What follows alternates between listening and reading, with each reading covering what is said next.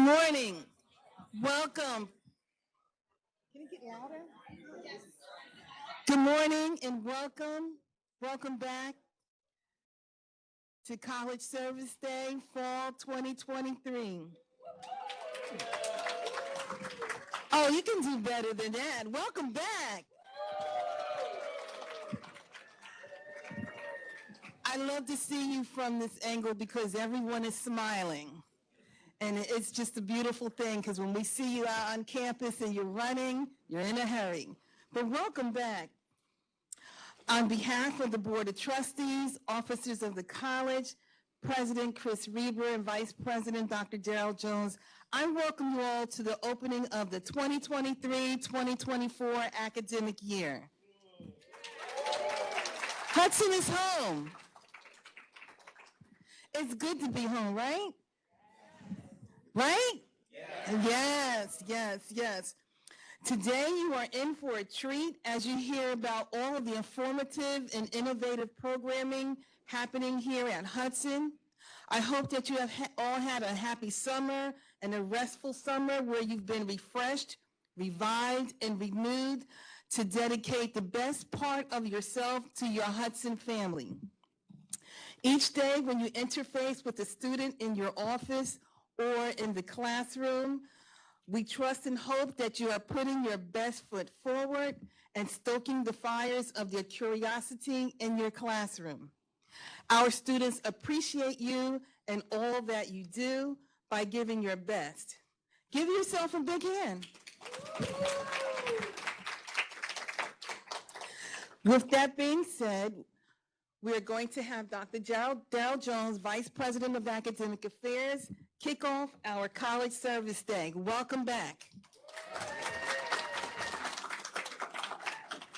Thank you, Dr. Roberson, and she is now the face of Convocation and also College Service Day and the Adjunct Faculty Orientation, so thank you very much. So I was walking over this morning, Dr. Reber was with me, Dr. Pam was with me, and there were a number of other people, and I said to myself, I hope we are able to pack the room this morning. And if you look behind you or in front of you, we did it. So I also want to extend my welcome and by applause, if anybody had an amazing summer, a summer that was so awesome, by applause, let me hear it. Okay, wonderful. I'm going to clap also. I'm going to clap. So our theme for today is igniting employee engagement. And once again, we have a rather ambitious agenda. And I think we're going to go from beginning to end. There are a lot of activities designed to really set the stage for a new academic year. Today's agenda includes a state of address from our president, Dr. Reber. We'll hear from our poet laureate. You will receive the academic challenge from Professor Kathy Seidman. Professor Seidman, no pressure, okay? You will also get to meet and hear about our recently hired faculty and staff. And of course, yes. And of course, there are several important updates. And as Dr. Roberson mentioned, informative workshops throughout the day.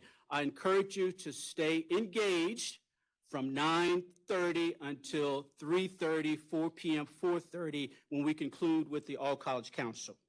And what is unique about today is the official launch of our College Employee Giving Campaign. Each of you will learn how to support the causes that matter to you and ultimately make the educational aspirations of our students possible. Trust me, you do not want to miss this event that begins from 11 a.m. to 1 p.m. I want to thank the many faculty and staff who will share with you why they choose to invest in our students and bring the college's mission, vision, and values to life. Employee engagement is a personal commitment to invest in the future of the college. As faculty and staff, you can engage and invest in the college in so many ways. You too can endow a scholarship. You can facilitate and host professional development workshops. You can write $1 million grant and serve as its principal investigator. You can become a mentor to our students or one of our new colleagues. You can become an advisor to one of our many clubs and organizations because our students can learn from your expertise. Continue to write those letters of recommendations for our students and offer to review their scholarship essays. Commit to developing a new academic program or an online course, or even serve on a college-wide committee. I encourage you, I challenge you to do something this year that you haven't done in a long, long time. I encourage you to continue to engage with what I like to refer to as the 3 C's, compelling conversations with our students.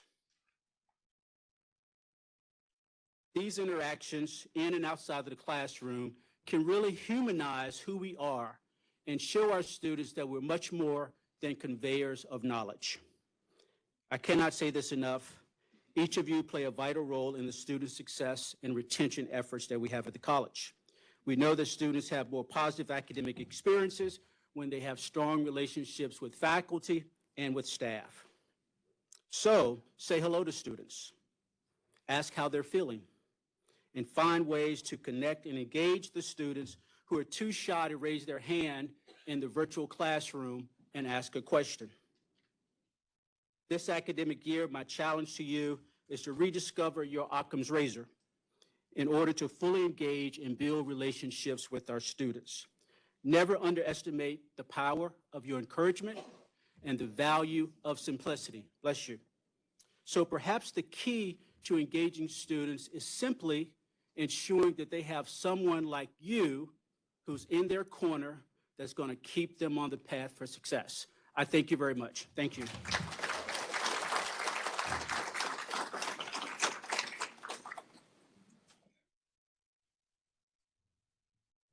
Now we're going to have our president, Dr. Christopher Reber, come up and extend to you the state of the college. And after that, immediately following, will be Kathy Seidman, followed by Vice President Anna Krapisky, Associate Vice President Patricia Clay, and then I'll be back. Thank you. Prior to our president, we're going to have Dr. Eric Addison come up. Come and join us, please. He has a treat for you.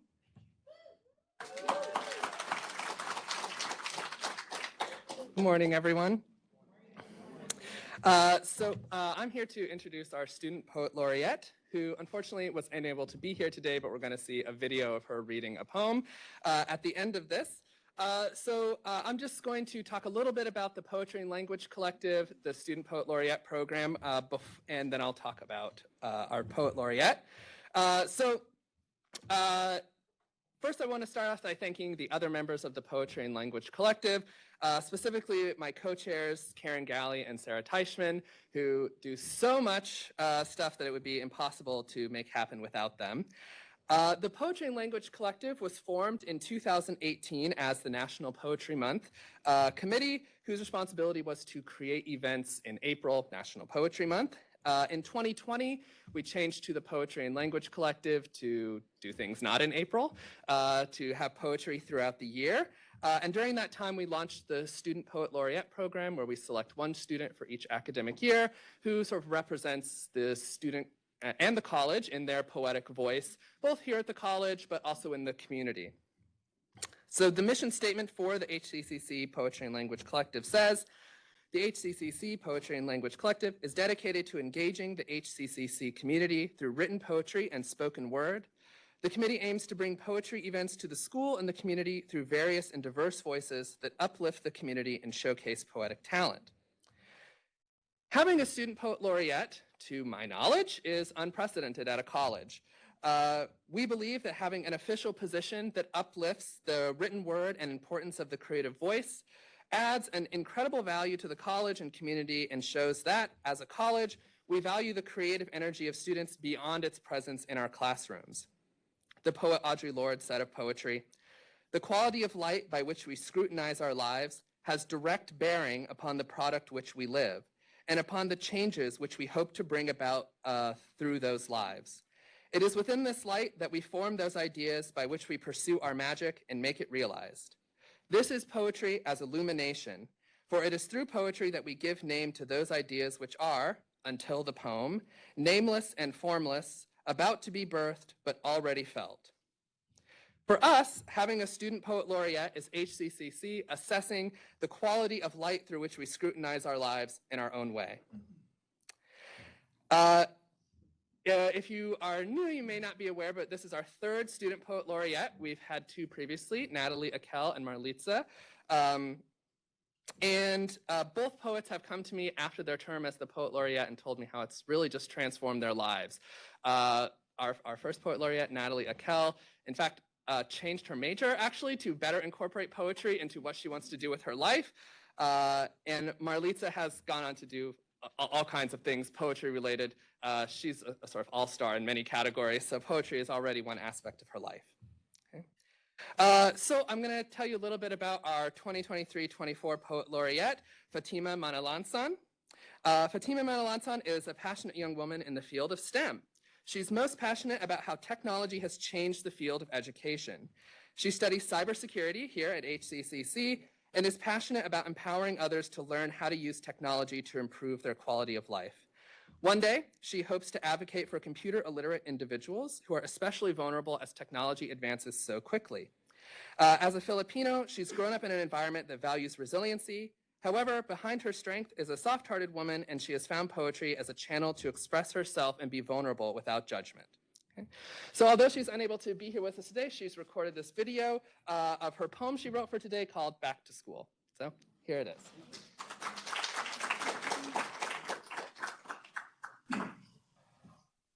Hi everyone, I'm Fatima Matalansan. I'm your 2023 Poet Laureate, and I'm sorry I'm not able to be here today live. I recorded a video of my poetry, and I hope that you can enjoy this message that I have for everyone regarding the Back to School, which the poem is titled after. So here we go. I've always thought that life was a whack-a-mole, and we are all just moles trying to graduate in a year or two or more. I'm not really sure, because life really hits hard sometimes. Sometimes we get buried alive. We make mountains out of molehills. We've got a stack of bills telling us that when that alarm clock rings, you better rush out that door, catch those wheels. We all got some story that we can talk about, lest they resurrect into the monsters underneath our beds. I don't know your story, but your posture tells me a lot. It's hunched. What is so heavy that your strong shoulders are shaking? To you, the fellow weary travelers, I offer you rest here. At Hudson, feel at home. It may not look like an IKEA showroom, and a school may seem like more work. But trust me, here if you fall down, if your legs give up, you did not lose your chance at winning any race. There is no race. So take your time, as long as you need. Here, we help you create stories you can share. In a year, two or more, you'll think maybe we've passed this street many times, deja vu. But keep walking. Trust me, that street is not the same street. There, the sun shines 1 degree brighter. Thank you.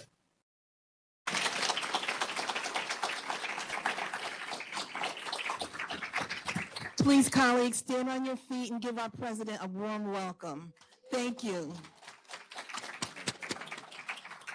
You don't have to stand. Thank you so much. Well, was that inspirational? That's folks, that's why we're all here. It's our students, and they inspire me like I know they do you. So good morning. It's so wonderful to be back together again with all of you as we begin a new academic year and a new chapter in the story and life of the college. And how wonderful to have this room so packed and it's so great to see all of you. I want to thank everyone who's planned today's activities, with a special thanks to members of the 2023 College Service Day Planning Committee. This takes a lot of work. It takes a village. I want to do a first shout out to Dr. Darrell Jones, who's provided the leadership every step of the way for this, and also our new student convocation, reframed as the All College Council envisioned, that will happen next week. But allow me to just thank everyone who has been a member of the planning committee. I would ask you to stand as you're able, and please hold your applause until I've introduced everyone. We thank Dominique Callens, Joseph Caniglia, Dr. David Clark, Veronica Gerasimo. I want to see some people standing. Andrea Goodwin, Linda Guastini, Dr. Darrell Jones, Dr. Ara Karakashian, Karen McLaughlin, Willie Shirer, Kurt Sippel, Dr. Catherine Sarangelo, Angela Tuzzo, Dr. Allison Wakefield, and Dr. Burl Yearwood. Thank you. Thank you, colleagues. And for anyone I've missed, thank you also. I'm going to be doing a lot of thanking this morning as I review highlights of the last year and our shared aspirations for the new year and going forward. I'd like to begin by recognizing and thanking the 2023-24 officers and leaders of our All-College Council and our professional associations, with whom my colleagues on the Cabinet, President's Executive Council, and I, and all of us, work closely and collaboratively for the welfare of the college and its community. We thank these colleagues for their leadership and support, and we look forward to our shared contributions to the college's participatory governance process in the coming year. So please stand if you're able, and please hold your applause until all have been recognized. From the All College Council, we thank Dr. Christopher Cody, Rafi Manjikian, and Sarah Teichman. From the HCCC Professional Association, we thank Michael Ferlise, Lauren Drew, Claudia Delgado, Dr. Sirhan Abdullah, and Jilda Reyes. From the Academic Administrative Association, we thank Christine Peterson, Dr. Chris Conzen, Jose Lowe, and Angela Tuzzo. From the Support Staff Federation, we thank Patrick Del Piano, Felicia Allen, Tess Wiggins, Marta Cimillo, and Jackie DeLimos. And from the Adjunct Faculty Federation, we thank Nancy Hines-Lazick and Kamara Raza. Valued colleagues, thank you all for your dedicated and caring leadership. I also thank members of the Cabinet with whom I work so closely, and to a person, these colleagues offer unceasing, caring, inspirational, and selfless leadership and support. Please stand as you're able. I thank Dr. Nicholas Chevroletti, Patricia Clay, Dr. Heather DeVries, Dr. Lisa Doherty, Nicole Johnson, Dr. Darrell Jones, Anna Krapitsky, Lori Margolin, Dr. Uris Pujols, Alexa Riano, John Scanlon, and Veronica Zeichner. Thank you, senior leaders and valued colleagues. And I thank all members of the President's Executive Council who lead and support our community conscientiously and with the greatest caring and skill. Will all members of the PEC please stand and accept our thanks and gratitude?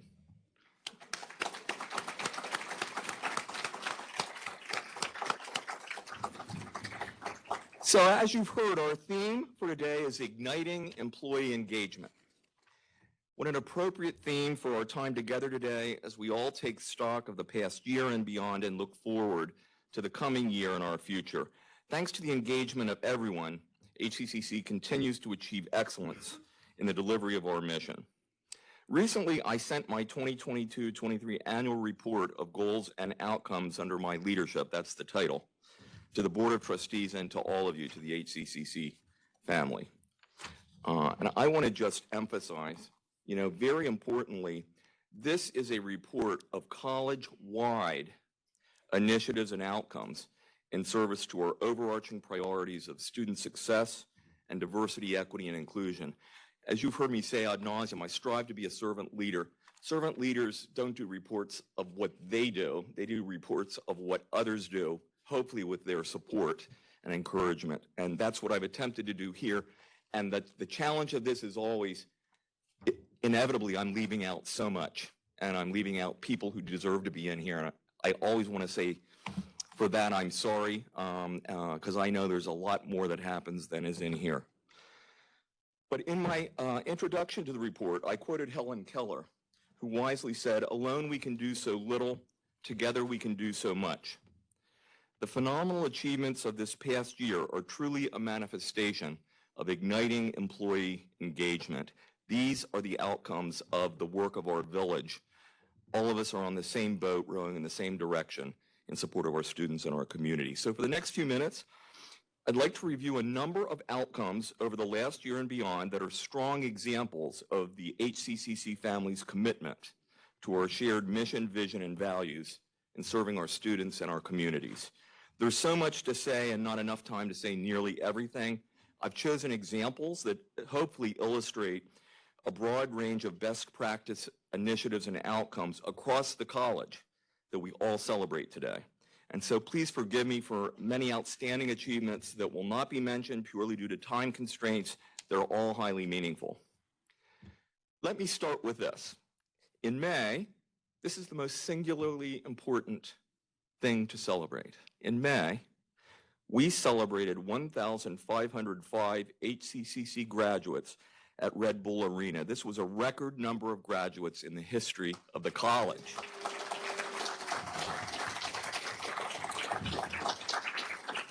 Our ATD Dream Team, led by Associate Vice President for Academic Affairs and Assessment, Dr. Heather DeVries, and colleagues and students across the college, continues to advance and achieve the goals of the HCCC Student Success Action Plan and beyond.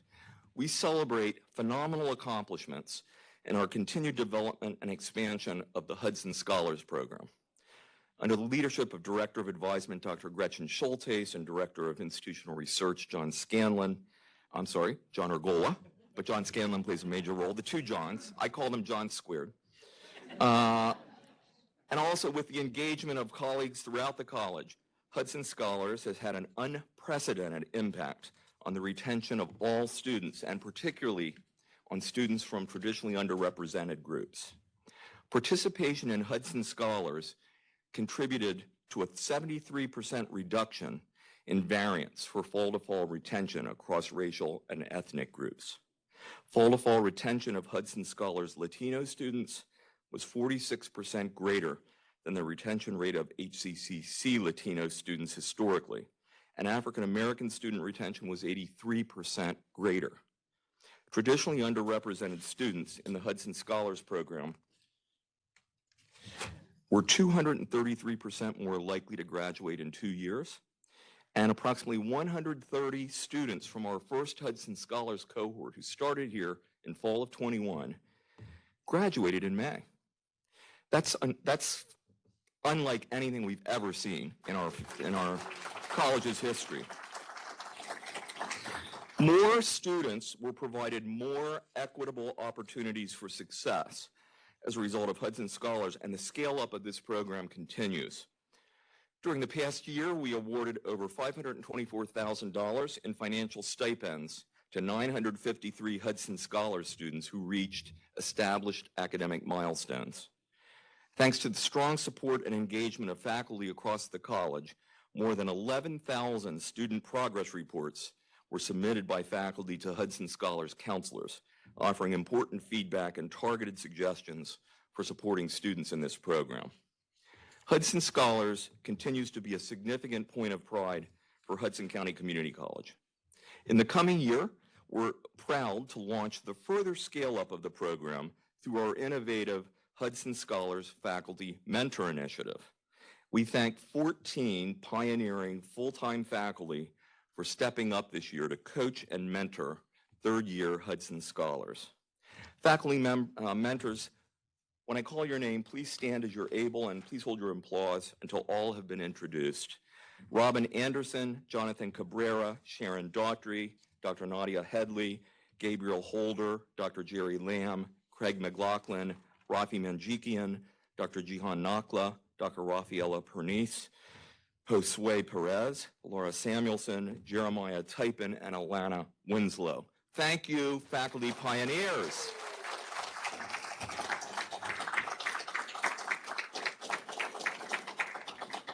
We thank Michael Furlease and the officers and members of the Professional Association for their full support, leadership, and partnership in this exciting Hudson Scholars project, and in particularly with regard to the Hudson Scholars faculty mentors. I think we all agree that if successful, the faculty mentor structure might completely reform our academic advising model and be memorialized in our next faculty contract. Presidents usually think, don't talk about the next contracts, but I like to be very upfront. As we start the new academic year and the third year of Hudson Scholars, we're deeply engaged college-wide in scaling Hudson Scholars and its 4 pillars to all HCCC students taking 6 or 9 academic credits.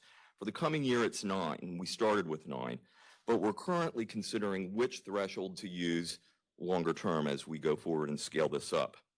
Inevitably, though, what we now call Hudson Scholars will eventually become the model for nearly all HCCC students. When this happens, the title of Hudson Scholars will likely disappear.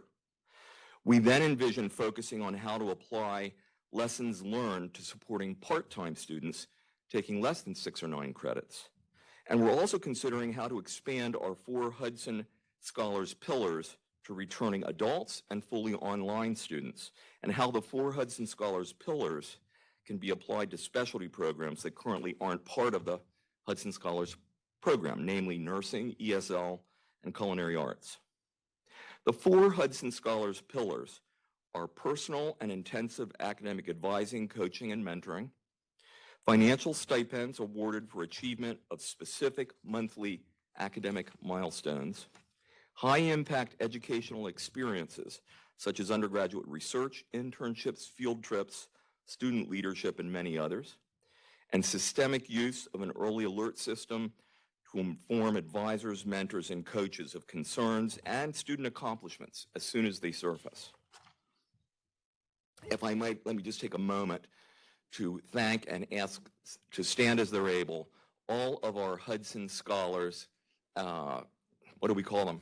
Academic coaches, counselors, academic counselors. I can't get my terminology. Academic counselors, please stand. These colleagues they've come here with fresh eyes. They have worked together. They have built this program. They are the reason, one of the central reasons that we are experiencing not only success in this program, but it's one of the most prestigious national awards in community colleges. Meanwhile, our Educational Opportunity Fund, or EOF program, which has inspired the Hudson Scholars Program, we're basically using the pillars of EOF, was expanded to the North Hudson campus last year. 263 students in EOF participated last year, which is a 23% increase. We thank and congratulate EOF Director Jose Lowe, Assistant Director Tejal Parikh, Victoria Migochi, Eric Okai, Rosa Perez, and other colleagues for their phenomenal leadership and support of our students. Thank you, colleagues. And Tejal, this is a whistle moment.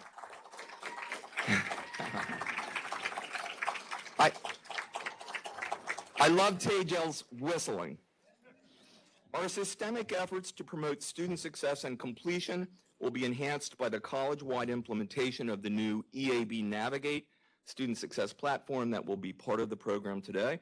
This best practice platform offers myriad capabilities to engage students through timely communication and analysis of needs and supports to provide individualized success.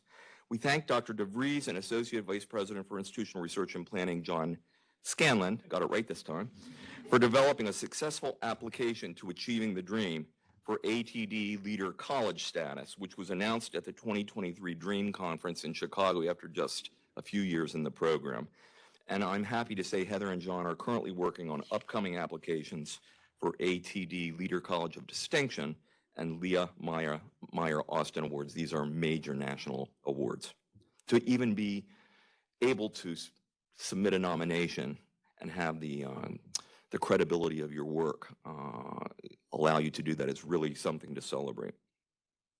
We thank Vice President Dr. Lisa Doherty, Associate Vice President John Scanlon, Dean of Student Success Dr. Bernadette So, Director of Advisement Dr. Gretchen Schultes, Director of Transfer Pathways Jennifer Valkersel, Dean of Enrollment Services Matt Fessler. There will be a quiz at the end on these, and their colleagues on the HCCC Connect team for their development of a robust new transfer pathway program with NJCU.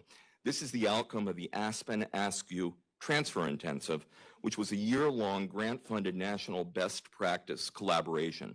And I might add, our work on this with NJCU began before the realization of the challenges that NJCU is now navigating. We're continuing to analyze transfer data patterns between our two institutions, in addition to data to support expansion of the Connect model to other four-year partner colleges and universities. We all value and thank the HCCC care team, led by Dr. David Clark, which met weekly or biweekly throughout the year, last year and in previous years, to review care and concern forms and develop plans to address reported concerns and support those in need. We all cherish the work and caring of Director of Mental Health Counseling and Wellness, Doreen Pontius, and her team, which now includes, I think, 12 MSW graduate interns who support our students here through field experience as part of their academic program, here on the ground, working personally with our students and in groups and through programming. During the past 2 years, we added 2 full-time social workers, one at Journal Square and one at the North Hudson campus, to further support students. Doreen and her colleagues continue to offer employee and student training focused on mental health and wellness. And during the past year, the Mental Health Counseling and Wellness team offered more than 2,500 individual and group counseling sessions. Under Doreen's leadership and with the full support of her colleagues, HCCC continues to benefit from the college's engagement with JED Campus, a nationwide initiative of the JED Foundation. Our grant-funded partnership is designed to guide schools through a collaborative process of comprehensive systems, programs, and policy development with customized support to build on existing student mental health, substance abuse, and suicide prevention efforts. And outcomes to date have included an improved staff member to student ratio, the addition of crisis information on all student ID cards, development of a mental health leave policy, inclusion of a mental health statement on course syllabi, engagement with student clubs and organizations, and the coordination of a new Active Minds Club, promotion of enhanced understanding of drug use and recovery, additional community partnerships, and others. And Doreen and her team were awarded over $306,000 through OSHI's Mental Health and Higher Education Community Provider Partnerships and Professional Development Innovation Grant. This grant funding will be used to support HCCC mental health community partners and provide professional development opportunities for HCCC family members. Doreen, you're a hero. Will you please stand, and also members of your team, and accept our thanks. It's everybody.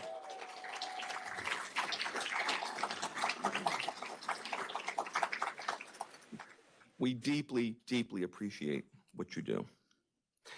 During the pandemic, the Office of Financial Aid dispersed nearly $25 million to students in need through federal stimulus grants. In addition, nearly $200,000 was awarded last year to 1,335 students who provided proof of vaccination and/or booster shots. Since the program's inception during the pandemic, over $1.1 million was awarded to 8,769 students who received vaccinations and boosters. The money went right into their checking accounts. With the depletion of CARES funding, we are now developing processes and funding streams to continue awarding emergency grants for students in need. These processes will be coordinated by the Hudson Helps Resource Center so that students' full and comprehensive needs can continue to be assessed and addressed. Our college's commitment to this funding demonstrates our deep commitment to supporting the whole student. We thank Hudson Helps Resource Center Director Catherine Morales and her incredible team for their outstanding leadership and support of our students. Kat and others in the Hudson Helps Resource Center, please stand and accept our thanks. Thank you.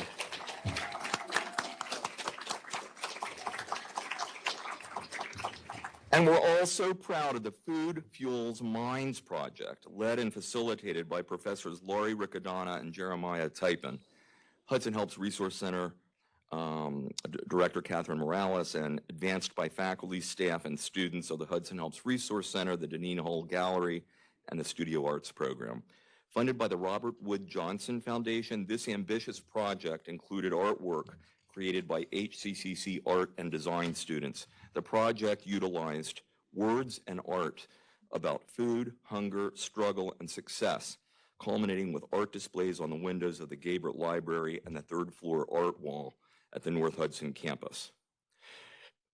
During 2022-23, Dean of Financial Aid Sylvia Mendoza and her colleagues awarded Community College Opportunity Grant, or CCOG, funding to 1,298 HCCC students who received nearly $3 million in dispersed CCOG funding. By the way, I can't wait till Middle States comes again because we have the data. The CCOG funding again represents the most students served and dollars awarded of New Jersey's 18 community colleges. And further, over $30 million in financial aid was awarded to 7,432 individual students during 2022-23, including scholarships, grants, and loans.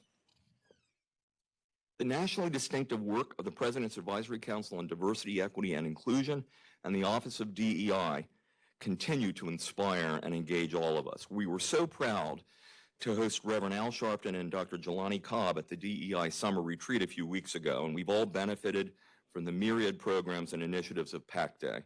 We thank PAC Day co-chairs Rafi Manjikian and Natalie Vasquez-Bodkin, Dr. Yuris Pujols, and everyone involved in this work. Is Rafi or Dr. Pujols or Natalia here? Are they here? If you are, will you please stand? Thank you. Thank you. I knew Rafi had to be here because he's everywhere, always. We further thank Assistant Professor of Education, Dr. Angela Pack, and her colleagues for the growth and development of the PAC Day Student Action Group, through which students identify their own areas of interest and focus before developing interventions to address them. Last fall, the PAC Day Student Action Group secured over 1,200 signatures from students, faculty, and staff to request that the college officially recognize the observance of the Muslim holiday Eid al-Fitr and the Hindu holiday Diwali. The addition of these holidays, I'm proud to say, are now included in the academic calendar as approved by the Board of Trustees in February 2023, and we're proud of that.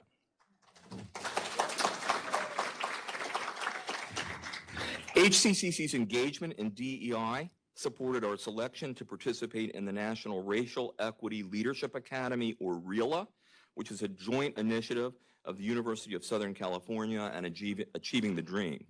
This one-year program includes various planning meetings, conceptualization of a logic model, and a roadmap of interventions to address a racial equity change effort identified by each participating college. HCCC's racial equity change effort in this project focuses on increasing the retention and completion rates of Black and African American male students. Members of our RELA core team are team leader, Dr. Yuris Pujols, Dr. Gerald Jones, Anna Krupitsky, Dr. Gian Baptiste, and me. But in addition, we have an expanded on-campus RELA team that includes Dr. Christopher Conzen, Dr. Heather DeVries, Dr. Lisa Doherty, Dr. Floyd Jeter, Dr. Jerry Lamb, John Scanlon, Dr. Gretchen Schultes, and John Argola. We celebrate Dr. Paula Roberson's leadership and development of the college's second annual Teaching and Learning Symposium on Social Justice in Higher Education held last March.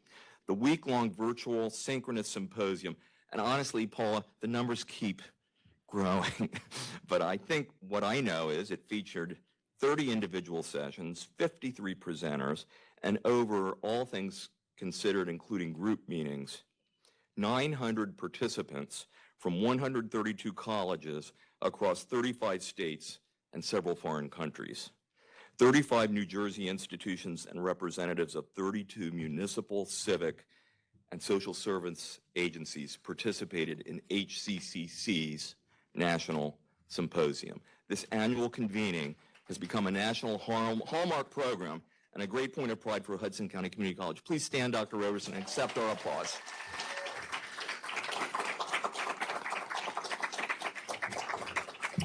In May, we were proud and honored to welcome colleagues across the college, community members, and individuals from multiple states to our hosting of the Northeast and Mid-Atlantic Creative Placemaking Summit and the Hispanic Association of Colleges and Universities Haku on the Road at HCCC. The events were attended by hundreds of participants. We thank Vice President Uris Pujols and many other HCCC family members for their leadership and participation. The college continues to benefit from the implementation and positive outcomes of our $3 million 5-year Title V grant, La Puerta Dorada, the Golden Door. Outcomes include significant ESL curriculum revisions and improvements, summer bridge programs, skills for success courses, hiring of ESL academic coaches, creation of the ESL Resource Center, and ongoing ESL Resource Center workshops, among others. Just last week, we had a very successful ESL open house, the second that we've held. This is all exceedingly important work, and as in all things that make a monumental impact, it truly takes a village. So I'd like to thank individuals directly involved. Please stand as you're able. Please hold your applause until all have been recognized. We thank Tarir Ahmad, Patricia Baroro, Dominique Callens, Joseph Caniglia, Dr. Heather DeVries, Lauren Drew, Kenny Fabera, Matt Fessler, Nydia James, Dr. Darrell Jones, Anna Kropitsky, Jed Palmer, Stephanie Pina, Dr. Paula Roberson, Nicole Sanchez, John Scanlon, Michelle Vera, Dr. Allison Wakefield, Irma Williams, and Saliha Yagubi. Thank you, dedicated colleagues. And we thank all others who contribute to this transformative work. We were all delighted and honored this past year to receive an invitation to participate as a pioneering college in New Jersey's trailblazing Pay It Forward Fund program, announced by Governor Phil Murphy right here in the Gabriel Library last summer. The program helps close equity gaps by providing students from low-income backgrounds with opportunities to enroll in academic and training programs that lead to gainful employment. Through Pay It Forward, HCCC nursing students receive no-fee, no-interest loans and living stipends to help cover the students' expenses outside of the classroom. Last year, HCCC's Office of Financial Aid certified 46 nursing students to receive funding through Pay It Forward, and 19 of these students graduated in May. We thank Dean of Nursing and Health Professions, Dr. Catherine Sarangelo, our dedicated nursing and health professions faculty and staff, Dean of Financial Aid, Sylvia Mendoza, and her team, Associate Vice President Dr. Heather DeVries, and others for their support of this new opportunity for our students, and it's going to grow. During 2022-23, we experienced continued improvement in the college's accessibility and accommodation services for students and others in need. And we thank Vice President for DEI, Uris Pujols, Interim Director of Accessibility Services, Corrine Davis, and again, colleagues across the college. Last year, accommodations were provided to 482 students to promote their success and help advance their goals. These services included alternative textbooks for those who were visually impaired, weekly audio files and readers, testing accommodations including readers, scribers, and proctors for remote and on-ground courses, note takers for students in over 180 remote and on-ground courses, captioning services for deaf and hard of hearing students, and accommodation support for a multitude of projects and events such as commencement, open houses, care team, and many others. Services were provided to students in remote, hybrid, and in-person modalities. Going forward, we strive to serve at least 20% of HCCC students through accommodation and accessibility service. This is a national benchmark, best practice benchmark provided by our accessibility consultant and really national expert in accessibility services, Salome Hayward and Associates. And a national search for the currently vacant Director of Accessibility Services position is currently underway. The quantity and quality of offerings through our Center for Online Learning continue to grow and develop at rapid speed under the leadership, I want to say the skilled and dedicated leadership of Executive Director Matthew LeBrake and his dedicated team, along with faculty and staff across this college. Students who study online are now automatically enrolled in the Hudson Online Student Orientation. This is a self-paced course that introduces students to the Canvas platform and multiple aspects of online learning. During the past year, 1,783 students were enrolled in the online orientation. And further, the Center for Online Learning produced a series of Introduction to Canvas videos that were developed around faculty observations regarding areas of difficulty experienced by online students. In fall of 22, the videos were updated to include Spanish and Arabic captions. And this series is now a component of CSS 100, our student success course. I want to share that approximately 71% of HCCC students now take CSS 100 during their first semester. Our goal is virtually 100%. The Center for Online Learning has also created a new webpage to help students understand how to be a successful learner within each instructional modality. And also I want to note, I believe I'm correct me if I'm wrong, Matt, is Matt here? I think we now have 16 fully online programs, is that right? 16, that's up from I think 5 years ago. And Matt, thank you for your leadership. Matt and team, please stand. Thank you.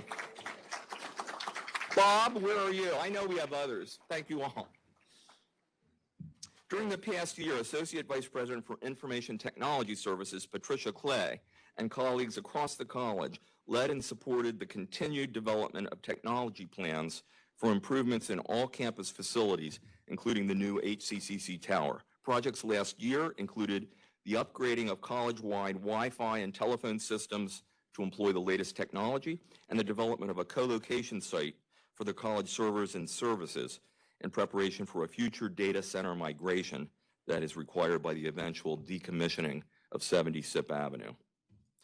We thank Associate Director for Open Educational Resources, Michael Welpley, and colleagues across the college for the growth and development of open educational resources and textbook-free courses and programs. Dean of College Libraries, John Hernandez, and his colleagues have assisted many faculty in finding zero-cost and low-cost textbook alternatives for their courses. In summer, fall, and winter of 2022, 175 sections of 32 different courses were offered with zero-cost textbooks. Total enrollment in these courses was 1,616 students who saved an estimated $161,000 in textbook costs. And last spring, 148 sections of 32 individual courses were offered with zero-cost textbooks. That served 2,017 students who saved an estimated $201,700. We've begun tagging OER course sections on the course schedule so that students can easily identify zero-cost course sections available to them. During 2022-23, 344 zero-cost textbook sessions were offered, and this number is expected to increase each semester until every course and every program has a zero-cost option. This is a charge of the newly appointed OER task force. We thank and congratulate Associate Vice President for Institutional Research and Planning, John Scanlon, and his colleagues for their hosting of the second annual HCCC Data Summit. This college-wide convening focused on the big picture of institutional data, and feedback from the summit confirmed areas of focus for the coming year. These include democratization of data access and offering more professional development to support faculty and staff in data literacy and assessment strategies.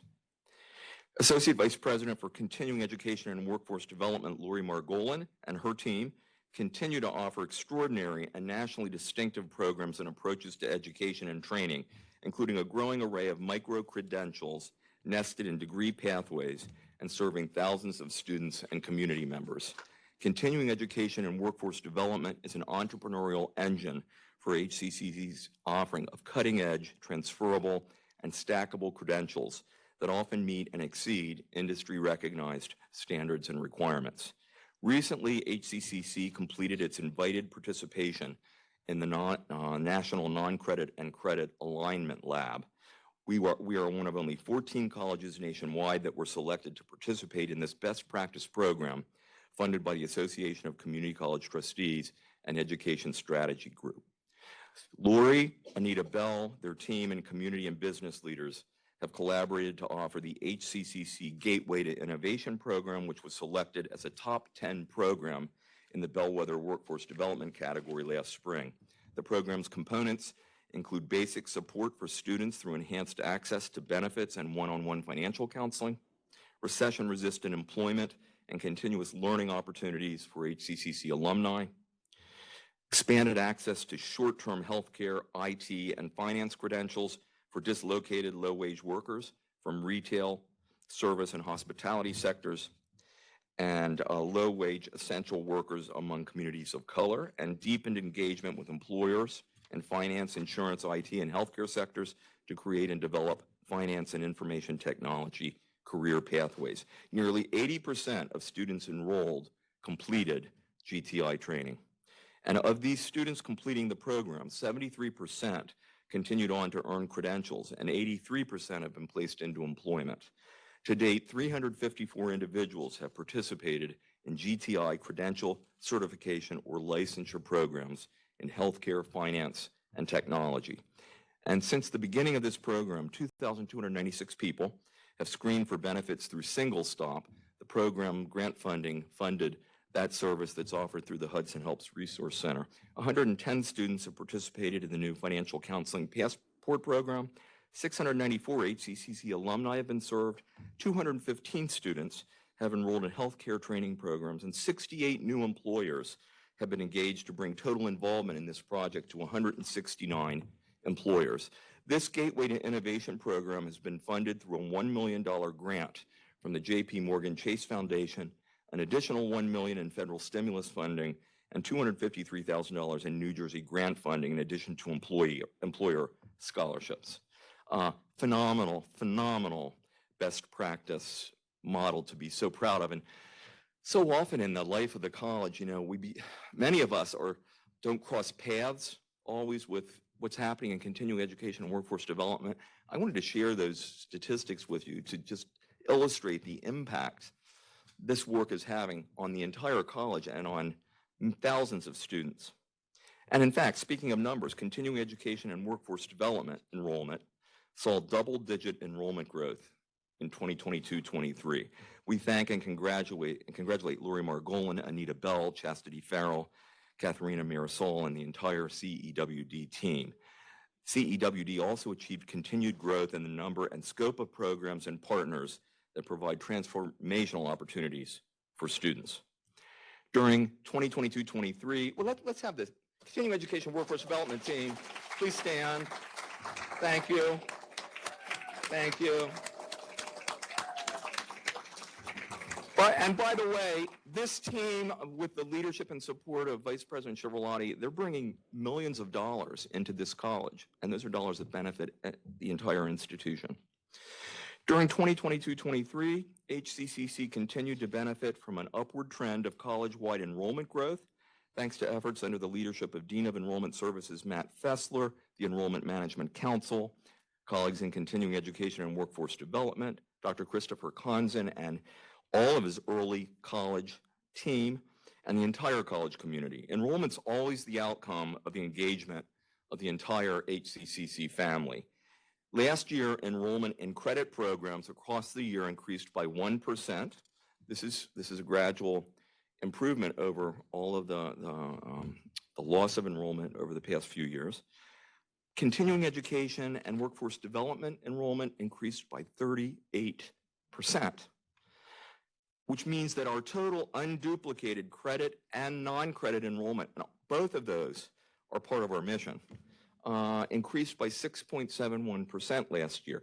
Listen to these numbers. Last year, the college served 10,148 unduplicated credit students and 9,640 unduplicated continuing education and workforce development students, bringing total 2022-23 student headcount enrollment to 19,788 students. And, you know, so we're now saying we serve 25,000 students annually. That's a real number, and we have to start remembering when we report the outcomes of this college, it's about credit and non-credit, and some growing part of our non-credit program is really focused on industry-recognized credentials that nest into our credit programs. Very importantly, last year, new student enrollment increased by 18% over the past year, and early college enrollment increased by a whopping 37%. Total applications received increased by 32% over 2021-22. And significant data points further include an increase in the college-wide 3-year student completion rate from 18.4% to 21.9%, and an 8.6% completion rate improvements for Academic Foundations math and English courses. These positive trends bode well for continuing incremental enrollment growth going forward, and that's a function of both recruitment and, very importantly, retention. During 2022-23, Dr. Heather DeVries and Lori Margolin also, and this is another point of pride, also led continued growth in HCCC's programs that serve incarcerated, reentry, and court-involved individuals in partnership with the New Jersey Reentry Corporation, the Hudson County Department of Housing and Community Reintegration, and others throughout the college and community. More than 169 students have participated in the associate degree and workforce development courses offered in the Hudson County Correctional Facility.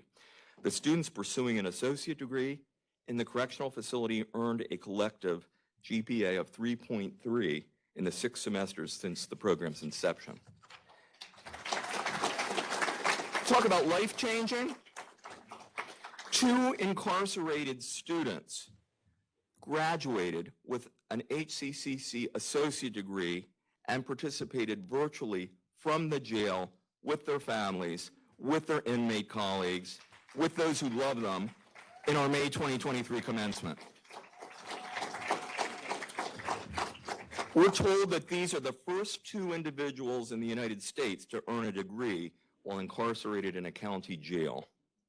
20 of the students who began their programs while incarcerated have now been released into the community, and 6 are currently enrolled here at HCCC. And I want to tell you, when you interact with them and hear from them, you're going to have tears. Similarly, HCCC's partnership with the New Jersey Reentry Corporation has continued to grow since its inception in 2021. To date, more than 94 reentry students have enrolled in HCCC programs, including the Hot Foods Proficiency Certificate, Certified Welding, Certified Phlebotomy Technician, and Computer Basics courses and programs. HCCC was one of 10 community colleges nationwide to receive a $100,000 grant from the American Association of Community Colleges and Metallica Bands, All Within My Hands Foundation. How many of you from the era were fans of Metallica? They're doing really good work. An additional $50,000 has been awarded to the college for the coming year. This funding supports student tuition for the Certified Welding Program. They take this program recently out of prison, and they get a credential that gets them starting salaries in the $50,000, $60,000, $70,000 range with full benefits that puts them on a track to achieve life-changing opportunities for their children, their families, for our community, for our society. HCCC is also participating in a New Jersey Reentry Corporation Summer Institute. This is a new institute launched this summer, offering certified phlebotomy technician and computer basics training here at the Journal Square campus. The college is the administrator of a nearly $400,000 New Jersey Pathways grant to provide construction, solar, Cisco, emergency medical responder, peer recovery specialist, and culinary training for court-involved young adults between the ages of 18 and 25. We're honored that Hudson County Community College is one of 5 colleges and organizations selected to participate in Generation Hope's National Family U cohort, a 2-year project focused on the use of data, best practices, and professional development in support of student parents. Hudson Helps Resource Center Director Catherine Morales will lead our HCCC Family U cohort team that also includes Dr. David Clark, Dr. Lisa Doherty, Aicha Edwards, Christine Peterson, and Dr. Allison Wakefield. We continue to focus on the continuous improvement of services and programs for veteran and international students. These include the review and refinement of the VA catalog, the review and improvement of all VA processes and structures, and approval of a new full-time Director of International and Veteran Student Services position that's now in the search phase. Working with all members of the HCCC community, our new director will help advance a vision and leadership for the growth and development and continuous improvement and new levels of excellence in support of veteran and international students. We're really becoming proactive for the first time in recruiting and supporting international students. We currently serve 37 international students, but we have plans to increase that number with new strategies and staffing. We're engaging with Keystone Academic Solutions to identify potential international students, and we're creating and refining a new landing web page with HCCC branding, pictures, and information of interest to prospective international students. During the past year, a college team visited institutions hosting successful veteran and international student services, and we also invited suggestions and input from our 17 sister New Jersey community colleges. We thank Dr. Pujols, Matt Fessler, Victoria Orlana, Sabrina Bullock, Willie Malone, and others for their research, recommendations, and initiatives to better support and serve veteran and international students. Our early college program continues to flourish under the leadership of Dr. Christopher Conzen, his team, and colleagues across the college. And I want to know, is Chris here? Yeah, Chris. Chris is very sensitive. Chris, I want you to know this, to my not crediting him, but my crediting his team, which is what I try to do too. And so I apologize, Chris, because I am calling you out, but I'm also thanking Christian Altamirano, Jocelyn Wong Castellano, and all of your colleagues for the work you've been doing. For example, yes, thank you. Please stand, please stand. Early college team. Yeah. Last year, Hudson Community College's partnership with Jersey City Public Schools was renewed, and 3 Jersey City Public Schools established partnerships to offer pathways for their high school students to complete HCCC associate degrees upon high school graduation. And so we also were awarded a grant from the Office of the Secretary of Higher Education for the College Readiness Now project. Jersey City Public School 9th through 12th graders will have opportunities to take gatekeeper courses in English Composition 1 and college algebra with the costs of tuition and all course materials covered. This grant will further support students taking a STEM meta course. Thanks to the leadership of Dean of Culinary Arts and Hospitality Management, Dr. Ara Karakashian, and Associate Vice President Lori Margolin, along with many faculty, staff, and community partners, we celebrate the successful development of cannabis studies, credentials, and pathways. These include non-credit workshops and courses that articulate for credit, an academic proficiency certificate, an academic certificate, and an associate degree program. Beginning this fall, the programs will be offered both on-ground and fully online. During the past year, CEWD also launched robust non-credit cannabis programming to support the college's goal of providing, and this is the central goal, providing access and opportunity in this emerging industry for traditionally underrepresented and marginalized citizens who otherwise wouldn't have a competitive edge. HCCC has further executed 6 agreements with cannabis dispensaries to provide opportunities for internships and employment for our students, scholarships, and workshops. Over the past year, the college has led and engaged significantly in the nationally acclaimed New Jersey Pathways Initiative. This project is a collaboration of the New Jersey Council of County Colleges and the New Jersey Business and Industry Association, and it's designed to address the rapidly changing needs of employers while providing students and workers with the career pathways they need to be successful. This college is the administrative lead college for the Pathways Construction Center and the Supply Chain and Logistics Center in partnership with Rowan College of South Jersey and with Rowan College of Burlington County, Salem Community College, and Union College of Union County, respectively. And a new Hudson County Community College AS degree in Supply Chain Management. I think just supply chain has been developed that will be shared with community colleges throughout New Jersey, helping reduce the disparity between curricular offerings and industry needs throughout the state. So we thank and congratulate Lori for her leadership of the Supply Chain and Logistics Center for Workforce Innovation and Dr. Burl Yearwood for his leadership of the Construction Center. Will they stand? And is Dr. Yearwood here? Will they stand? Okay, Burl, I hope you're either out there or your ears are burning. We celebrate the development and implementation of the new HCCC transitional program, which includes the Summer Bridge Program, Winter Mathematics Enrichment Program, and Summer Mathematics Enrichment Program. These interventions, offered by the School of STEM in collaboration with the Abigail Douglas Johnson Academic Support Services Center, assist current and new students in moving from developmental classes to college-level classes faster, helping them graduate on time. During the past year, members of the HCCC family have participated in myriad professional development activities. We thank Vice Presidents Anna Kropitsky and Dr. Darrell Jones, Dr. Paula Roberson, Rafi Manjikian, and Pac Day, and colleagues across the college and beyond for their leadership and support of these activities. And there are a whole slew of them that I won't name.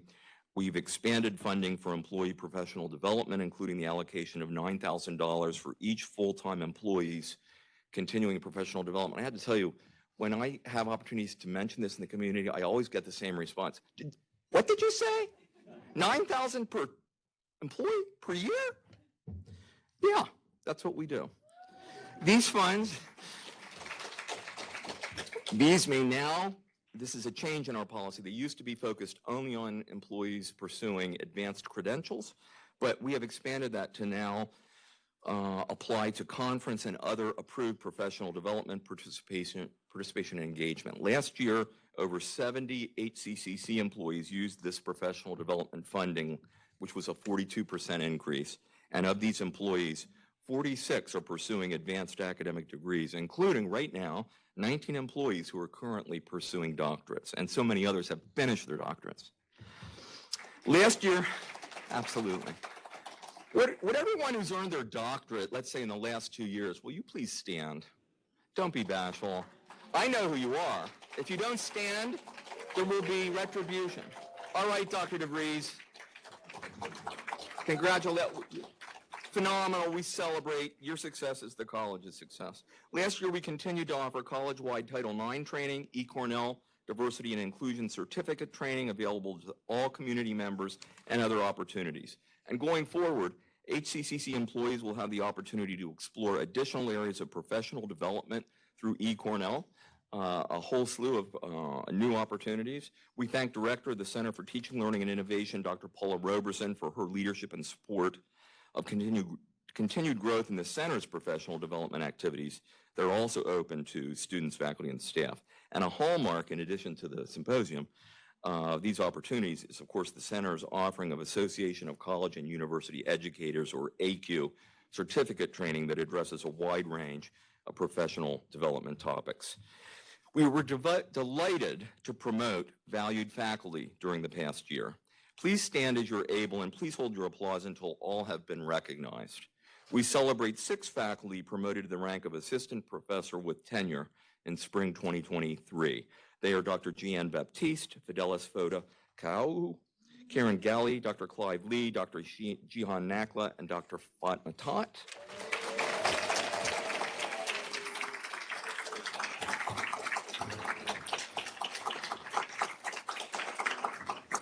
Promoted to the rank of associate professor were Dr. Sirhan Abdullah, Dr. Peter Cronrath, Evgenia Kozlenko, Kuel Krishan, Craig McLaughlin, Lester McCrae, and Alana Winslow.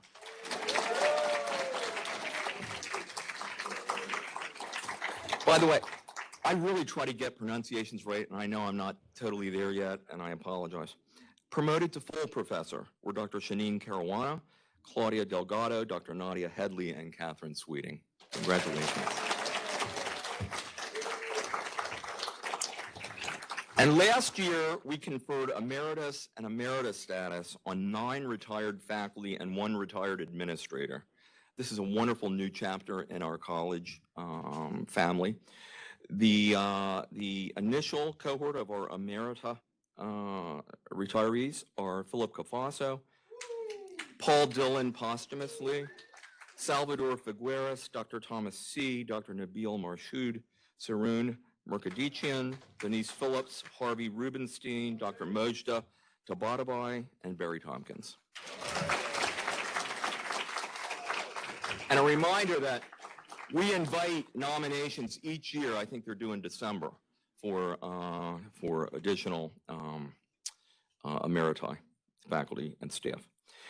Hudson County Community College family members offered presentations last year. I have to share these about HCCC best practices in national venues, including, and I'm going to leave things out, but including conferences of the American Association of Community Colleges, Association of Community College Trustees, Achieving the Dream, Hispanic Association of Colleges and Universities, National Institute for Staff and Organizational Development, Middle States Commission on Higher Education, Bellwether College Consortium, National Conference on Race and Ethnicity in Higher Education, National Association of Student Personnel Administrators, National Eastern and New Jersey Associations of Student Financial Aid Administrators, National Alliance of Concurrent Enrollment Partnerships, National Anti-Hunger Policy Conference, New Jersey Chair Academy, Leadership Institute, and the Tri-State Consortium of Opportunity Programs, National Association of Colleges and Employers, Western Association for Counselor Education and Supervision, National Council for Workforce Education, New Jersey Education Association, and others. Wow. Wow. We want to ensure that the HCCC workplace is respectful, caring, inclusive, and celebrates the contributions of everyone. During 2023, annual employee turnover, Anna tells me, was estimated at just 0.7%, and HCCC was named a great college to work for the second consecutive year as a result of a spring 2023 national survey of our workforce and workforces at other colleges across the country. We celebrate the engagement of students in the life of the college in programs and activities that enrich our students' educational experience and the experience of the entire HCCC community. With the strong support of Assistant Dean Veronica Gerasimo, Associate Director Angela Tuzzo, and other staff in the Office of Student Life and Leadership and Beyond, a record 332 student events were held last year with a collective duplicated attendance of 26,777. I love that. This represented a 7% increase over the previous year. During 2022-23, Phi Theta Kappa inducted 222 students into our HCCC Beta Alpha Phi chapter. We thank and celebrate the mentoring and support of PTK chapter advisor and professor of mathematics Ted Lai, director of academic affairs. I might ask you to hold your applause because there are a bunch, and then I'm going to have them all stand. Director of Academic Affairs Kenny Fabera, Phi Theta Kappa student officers, and so many others who support our students. Outcomes of excellence during the past year, including recognition of HCCC's Beta Alpha Phi chapter of PTK as a 5-star chapter. This is the highest level of recognition in the Phi Theta Kappa International Honor Society. Recognition of HCCC students with Leadership Excellence Awards and Service Excellence Awards, Chapter President Recognition, Chapter Member Hall of Honor, Chapter Officer Hall of Honor, and Middle States Hero Hall of Fame, among others. And last spring, 6 HCCC members of Phi Theta Kappa were named Jack Kent Cook Undergraduate Transfer Scholarship semifinalists. This was a college record. And we also celebrate growth of HCCC's chapter of the National Society of Leadership and Success. Membership rose to approximately 400 students in 2022-23, one of the largest in the 10-year history of this organization. And we further celebrate student members of HCCC's chapter of Sigma Kappa Delta, the National Honor Society for English, advised by instructor of English Heather Connors. Sigma Kappa Delta's recently graduated president, Marlene Indalia, was awarded the Dr. William C. Johnson Transfer Scholarship. 34 new student members were inducted into SKD last spring, and 15 SKD members graduated in May. We also celebrate students in the college's chapter of Psi Beta, the National Psychology Honor Society, advised by Assistant Professor of Psychology, Sal Cuellar. Student members held multiple events during the academic year. They hosted a panel discussion with therapists. They attended the New York City Albert Ellis Institute's Friday Night Live event. I would really like to go to that. And they coordinated activities for the annual Psychology Week National Celebration, among others. And Professor Cuellar accompanied 2 HCC students at the Regional Eastern Psychological Association Conference in Boston. And we celebrate 8 HCCC students who attended the February 2023 Harvard Model United Nations Conference in Boston under the mentorship of North Hudson Campus Executive Director Joe Caniglia. Our students participated with over 1,500 peers across the world to discuss and debate global issues. And we celebrate students in the Business and Accounting Club, advised by Professors Lester McCrae and Sharon Daughtry, who led student travel to numerous business venues, including the New Jersey Franchise Show, Wall Street, and Bloomberg offices. And we celebrated students in the HCCC Culinary Club that offered the 10th annual Friends and Family event at the Culinary Conference Center last spring. Our student chefs showcased their knowledge and skills to the community at this and other events, including, of course, our annual HCCC Foundation Holiday Gala. And we thank faculty advisors Dr. Rafaela Perniz and Rafi Manjikian for their leadership in forming a new HCCC student chapter of the American Chemical Society, which is the premier national student organization for chemists. Would everyone I just mentioned and others involved please stand? And thank you for engaging our students, for providing life-changing, transformational, high-impact practices for our students. In March, we hosted the college's 10th annual Girls in Technology Symposium. The day-long event was designed to inspire and support young women in pursuing stimulating and well-paying careers in STEM. More than 270 girls and staff participated. Thank you, Lori Margolin, Chastity Farrell, Dr. Burl Yearwood, and all of your colleagues for offering this remarkable annual event. And a growing number of students, in addition to faculty and staff, are attending and participating and presenting at regional and national conferences. Our students participated this year in the Hispanic Association of Colleges and Universities, the Association of Community College Trustees, the National Legislative Summit, Achieving the Dreams Annual Dream Conference, Phi Theta Kappa's Middle States Region Conference, and National Catalyst Convention, National Model United Nations, New Jersey League for Nursing, New Jersey Nursing Society Convention, Inclusive Leadership Conference, Bellwether Futures Assembly, Eastern Regional Psychological Association Conference, and others. We thank URIS, Michelle Vitale, Natalia Vasquez-Bodkin, Candace Peterson, Mirta Sanchez, and the Office of Cultural Affairs for leading and supporting multiple initiatives to involve and serve students, faculty, staff, and community members while illuminating Hudson's educational mission. During the past year, it's estimated that more than 14,000 people participated in cultural affairs programs, partnership events, exhibitions, and off-site offerings.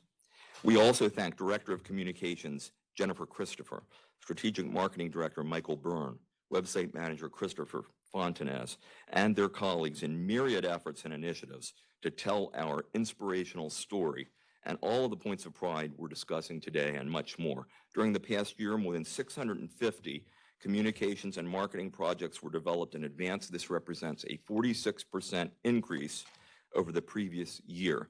These initiatives led to significant increases in the college's social media and use of the much improved HCCC website.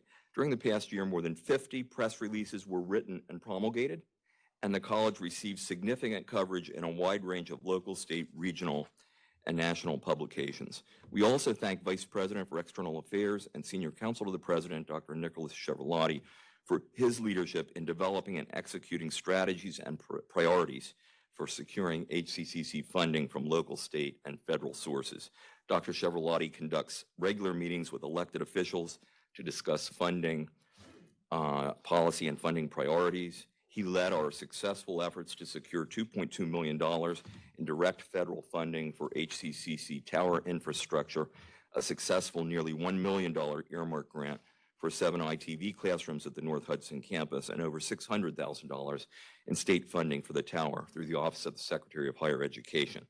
Nicholas also continues to advocate gap funding from the county and state related to the upcoming construction of the HCC tower. I just have to share that we held a really wonderful meeting with a wonderful outcome yesterday with the County of Hudson that I think now has cleared the way to move forward with getting our tower out to bid and getting construction started. It's still going to take time, but the obstacles have been removed, I believe.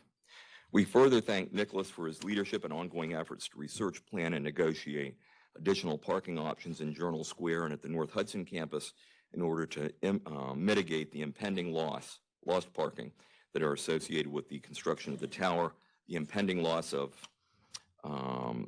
parking that behind the Lowe's Theater due to construction that's scheduled there, and eventual loss of parking adjacent to HCCC facilities sold to the Jersey City Redevelopment Agency. I sent the college community yesterday a letter updating you on everything pertaining to parking at this very moment, as well as, I think, very useful information about other mass transit and other options, as well as funding opportunities for your consideration. In the past year, we completed and approved a lease for reserved spaces in the Harrison parking garage, and at a church on Vroom Street that's now available for HCCC employees to use on a first-come, first-served basis. There are approximately 25 spaces in this new lot, new to us. We're also out to bid for demolition of 119 Newkirk and the development of a parking lot there, including the potential installation of double or triple stacks to create up to 108 new parking spaces there. And recently, Nicholas and John Scanlon conducted a survey completed by many of you that's informed our understanding of current and potential future parking demands and how the tower construction and other projects will affect parking and transportation to HCCC campuses. And in my letter that I sent yesterday, there's a link to the results of that survey. We thank Dr. Chiavarlotti and Dean of Student Affairs, Dr. David Clark, for their leadership of the HCCC Athletics, Intramurals, and Club Sports Task Force. Last spring, our athletics consultant, Dr. Robert Bunnell, conducted a feasibility study and has submitted a recommended plan to reintroduce athletics and intramural sports upon the opening of the HCCC Tower that, as we all know, will include a full gymnasium and wellness center. The plan reflects our commitment to student, scholar, athletes, and the integration of the athletics program into the college's strategic plan, core priorities, and academic mission. And we now have a plan. I think we are ready to move forward with it, but we're waiting until we know a realistic completion date for the tower, which is when the program can commence. And then we will move forward. Initially, the first action item will be hiring an athletics director who will oversee the implementation of a multiple-year rollout of this program, starting probably with men's and women's basketball. We thank Vice President Veronica. This is really important. All this stuff costs money, you know? I used to work with a financial officer at another institution. I'd see him, he'd say, there ain't no money. We thank Vice President Veronica Zeichner and her colleagues for their college-wide financial planning and effective stewardship of college resources. During FY 2023, we recorded a positive revenue variance over budgeted revenue. That means we brought in more revenue than we planned for. A projected increase in net position of the college for the 5th consecutive year, and a clean audit report with no management issues or comments for the 7th consecutive year. That includes the pandemic. And speaking of money, last December, we held the most successful annual foundation holiday gala in college history. Nearly $600,000 in gifts and pledges was raised and celebrated. 9 donors established and contributed to endowments with gifts ranging from $25,000 to $50,000, and 5 donors made unrestricted gifts of $10,000 and above. We thank Vice President for Advancement and Communications, Nicole Johnson, and her team, Dr. Ara Karakashian and his colleagues and students, the HCCC Foundation Board of Directors, and others for this progress. And we celebrate the development last year. This is really fundamental to the college's future. We developed last year for the first time endowment, investment, and spending policies, and the selection of the foundation's first ever financial services provider. This was all necessary to set the stage for our increased focus on major gift development and the development and growth of an endowment, which is really key to the future because it allows you to have funding to support excellence regardless of how you're funded outside of your control by government. During 2022-23, 13 new endowed funds totaling nearly $1 million in endowment investment were developed. These include the new Hudson Scholars Program Endowment created with a leadership gift from Aleutian. We thank Vice President Johnson, Director of Grants and Sponsored Programs, R.M. Steinman, and their colleagues for developing new college-wide processes and tools to improve the successful research, writing capacity for, and management of grants.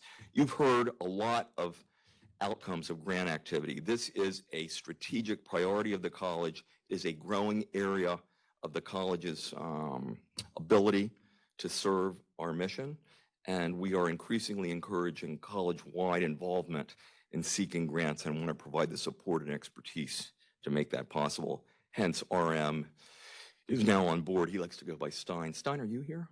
I'm gonna ask you to stand a minute. He has an incredible background in major grant development at all levels.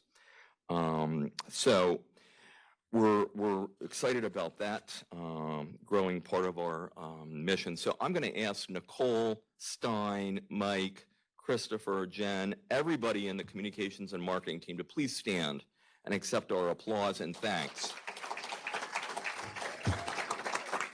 Desiree, Jessica, thank you all so much. We thank Executive Director of Engineering and Operations Ilya Ashman and his colleagues for their continued employment of energy-efficient strategies to save operating costs such as energy demand, information and events, and reduced building operating hours during breaks in summer months. We continue to implement sustainable, energy-efficient practices in facilities maintenance and operations to promote environmental responsibility. And we also celebrate a range of facilities improvements, including the design and construction of the North Hudson Campus Cafe. That's not the final name. We're still working on that, but this is going to be great. If you haven't been to the North Hudson campus, it's far along and expects to be completed soon and open by sometime at the end of September. It'll be very similar to Libby's home kitchen in the student center. We also planned and implemented, and we're really proud of this, terrace renovations with furnishings and plantings at the Gabriel Library and North Hudson campus terraces. And we thank Executive Director of Public Safety and Security Jack Quigley and his colleagues for their leadership and continuous review and improvement of measures to ensure the safety of the HCCC community. Initiatives last year included staff development, ongoing campus-wide threat assessment in collaboration with the Hudson County Prosecutor's Office, management of the Alice Academy, installation of additional cameras and panic buttons college-wide, support for the HCCC Office of Mental Health and Wellness, participation on the CARE team, and many other proactive efforts. And under Jack's leadership, we developed and refined the college's 5-year emergency management plan that was submitted last year to the Office of the Secretary of Higher Education. I want to emphasize we're committed to clear and transparent processes in all areas of safety and security and incident reporting processes that are free of intimidation and respectful of confidentiality. That's one of the goals in our DEI action plan with a group working on that continuously. All of these collective, I am approaching the end. All of these collective efforts and best practices in support of student success, diversity, equity, and inclusion, and the delivery of our mission have led to increasing acknowledgement and recognition locally, statewide, and nationally. The following examples of recognition for excellence are the result of everyone's efforts and contributions. Indeed, the result of igniting employee engagement. We all own these points of pride over the last year.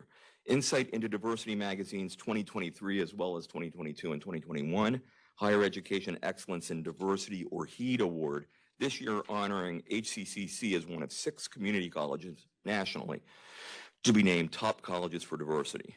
Insight into Diversity's 2023 and 2022 Inspiring Programs in STEM Award.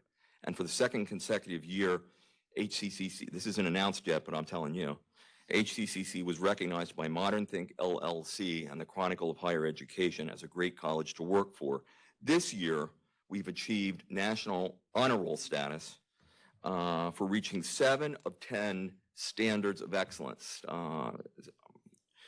reported outcomes at the very, very top of all institutions, as determined through Modern Think's survey of our employees, of our workforce, as they've done at every college that participates.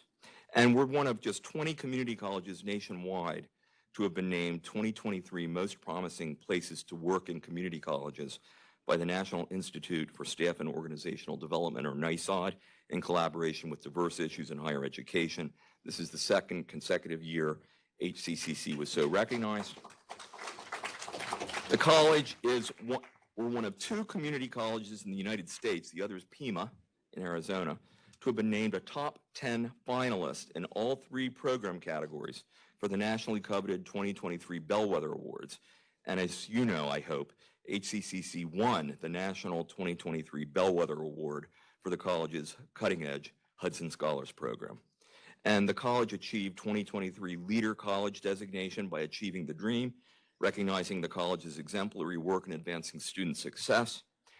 Coming up at the association's October National Conference in Chicago, where we will have a full Hudson Community College contingent, HCCC will receive the 2023 Hispanic Association of Colleges and Universities HACU Member Institution Award for exemplary leadership in support of Hispanic communities in higher education. And we very recently learned that HCCC trustee Bakari Lee will receive the Trustee Leadership Excellence Award for the Northeastern United States at the Association of Community College Trustees National Leadership Congress in Las Vegas, also in October. Congratulations, Bakari, and thanks to our entire Board of Trustees who make it possible for everything we're talking about today. And yes, definitely. We further celebrate the American Association of Community Colleges 2023 Dale P. Parnell Distinguished Faculty Recognition of Dr. Clive Lee. Dr. Lee, are you here? There he is.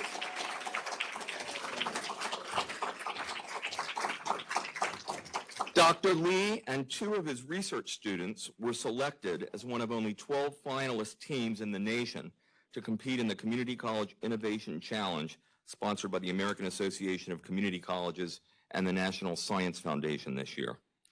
We also celebrate the 2023 National Alliance for Partnerships in Equity, or NAEP, Teamwork Award to Lori Margolin and her team for the Gateway to Innovation Project, and we celebrate the NAEP Heart and Hope Award to Natalia Vasquez-Botkin, recognizing, quote, a person who has managed significant projects or programs with hope, works intentionally with heart, and has made a considerable impact by ensuring diversity, equity, and inclusion in education, leading to high-wage, high-skill, in-demand programs of study and careers. And we celebrate Laserfish's Run Smarter Nien Ling Wacker Visionary Award. This is a big deal, presented to Patricia Clay.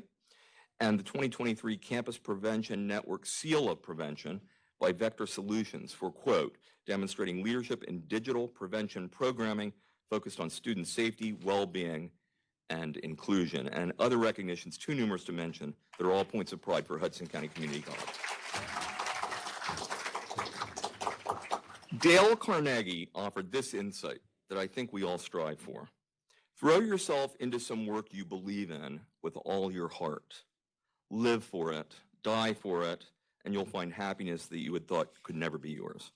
And Marilyn Carlson, former CEO of Carlson Companies, said that high-performing organizations strive to, quote, create a great place for great people to do great work. Valued members of the HCCC family, together and going forward, we commit ourselves to living and breathing today's College Service Day theme. We are igniting and celebrating employee engagement. Colleagues and students, thank you for everything you do. Thank you, each and every member of our beautiful HCCC family. It's an honor to serve as your president. Hudson is home. Happy New Year.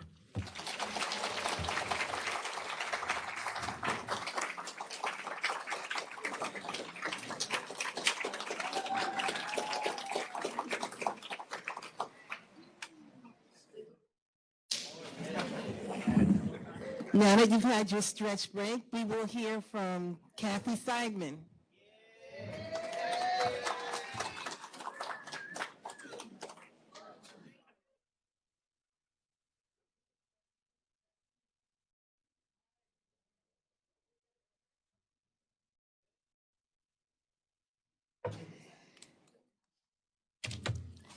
Good morning, everyone. Welcome to the new semester. I have been asked to address the faculty. However, a lot of this really goes for the entire HCC community. However, I've been asked to address the faculty to inspire, encourage, motivate, challenge faculty to continue excellence in teaching, scholarly achievements, service to the college and community, the fulfillment of professional responsibilities, and the commitment to the mission of the college. Phew.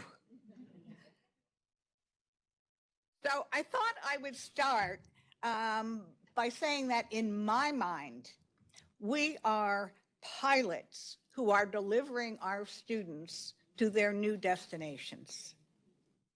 And in order to do that, first of all, faculty need the support and the encouragement of the administration, much of which you've heard already, taking all of my words. And of course, we are partners with the administration when it comes to excellence in education. The administration encourages us to think of new ideas, to create new programs and new courses. For example, the cybersecurity program in STEM, although we thought it belonged in criminal justice, that was created a couple of years ago has already been validated by the National Security Agency. I mean, how terrific is something like that?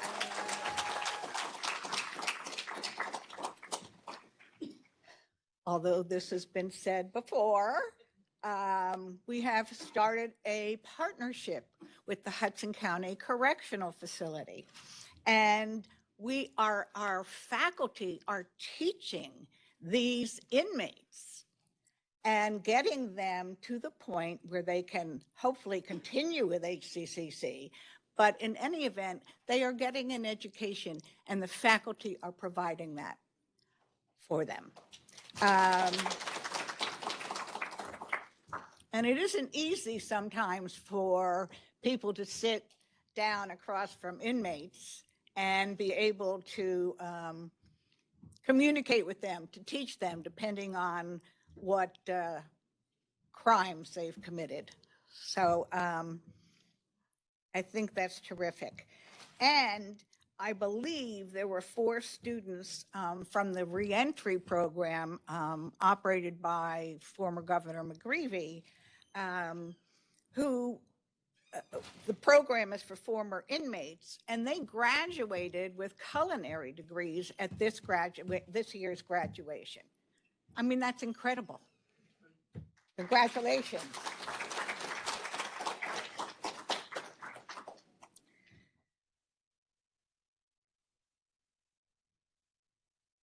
When you think of the opportunities afforded by our college, how can we not be motivated and inspired to continue our education?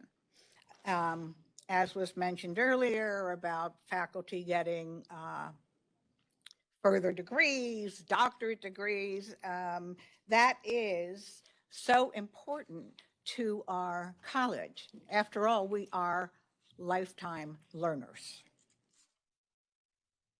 So the college pays for us to continue to further our education.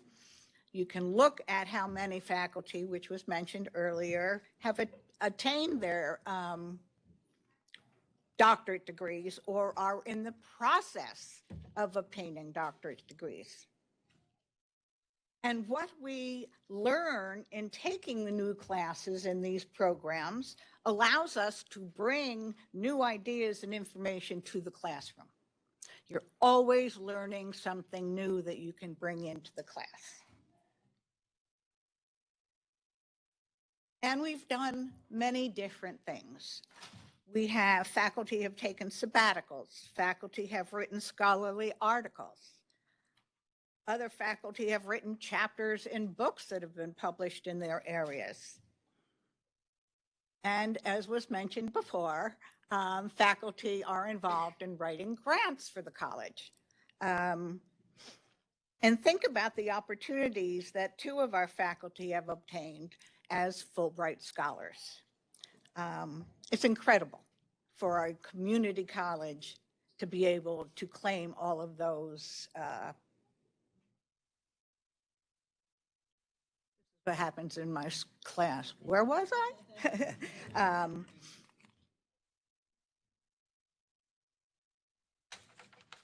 Anyway, incredible situations. So why shouldn't other faculty apply for the Fulbright Scholarship?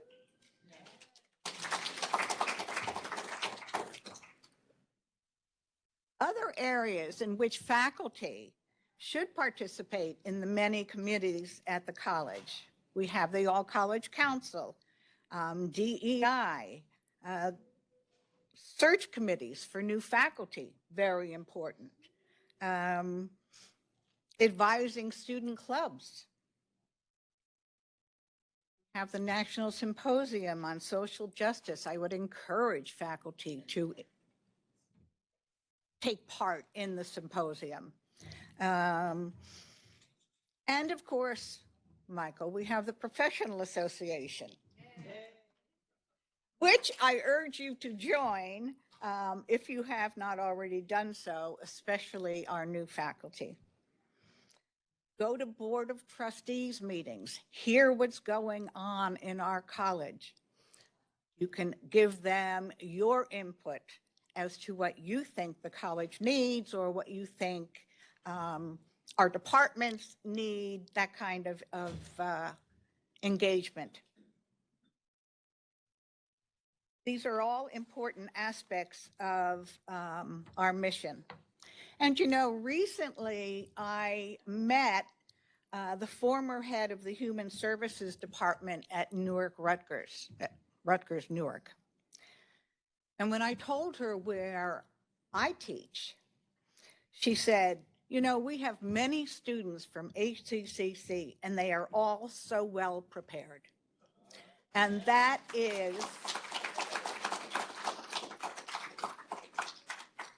due to, for the most part, to our faculty. So, and I'm sure that most, if not all of our students are well prepared wherever they are going on in the future. Not that I'm bragging, but one of my students just graduated law school in the top 10% of his class.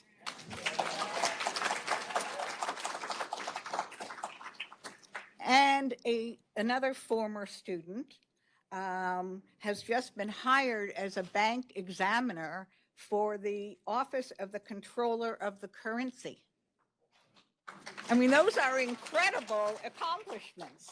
And I'm sure all faculty have students who have accomplished many terrific things. I don't like to use that word.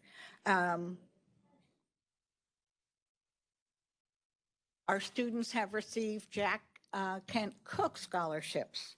They,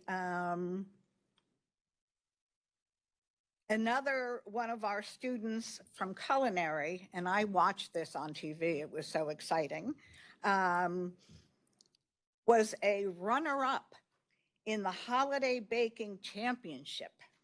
And I actually thought she should have won, but that's just...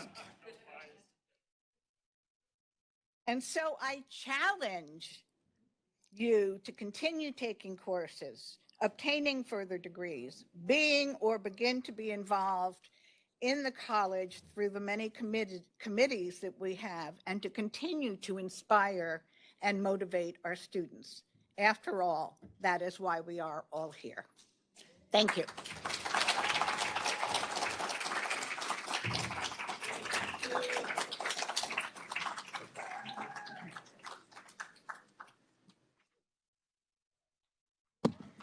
Thank you. That was so inspiring. Now we will hear from Anna, who will welcome our new employees.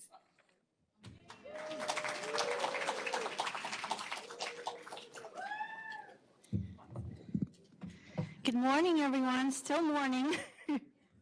Feel free to rub your hands. I know it's been hard to kind of sit. But thank you, Dr. Roberson, Dr. Jones, and the Planning Committee. This is, as usual, a wonderful event. I will say, just to note, Lisa Williams, for those of you who know her, I'm sure she would be really thrilled that this is the turnout and the program. So just wanted to mention her. I hope her ears are buzzing. So for those of you who don't know me, I'm Anna Kropitsky. I'm Vice President for Human Resources. I'm now turning into 4.5, almost 5 years at HCCC. Really, really glad and proud to be here. And so on behalf of the Office of Human Resources and the college at large, I do want to welcome back all of our staff and faculty. I know some of us have been here day in and day out in the summer, but many of us hopefully had taken breaks. And so I'm here today to have a special welcome and recognition for new hires. But I also, if you indulge me, I wanted to take my 5 minutes to recognize also many of you who have either been promoted into new roles or have been appointed into new roles. So I will note that the college continues to commit to actively growing, engaging, and leveraging the talents of all of our employees, their passions to collaborate with one another on programming and services, working to support diversity, equity, inclusion efforts, as well as faculty and staff professional development with the days such as today. So I'm most grateful to each and every one of the colleagues who will be presenting today as we promote igniting employee engagement. And I am forever grateful to the team of the Office of Human Resources that bring not just joy and laughter, but most importantly, hard work, especially during the busiest onboarding time of the academic year. I do pray for patience as we onboard you. So now I'd like to recognize some of our new or recently hired or newly appointed, newly promoted employees, and those that have been newly appointed since we last met in January of 23.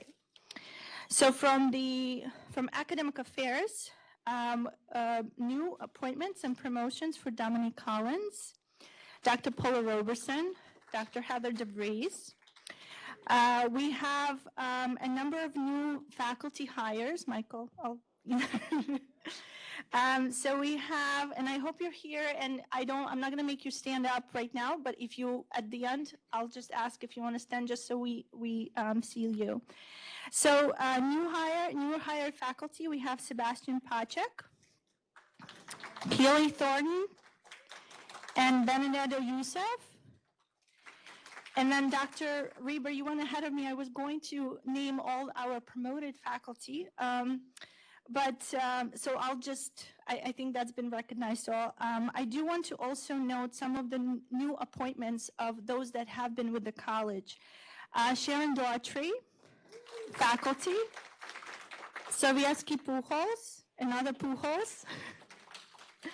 And Sonia Radiger-Radovich. From Advancement in Communications, we have Mike Byrne, Aram Steinman, and Christopher Fontanes. From the Center for Online Learning, Tayaba Hafiz.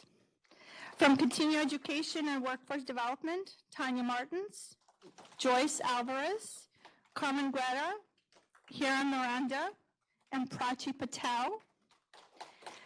From Facilities, Jas Velasquez. From Finance and Accounting, Quintessence Jones, Christopher Seeley, and Moses Dingiel. From Human Resources, Carmen McGuire and Stephanie Sargent. From ITS, Malcolm Cornegay, Mark Amaker, Manuel Landorf, Willie Shire. So we do have a number of new ITS staff, so I'm sure we'll be seeing them more as we go throughout our days. From the library, new appointment for Lisa Bogart.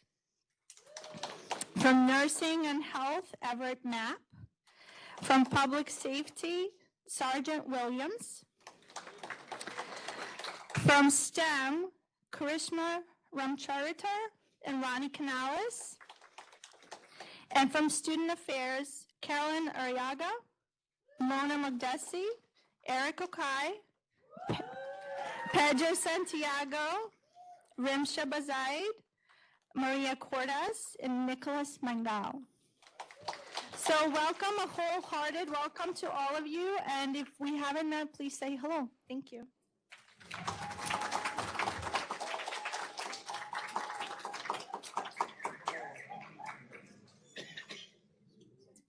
Good morning, everyone. So it's my bad that the title of my presentation is Fisher identity, and that's not all I'm going to talk about. So what I would like to talk to you all about is some coming attractions in the technology world. And I apologize publicly to Willie for sending him this presentation in the middle of the night. So thank you. So technology coming attractions. Are we on? Okay, good. Okay, good. So I like to say a journey of 1,000 miles begins with a single step. So some of these things have been in the works for a really long time. And we're so happy to be coming close to the finish line. So I want to talk to you a little bit about Fisher Identity Management. What does it mean for you? So this is going to be a totally different way of managing accounts and access, which I hope will be so much better for everyone, not only ITS, but for you too. It means that you will have control over claiming your account. You all have accounts, but for our new people, access requests. So when you need access to something, you no longer have to guess, who do I email, who do I call? And then at some point, single sign-on with two-factor authentication. So one way to authenticate to everything. Just go through one way. All right, so I'll give you some screenshots here. It's pretty quick. It'll put our acceptable use policy in front of everyone when they're doing it. You don't have to go around looking for it. You will give the college the way to contact you that you want to be contacted, a personal email and a cell phone. You put a verification code in there so we know it works. And you're in control of that. And then you'll have this system to go into, so when your personal email changes, I don't use it, Gmail anymore. I'm giving up on AOL permanently. I got a new cell phone. You can just go in there and change it. And then it's one place to go and request access. You can request access for yourself and also your direct reports. So no more like, somebody needs to go into colleague. How do I do it? It'll just go here. And then the other thing is a new system called CourseDog. This does a lot of different things. CourseDog is a very bad name. Sorry to the CourseDog people. But it does course scheduling and room optimization, reserving any kind of room, requesting space for anything you need. And then event support. So no more like, I don't know who I contact ITS. Who do I contact? The course scheduling, I want to thank Irma Williams. She's our project manager. She is awesome. She's already trained coordinators and deans on the academic side of the scheduling, and I caught a quick screen grab of how that's going to help the college. How are we utilizing space? Are our classrooms being utilized? What hours are we doing? All these kind of things. So watch for announcements. And then on the events part, I captured something on the public view there. We have a test version of this meeting. So we'll have a public events calendar of everything that's actually booked in rooms. And then in the detail, people will be able to go and add that to their calendar. So that's really important, not only for us internally, but externally on public events. And then you'll be able to go and request events. It will gather from you the information we all need, not only our team, facilities, security, how many chairs, what kind of setup do you want? There's pictures of the room, so you don't have to guess, like somebody saying, oh, you should use STEM 302. What does that room look like? And then right now we're testing ITS, facilities, North Hudson campus, and the registrar, and we will have campus-wide training on this events module when it's ready.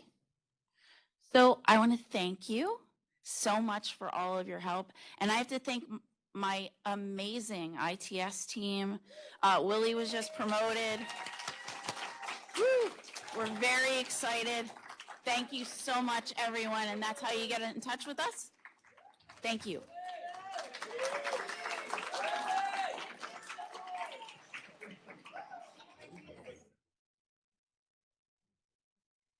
So I want to remind you that in your welcome pack, you have a Leader College pin, so pay attention to it. Make sure it doesn't get lost and simply pin it on. So today I want to share with you just a little bit of information about AQ, the Association of College and University Educators. It is a nationally recognized program which is accredited by the American Council of Education. AQ's mission is to ensure student success through quality instruction.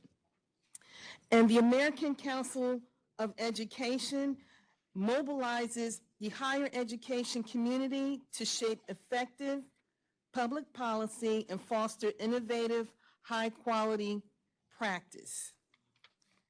So to date, I'm ahead of myself. So to date, we have 55 faculty that have completed at least one course. The stats are there for you.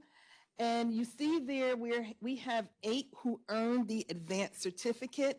So that means that in the very first year, the pandemic crew in 2020, when we started, 8 of them went on to take the next year-long course, which started the next January. And when they took that year-long course, they earned the advanced certificate. So subsequent to that, after the 2-year-long courses, we went to micro-credentials, and we have the completers in the following categories. If you can't read the small print, we have 11 effective teaching practices, 16 completed effective online teaching practices, and 8 effective teaching practices. 8 of them completed both, and 1 has completed the certificate program through the micro-credentials. Coming up in the fall, our adjunct professor, Ruth Oden, is Ruth here? Will be facilitating the professional learning community in the CTLI room and as a hybrid course, as a hybrid voluntary gathering of AQ completers, those who are interested, those who want to hear about the program.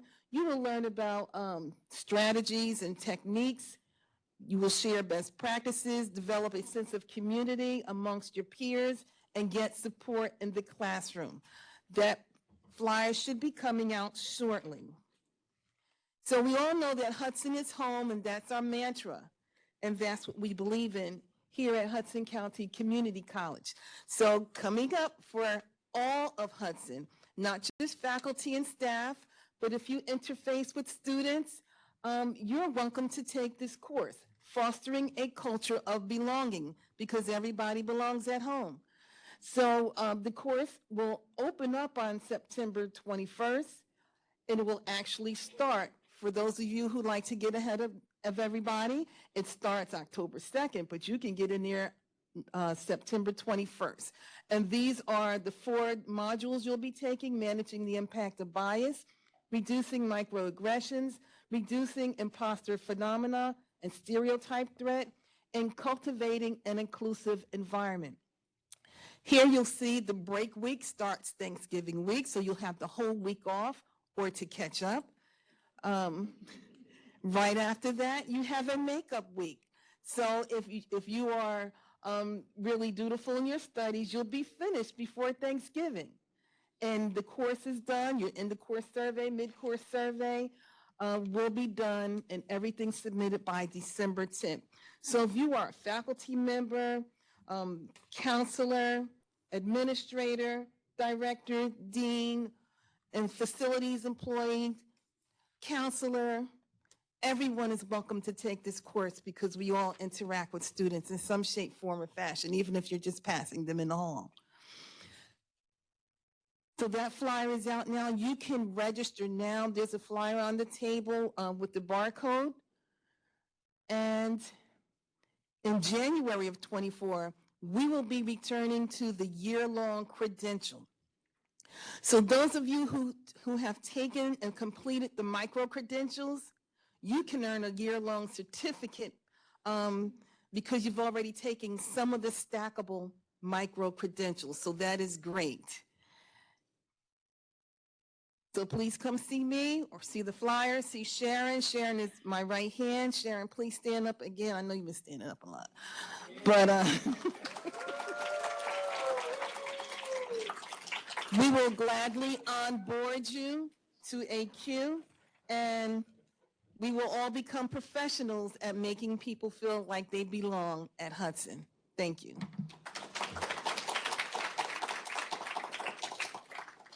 So now we'll hear from Dr. Gretchen Schultz.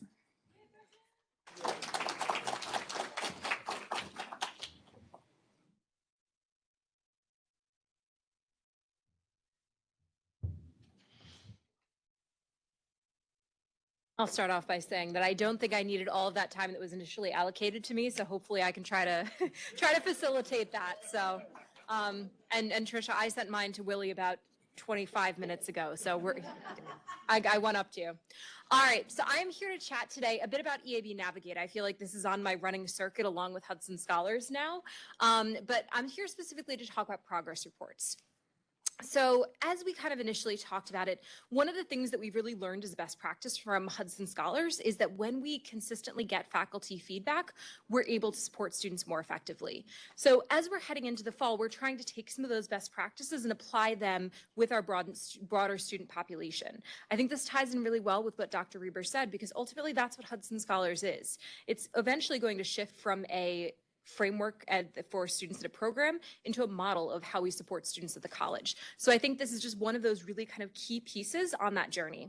So specifically, as we're talking about progress reports, I use the term coordinated care. That's an EAB term, and that's really kind of what we're designed to focus on, is that essentially we're creating this whole ecosystem of care at our institution, which also really aligns really well with our values. So in thinking about kind of heading into the fall, I really wanted to focus on kind of what our three kind of goals are. So one, that we are picking a pilot group of students. So as with anything, we don't want to jump headfirst into this. I think we really recognize that this is going to be a change in process, and we want to make sure that it's going to be something that we trial out, figure out what those best practices are. And I think to that second piece, soliciting feedback from stakeholders. So figuring out kind of as we develop this process, what's that going to look like? I try to approach this from two different kind of standpoints. I admittedly use EAB Navigate as a faculty member, as an adjunct at another institution. And then here I kind of wear my hat as advisement director and kind of thinking about how we support students from that lens. So I recognize kind of those two things, that it's really important to make sure that we're building a sustainable process, not only for the faculty who are going to be receiving these requests, and making sure that we're doing it in a timely fashion so that we're not asking for them on the second day of class when perhaps, depending on what term you're teaching, you haven't met those students yet. And also too, making sure that on the kind of academic advisement side, that we're asking before, let's say, a key deadline is coming up. It's really unhelpful if we ask faculty how their students are doing and it's the last week of classes. It's too late for them to withdraw. So we're really trying to build intentionality into that. And then as we kind of go along, make sure we ask, how's this going? So I think that's a really kind of key piece. And that last part is building sustainability. Again, I kind of wear two hats as I approach this process. So thinking about, okay, are we asking all faculty every semester to send a progress report on all of their students? Is that going to create basically a backlog of kind of progress reports and actions on the academic advisement staff? Is there a way that we can look at strategically which students do we really want to focus in these efforts on? So really thinking about that, and so that we are really being intentional as we build out this process. So I have a few slides that are going to kind of show you a little bit of what this might look like, and then there's some fun bits at the end. All right, so specifically, what are progress reports in EAB? So specifically, progress reports are course-based requests of instructors by an administrator to understand individual student academic and or behavioral performance at key times during the term. So through progress reports, you can collect information on a student's likelihood of failing a class, their current or anticipated grade. We can even ask about absences and potential alerts. So this is kind of the EAB definition, but I wanted to share this to kind of give some context. So hopefully you all can read that. Maybe you have 20/20 vision. But kind of I wanted to kind of use three kind of vocabulary terms for you to start us off with. So progress reports, again, that's something that likely I'm going to send out kind of in collaboration with some folks and basically say, hey, we want to proactively request this information. We've identified this is a really key juncture in the semester, and we want to solicit information on this population of students. The second one is an alert. So an alert is going to be a little bit different, and I'll show you a little bit what this looks like. But an alert is going to be, let's say you're having a conversation with your student. So this is not something that we're soliciting kind of at a key time, but you're like, hey, you know what? I really think that this student would benefit from a conversation with someone in career services, or I think this student is really going to benefit from some additional nudging around kind of how they're engaging in my class. So an alert is something that's essentially initiated by a faculty and or a staff member, kind of as an as needed basis. And this last one is a case. So this other kind of term is when an alert is raised, so whether from a progress report or from a kind of ad hoc alert, a case is something that's open. A case, the way I think about cases is like, hey, somebody needs to acknowledge that action needs to be taken on the situation. So it's not just kind of like a, hey, this is an advisory, but a case is more so like, you know what, I really want to make sure that someone follows up with this student. So those are three terms that might kind of come up in the next few slides. So ad hoc alerts. So I included some screenshots here. I've hit out some kind of specific information, but basically I kind of gave a little bit of an example about a scenario. So again, this is like an ad hoc, like you're meeting with a student and you recognize there's an opportunity to provide some additional support. So my scenario that I gave is you're talking to a student, they share that they're really struggling to get involved on campus, but they aren't really sure where to start. So just kind of framing out how this can support students. Let's say you raise a kind of student involvement alert, and alert is not a bad thing. I think that's really important also to kind of frame. Alert is just kind of like an action. So the student will actually get a follow-up email with information about student life and leadership. It will actually connect them to the Involved platform, and it will help them hopefully get involved on campus. And again, this provides us additional data. So for future in the term, maybe students can receive a quick poll saying, hey, how are you connecting on campus? It could also give Veronica and her team data of here's some students that might want to get connected if there's additional opportunities to get involved on campus. So that's something where it's just like a, hey, this student might benefit from X, Y, Z. And that's just one of many options. So this is the one that I kind of is the main framework of what we're talking about too, is progress reports. So if you've seen Jenny's picture, she was my test subject last night. I warned her that she was going to be getting some fake progress report requests from me. But basically, one of the things I'll say is using this as a faculty member is it's pretty well designed in that you get an email prompting you. So much like anything, you'd get an email saying, hey, we are really excited to have you join us this semester as a faculty member. One of the ways in which you can really support our student success is by giving us some feedback on some students. And one of the things I'll kind of talk about in our vision kind of for the fall about those kind of key kind of overarching pieces is we want this to be something that's sustainable. So we're reaching out to a particular pilot group of students. So you might not get a request for every single student in your class. Because again, we want to figure out how's this going to go? Are there improvements that we want to make before we kind of figure out what this looks like going forward? So you might only get a request to fill out progress reports on 2 or 3 students in your classes. So you might get a request logging into the website. You would get actually quite a nice banner at the top that kind of aggressively alerts you to take some action and says, hey, we're looking for some specific feedback on this number of students in your class. I'll show a kind of a bigger view of that second picture on the bottom in a second.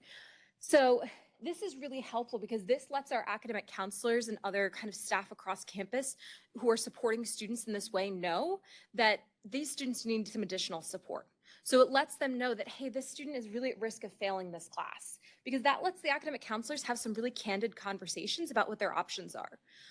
Our academic counselors typically get that data in the Hudson Scholars Program right before the withdrawal deadline. And as you know, sometimes students stop showing up to class. Sometimes students really are at a point where they need to have some pretty honest conversations about what their options are for continuing in the semester. So at that point, we can solicit feedback, and then that gives the academic counselors data to be able to have those conversations with students. And one of the things that I will say is you basically can fill out, is the student at risk? We can ask a few different questions. One of the things that I'll say I really love as a faculty member is you can choose to leave things blank and just say, if it's blank, treat that as not at risk. So you only have to essentially take action and kind of identify concerns on students that you truly have kind of feedback or concerns on, and it treats those kind of null values as everything's okay. So I just wanted to acknowledge that because I think that's a very thoughtful thing where it makes it easier to use as a faculty member.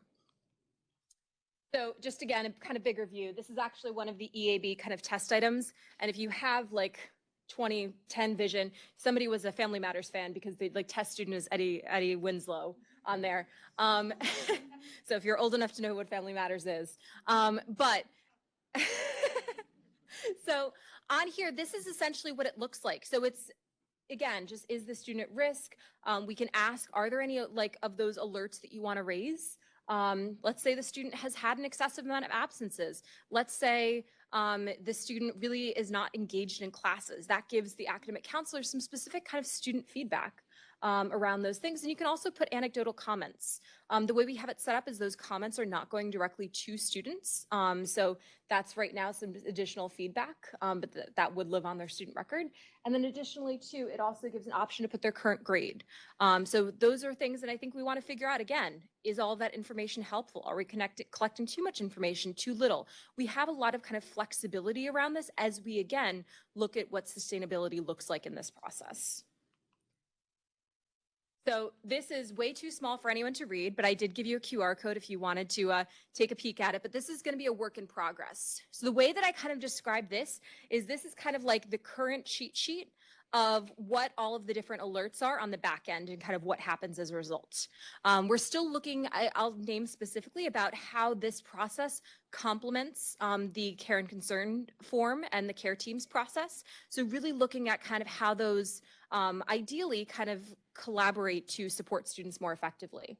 So I won't really spend time kind of reading this all out. This will land and live on the Navigate website that is currently kind of in the works. So that's kind of the hope, is that this lives there so that as a support to faculty, you know kind of what action is going to be taken as alerts are raised for students. So don't feel like you have to read all of that right now, but just that is something that will kind of have a home on the website.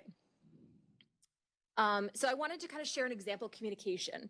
One of the things that I'll really point out is we frame all of these communications to students as non-punitive, as we are trying to give you additional layers of support at the college. Because ultimately, when you're trying to get students to kind of take action, it's really important to let them know what supports they have, where they can go for help, and just kind of frame it in a way that really lets them know that we're here to support them. So for instance, I shared a student communication. So this is one of the outcomes when students essentially are struggling with absences in classes.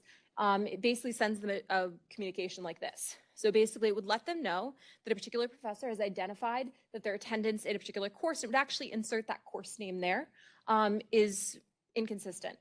And so basically it encourages the student to connect with the professor to basically say like, hey, is something going on? Because sometimes, again, students don't always clue in the faculty member when something is going on. And this kind of normalizes the fact that they have to take ownership of kind of, if they're comfortable sharing kind of what's happening that's preventing them from showing up in classes. We also name that the college has a lot of resources. So we actually specifically shout out our Mental Health and Wellness Center and the Hudson Helps Department as kind of two kind of key supports for students that may be having something going on in their kind of outside life that's preventing them from succeeding academically. And then we also just kind of end it by saying we're really committed to make sure that you have the resources that you need to succeed. And this is also data. So when this alert is raised, the student will get that communication. And then on the back end, our academic counselors have this information that they can see which students haven't been attending classes. So that gives them additional information when they're meeting and talking to students to say, I also recognize that you've had some challenges with attendance, and they can kind of see and triangulate all of those pieces of data to better support and more effectively support students. So this is just kind of a view of what an academic counselor would see. So they can actually see all of that data on all of the students who have had kind of who have had cases raised or alerts on their account. And so basically they can go through and then process those. So if you've had any Hudson Scholar students in your class, you might get communications that the academic counselors are engaging with those students. This is a very kind of similar process. And I think that's, again, one of the things we're trying to do is figure out how to take those best practices and apply them in as we build a college-wide system. So I'll not spend too much time on this, but just so, like kind of a tidbit because again, there's going to be a Navigate system that you all use as faculty, and then students might refer to using Navigate on an app.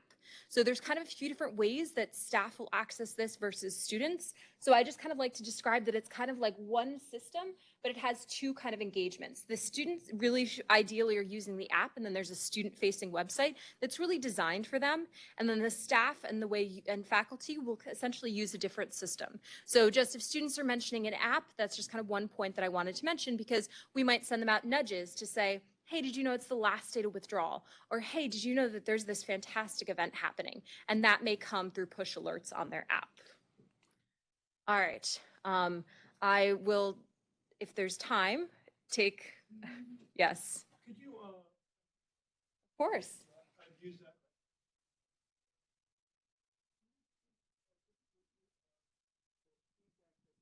Staff give to our, can you speak on how you and your staff give feedback to faculty once they submit stuff? So in other words, you know, I would like to know, how did the student respond? Did the student say, Professor Felice said it's okay if I don't take any exams, I'm going to pass, I'm going to be great? Yep. You know, how do we complete that circle? So I think one of the pieces is with our academic counselors and the other individuals who essentially have students assigned to them, we have an opportunity to identify case closure reasons.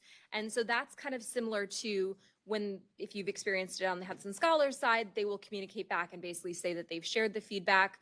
Sometimes the student may be non-responsive.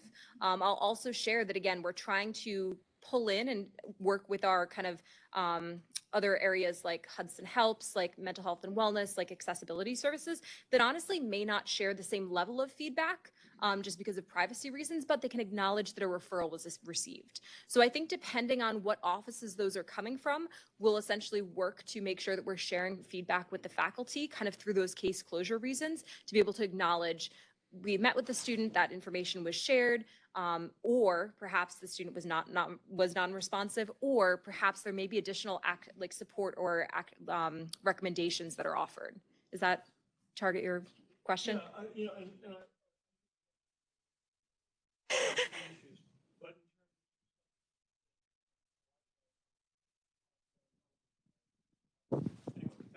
And I'm happy to sidebar with you because I think we're still trying to figure out some of the granular details. So I'm honestly happy to engage with you, or admittedly any other faculty that might have some experience using Navigate elsewhere or have some opinions on kind of how to best roll this out.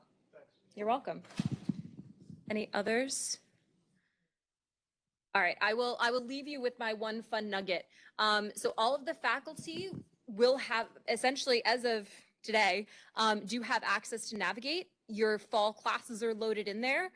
You can actually look at it. You can review student profiles. I would just say you don't really have any alerts to submit just yet because we're in between terms. If you are a staff member at the college, your department may not have access to this just yet, but it is forthcoming. But for faculty or instructors, you will have access right now. So I'd encourage you to take a peek, and that's kind of I hesitated to say free gift for today, but that is your opportunity to get into Navigate. So thank you.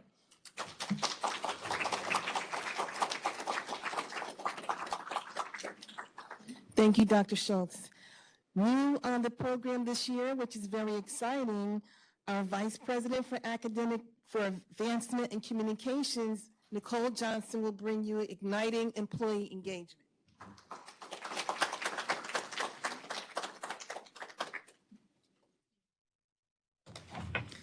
Good morning, everyone. I'm delighted to be here with you today. I believe it is still morning. We are all here to make a difference in the lives of the students we serve and the community we touch. In our own unique ways, we all contribute the different, better, and special that makes this college great. Thank you for your steadfast dedication to advancing Hudson's mission and for your enthusiasm, which truly knows no bounds. In just a moment, you will hear from our president on why employee engagement is so vital to our future. After Dr. Reber speaks, you will hear from our colleagues, several of our alumni, a current student, and a major donor to Hudson County Community College.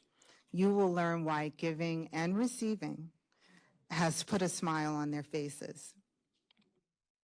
Later on during the second part of our luncheon, several of our colleagues will make pitches to each of us to support their programs and initiatives that are dear to their hearts. Each speaker will tell you about some amazing things that they're working on. Thank you again for everything you contribute to Hudson County Community College.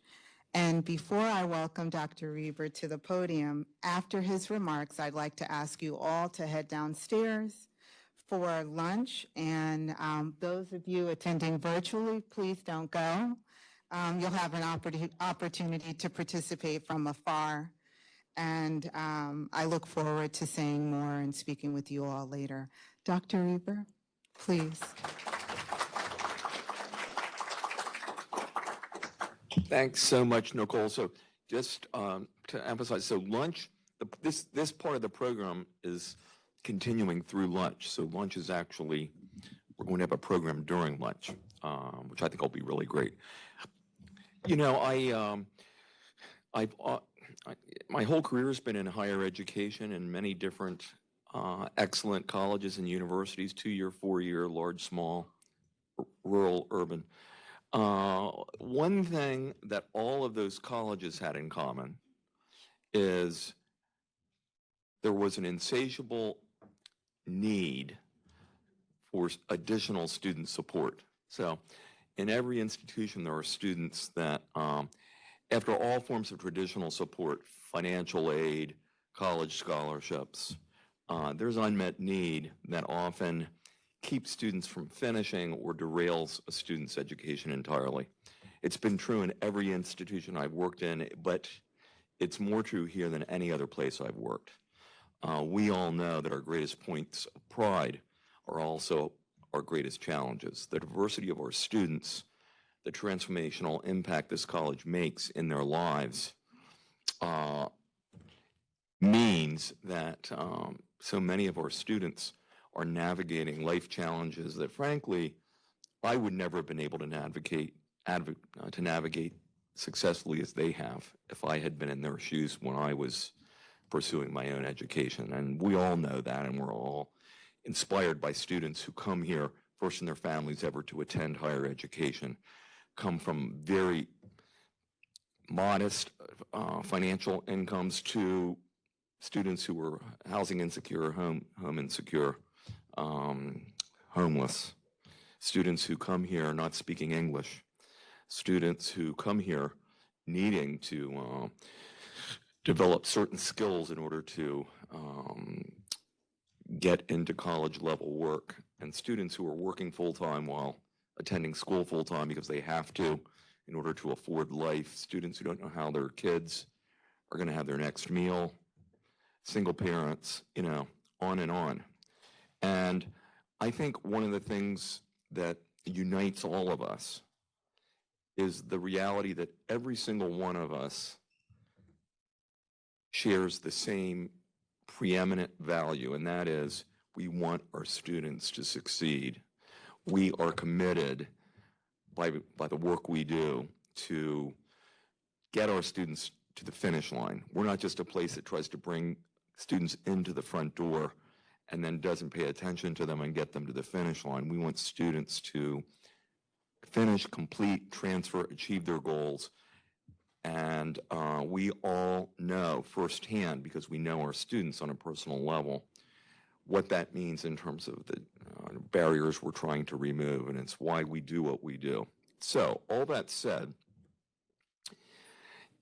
we are, as a college, committed to continuing to grow and develop supports for students that will help them all succeed. You know what they are, and you've heard a lot of them today. The Hudson Helps Resource Center, our care team, all of the things that we're doing to remove barriers through Achieving the Dream, through our DEI work, through our college strategic plan focused on student success and DEI. At the end of the day, the needle's moving. We are seeing concrete progress in getting more students to the finish line. And we know when our students complete, whether they transfer or enter gainful employment, they're immensely successful. Sometimes people ask me, What keeps you up at night? I don't have to say, like many college presidents do, I'm really worried about our finances, about the fact that we only have 20 days of cash on hand. That's not true. We're a strong institution. What keeps me up at night is thinking about the students whose education gets derailed. Because when that happens, vast majority of the time, they never get back on track. They never finish it. I don't care what people say in the media. If you don't have a college credential and degree, good luck in this country ever getting out of entry-level employment, ever getting out of public assistance, ever realizing the dreams that you and your family have and that you have for your kids. So I'm appealing to all of you, every single one of us, to consider making an annual gift to the college that will help us add a margin of excellence in our work in supporting students. And, you know, many people will often say, and I get this, look, I work in a profession that doesn't pay a lot of money, right? And I work hard. And my gift is the work that I do. I'm going to encourage us, though, to think a little more broadly than that. We are more aware and more engaged in terms of our life's work in getting students to the finish line than probably anyone else. And so if we can give it, I'm going to emphasize participation, not necessarily what you give, but I would like to set a goal that every employee here is making some annual gift to support our students and our college's mission. And what would that mean? First of all, collectively, it means a lot. Even if you're, you know, we don't want anyone to give anything that is beyond their comfort level, but whether it's a very small payroll deduction each pay, that adds up. Actually, payroll deduction is the strongest way of making an impact. I do it. I know a lot of you do it. You don't have to think about it. Whatever you identify comes out of your paycheck. It goes immediately into whatever fund or area of the college you choose to support. And over time, it's like a snowball effect. The cumulative effect of those continued investments in our students adds up. When we each do that incrementally and we're all doing it at the same time, we can really start to get to a place where beyond all the forms of aid that we offer, and probably we offer more than most or all institutions, but beyond those, we can start to actually create another important set of resources that will help even more students succeed. The second part of this, though, is your gift to what I will call the annual fund is a gift that gives twice. Anything that you support as an employee and to whatever area of the college you want to support provides direct impact. But frankly, it does another thing.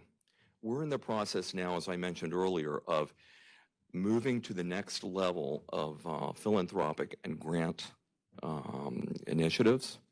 This college has the stories, the mission, the partnerships, the life impact that allows us to look for alignment with individuals outside of our college community who have the capacity to make, let's say, a major gift or an estate gift, and whose values resonate with our college's mission.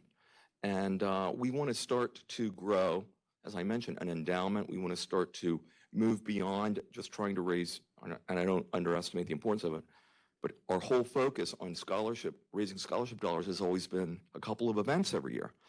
That can mean you're one snowstorm away from being able to offer scholarships the following year. We want to start building an endowment where the funds are invested and they grow relative to inflation and they provide a perpetual stream of funding support. So when I and others are out in the community sitting down and talking to someone and asking them, would you consider a 5, 6, 7-figure gift to support our students and our mission?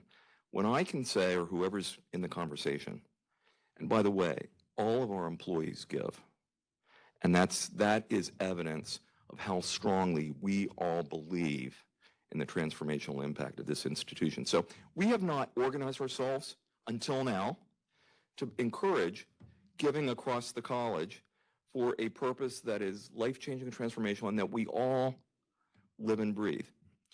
Now we are starting that process. So I am asking each of you to consider supporting some part of our mission that ultimately supports students. Whatever resonates with you or is most important to you. I encourage you to really think about payroll deduction because it's, for most people, the most painless way of supporting the college. You don't have to think about it. You decide how much you want to donate in each pay period. And then whenever you want to stop it, change it, increase it, decrease it, you can. But also, however you would wish to make a gift, whether it's a one-time, donation or, and frankly, we have all kinds of opportunities that some of us may not think about, like gifts of stock or planned giving. There's some incredible planned giving options if you're in the process of estate planning. So I encourage each and every one of us, think about how you can do that little extra thing that actually helps us on make an impact in two different ways. And what we want to do is have every gift that everyone makes. This is true in everything we ask anybody to do. We want the gift to bring you joy. So if you're going to support in it, you can support whatever area of the college you want to. You're going to hear some pitches over lunch of some areas that some of our colleagues are investing in and are going to encourage you to consider if you're making an annual gift. You can make a gift to the school that you work in. You can make a gift to whatever program you work in. You can, when you make unrestricted gifts to like our Hudson Scholars Program Endowment, that's great. You'll see on the form, we've identified areas that you can consider supporting, or you can write in an area. I hope you'll consider this. When you hear from the students who benefit from this support, it's pretty inspirational. You'll hear from a couple of students and also from peers who are doing this, and they'll talk about the impact it makes on them. So I hope you'll give this serious consideration and help us also with feedback on how we can refine this process. And if you have any questions, you can always contact Nicole or she'll put you in touch with others. But we actually can even take your form today if you want to fill it out and give it to us. We want to get started, and this becomes then an engine for the continued upward progress of securing resources that make the difference between bringing students through the front door and getting students through the institution and on to their life dreams. So thank you for your consideration, and I think you're going to enjoy this next part of the program. Thank you.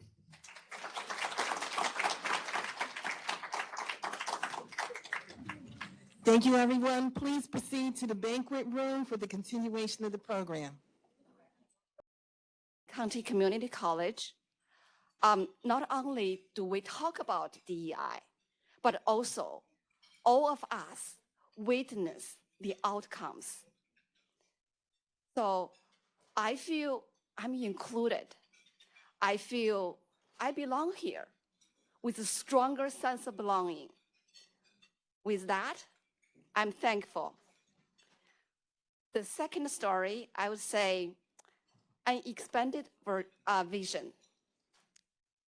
When I look back at my teaching career, I used to solely focus on my students, my courses, my classroom. Ever since I joined Hudson County Community College, my vision has been expanded. The college has provided me with many opportunities, which enable me to align with its strategic plan. As a result, student success has been enhanced.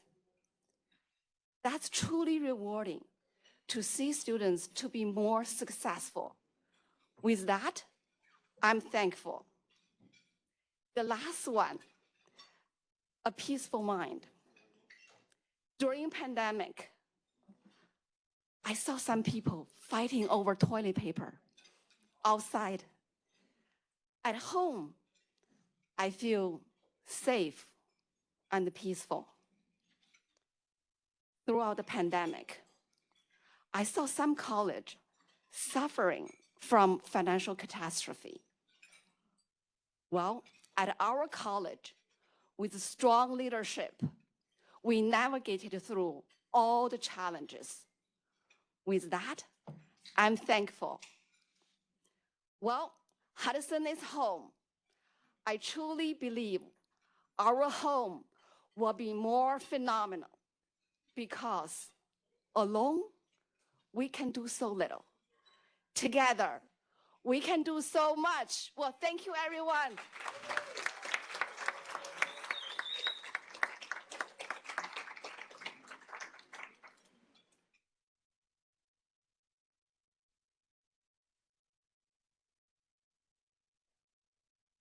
I'd love to call Lester McCrae to the podium now, please.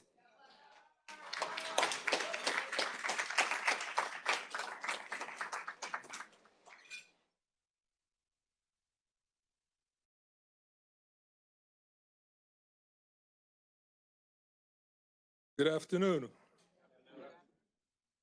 As Carrie mentioned, Nicole has asked us to say a few words about why we give to the college. So here we go. Financial aid in any form is critical in a community such as Hudson County, where many people would not otherwise be able to attend college. I have seen firsthand the needs of our students, having had students in my class who could not afford to purchase textbooks, course materials such as my accounting lab, or pay for transportation to attend college. Donating to the foundation offers a sense of satisfaction as you can witness the impact that they have on the recipients.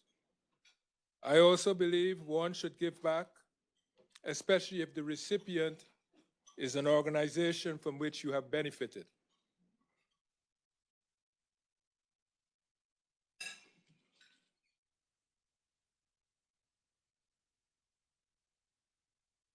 The actor Denzel Washington once said that the most selfish thing one can do is to help others. He meant the satisfaction that comes from helping someone, the self-gratification and goodness that you feel from assisting someone.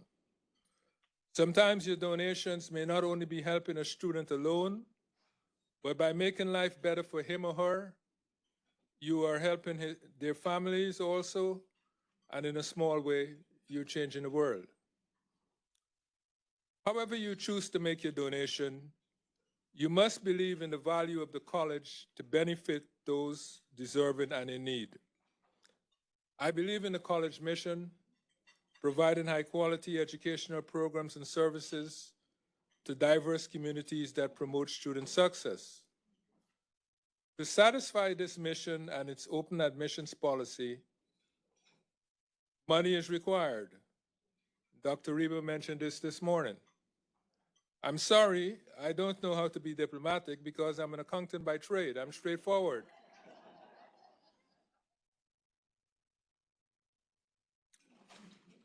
Has anyone ever heard a joke about the fun accountant? Me neither.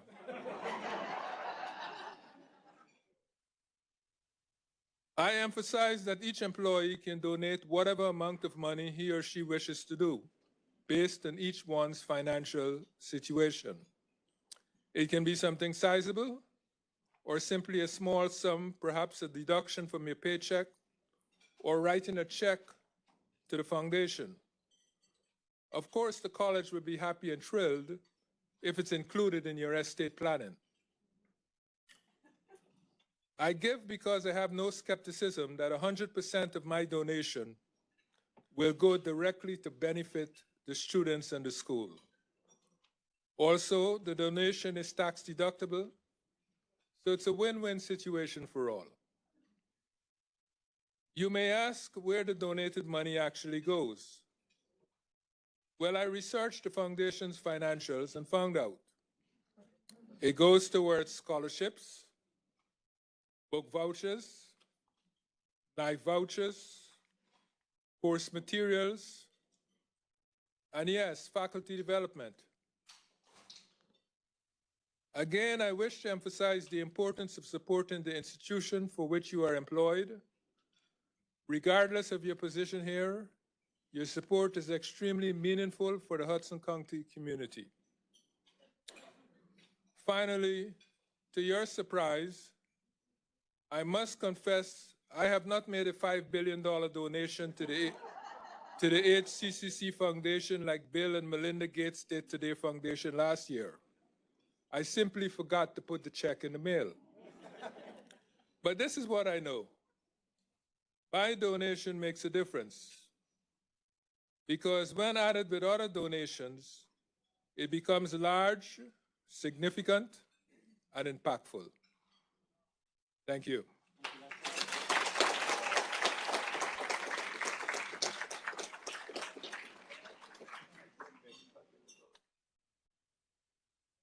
Thank you, Lester. And now I would love to welcome Berva Pinto, our recent alumna of the college. She's coming on down.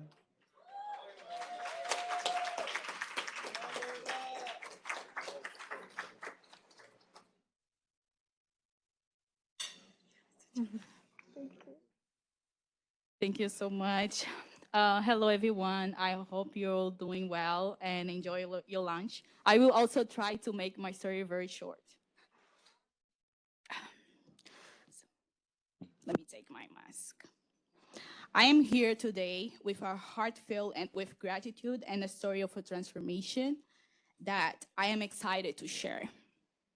Mark Twain once said, the two most important days in your life are the day you were born and the day you find out why. For me, the day I found out why was the day when I came to the United States to attend Hudson County Community College. As I stand here today, I reflect on the incredible journey that has led me to this moment. A journey made possible not just by financial support, but by the unconditional support and kind-heartedness of the ACCC community.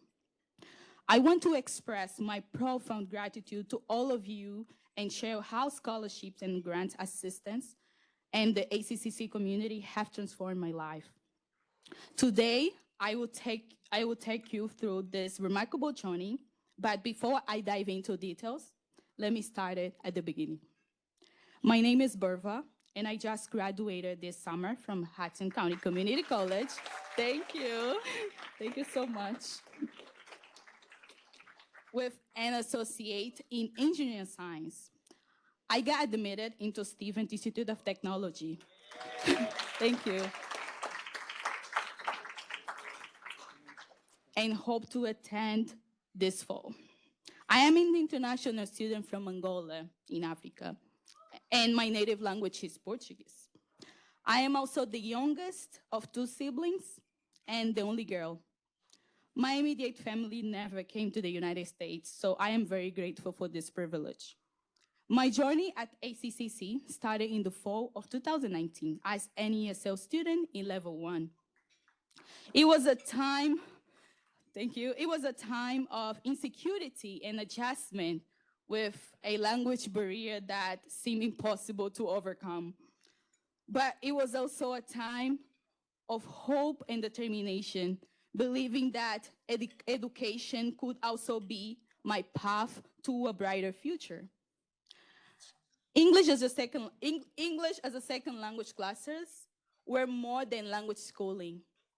They were the key to my transformation. Seeing all the professors, ESL department. Thank you.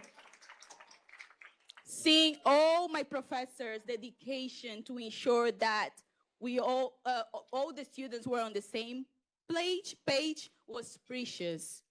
These were the most challenged days, but also the best ones because I met so many bright students with unique dreams. Nevertheless, what really activated my transformation was when I became a scholarship and a grant recipient. I remember having thousands of debits in school, plus rent and bills. It was a tough time because my father, who used to help me, went into bankruptcy during the pandemic. So receiving grants and scholarship really changed my life. It was like a beam of light breaking through the clouds of doubt and financial struggles. These aids alleviated my financial burdens and gave me hope to continue fighting for my dream. But the scholarships and grants were just one part of my equation. The ACCC community played an equal role. Hudson is not just a college to me. It was an environment that helped me grow and discover who I am. It was the place where I got my first job in the United States, where I attended my first leadership conferences, and where I became a leader. Here, faculty, professors, advisors, supervisors, coworkers, and fellow students had always been for me to offer guidance, encouragement, and supportive network that extended beyond the classroom. Today, I am an ACCC alumna and a retired employee. I'm kidding. I'm kidding. I'm an ex-employee, and I am excited about my future. As I continue my academic journey, I carry the invaluable lessons and the unwavering support of the ACCC community, which have made me who I am today. Thank you so much for being part of this incredible journey with me. Thank you.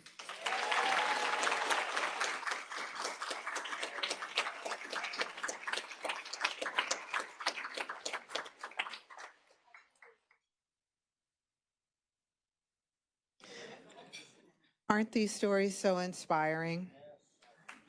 This is what it's all about. This is why we're here. Diego, I saw you a moment ago. I'd love to welcome you to the podium, Mr. Villatoro.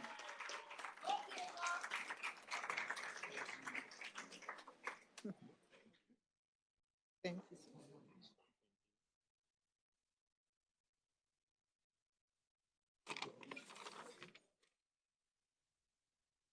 Good afternoon, ladies and gentlemen. I'm Diego Villatoro. I graduated Hudson County Community College in December of 2019 with an Associate of Business Administration. I later attended Rutgers University, earning a Bachelor's of Science in Real Estate, and recently completed my Master's in Economics in spring of 2022.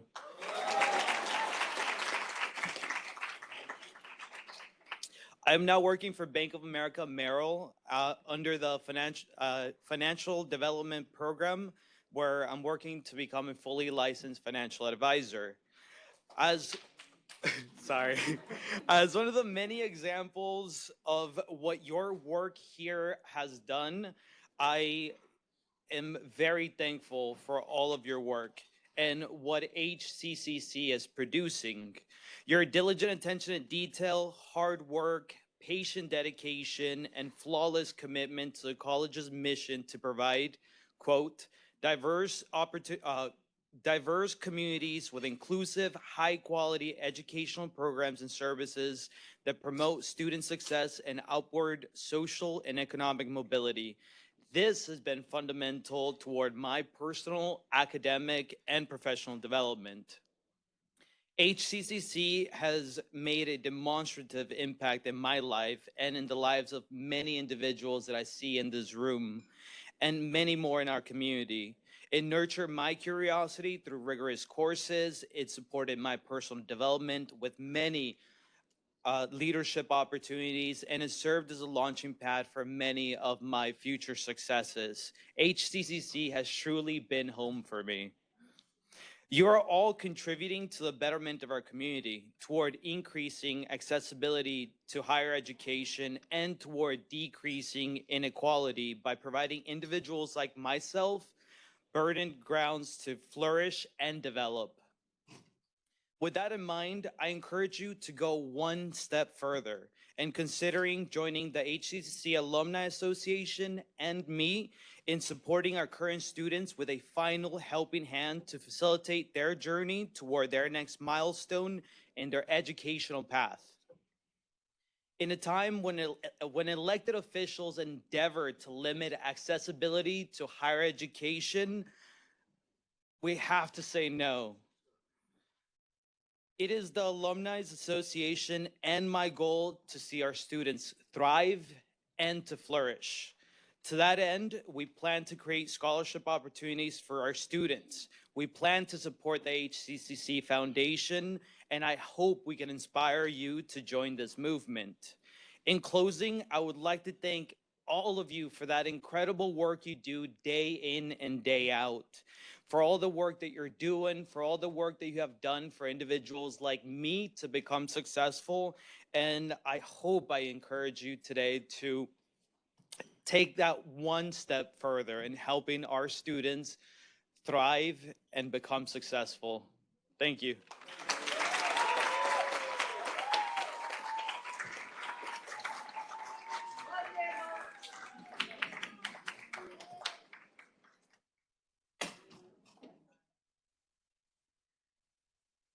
And now you're in for another special treat. I've got Chuka and Roy Grothing here. Please come on over. Roy has supported and created an endowed scholarship here at the foundation, and he and Chuka have formed a relationship that they're going to tell you about. Without further ado, thank you so much for doing this.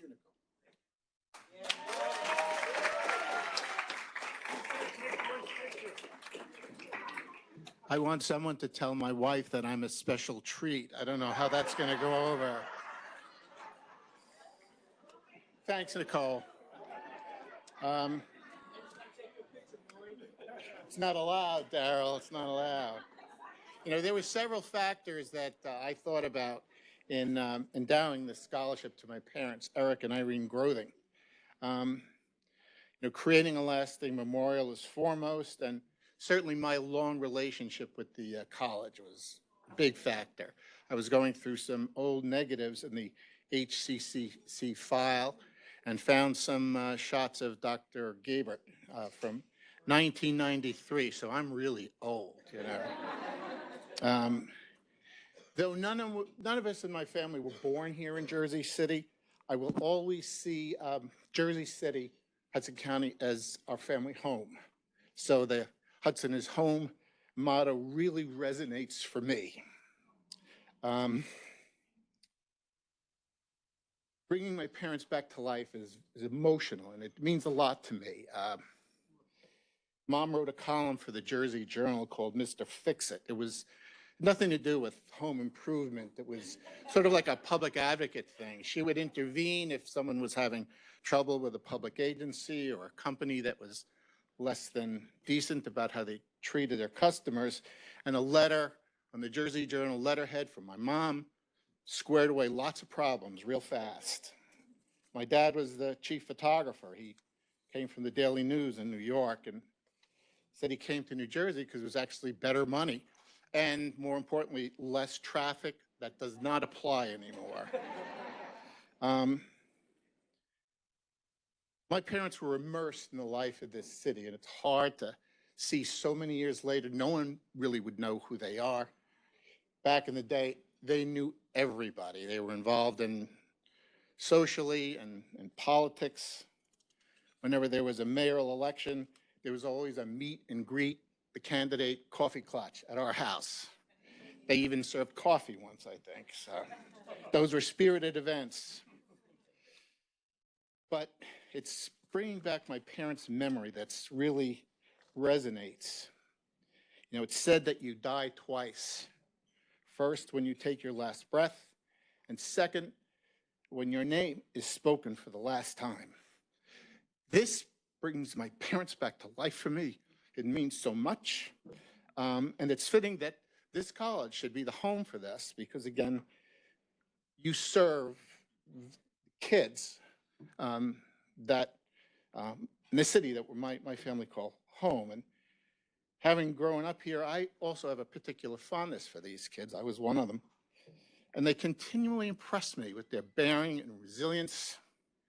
And I see up close the kindness of this community and how the students are surrounded by mentors with a deep commitment to their success.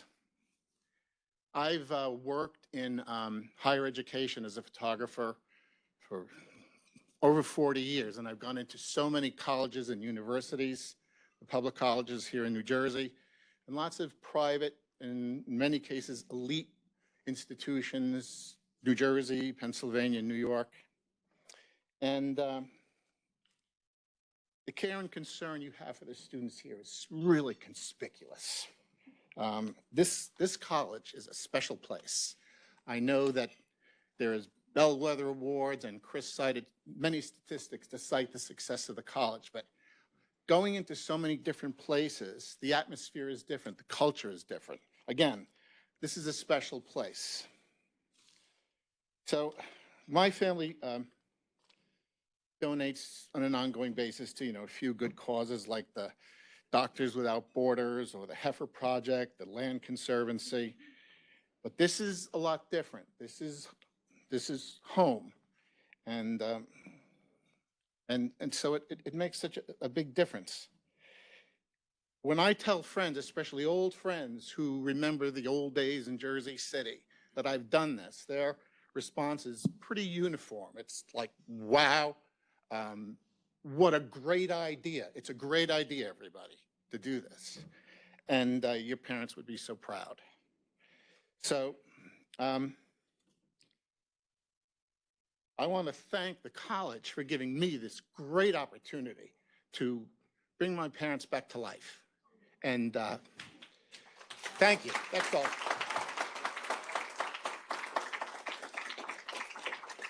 A great component of this is getting to meet the recipient of the scholarship. And this young man, Chuka, who my photo assistant next month, is a delightful gentleman. And I look forward to his remarks as well.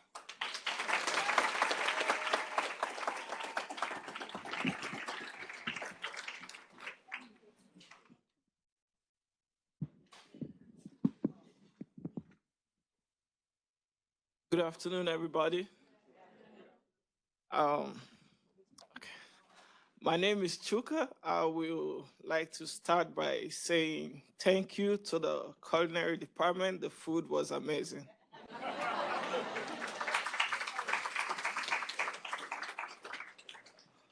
My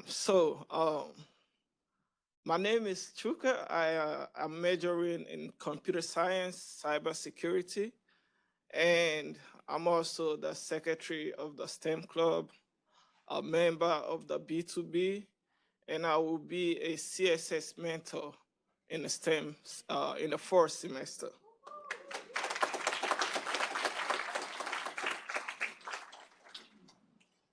I want to share my story, but I will also want to consider the time management. Hudson County Community has done a lot of things in my life, remarkable stuff. Hudson County Community have done certain things in my life that I wouldn't even imagine or thought about it. So my story starts like, I'm an immigrant leaving home thousands of miles to the United States with no family and trying to navigate the world and find a sense of meaning and belonging, and also an impact to a community where I feel welcome. So I become a student. It was difficult at first, but over time, I was getting how the educational system works, how to navigate the school email, Canvas, and other stuff. So I think it was a spring semester in 2001.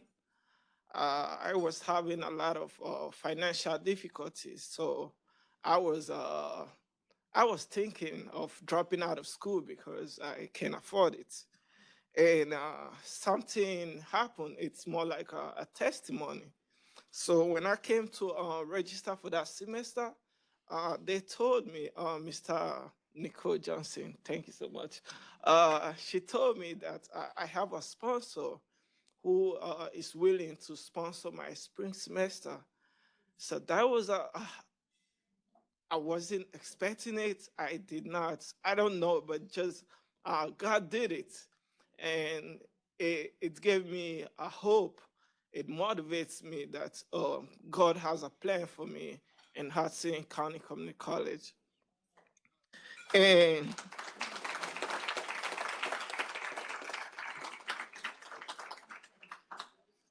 also coming from Africa, I do not have any special skill.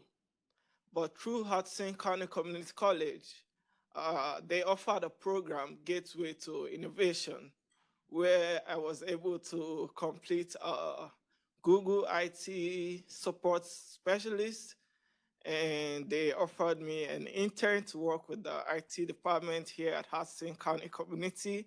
My supervisor, Kenneth, said I did a very good job, and I was offered a part-time position.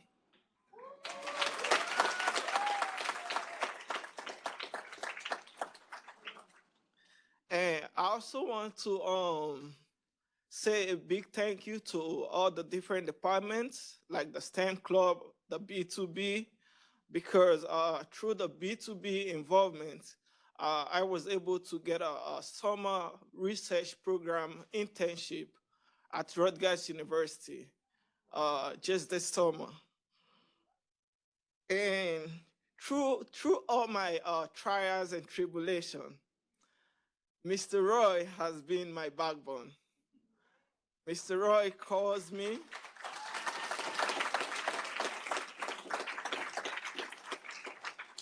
Mr. Roy calls me to check up on me. He treats me like his son. We hang out and we talk, and he asks about my worries, and he was there for me. He supported me in so many aspects, like physically, mentally, motivationally, name it. Mr. Roy has been there for me. And I also want to say thank you to the college president, Reba. I met him through a pizza with the president. And and I expressed to him some of the challenges students like me from that are immigrants experience at the college, and he was very welcoming. And they have been providing support for students who have a similar background like me. And I just want to say, even though I'm thousands of miles away from home, HCC still feels like home. And I want to say thank you to all the faculty members, the bursary department, financial aid, academics, the professors, and everyone. I just want to say a very big thank you to everybody for making me feel home and have that sense of belonging at Hudson County Community College.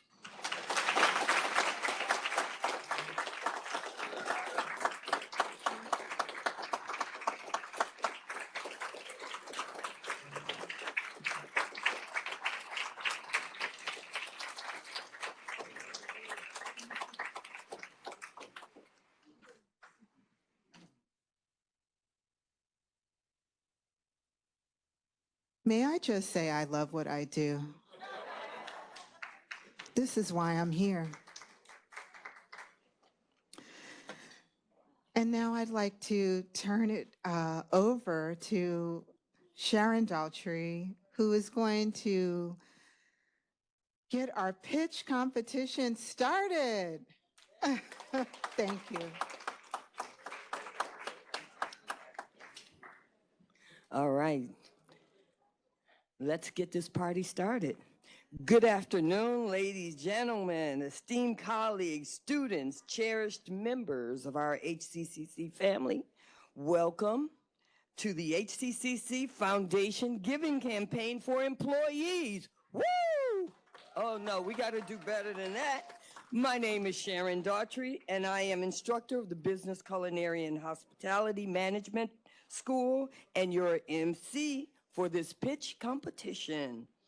You have heard updates from VP Nicole Johnson, President Reber, the importance of giving, some of our givers and receivers.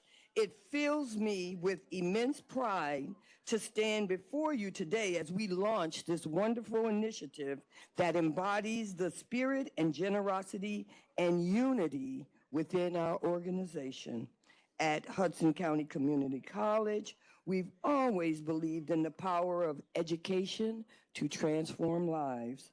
And today, we gather not only to celebrate our commitment to empowering students, but also to engage in the friendly competition that will undoubtedly make a significant difference in our students' journey towards success. You see, our students are not just striving for an education, they are chasing dreams, nurturing aspirations, and working hard to create a brighter future for themselves and their families. It is our privilege and responsibility to support them on this incredible journey, and that's where the HCCC Foundation Giving Campaign comes into play. As we venture into the heart of today's event, I encourage each and every one of you to remember the impact of your contribution. Every dollar, every cent has the potential to pave the way for a deserving student's education. Your participation in this campaign sends a powerful message of solidarity and compassion, showing our students that we stand by their side and are firmly committed to their success. And now, the moment we've all eagerly await, the scholarship pitch competition for giving. Okay, our colleagues have rallied their creative forces to showcase their passion for philanthropy and dedication to our students' future. As each school presents its pitch or department, within 5 minutes, everybody. I urge you to listen with an open heart and enthusiastic spirit. After each pitch, we will have a moment to reflect on the impact of their message before moving on to the next dynamic presentation. Our journey today is not just about winning, but about motivation and the encouragement to foster a culture of giving that resonates throughout our organization. So without further ado, let the pitches begin. Help me welcome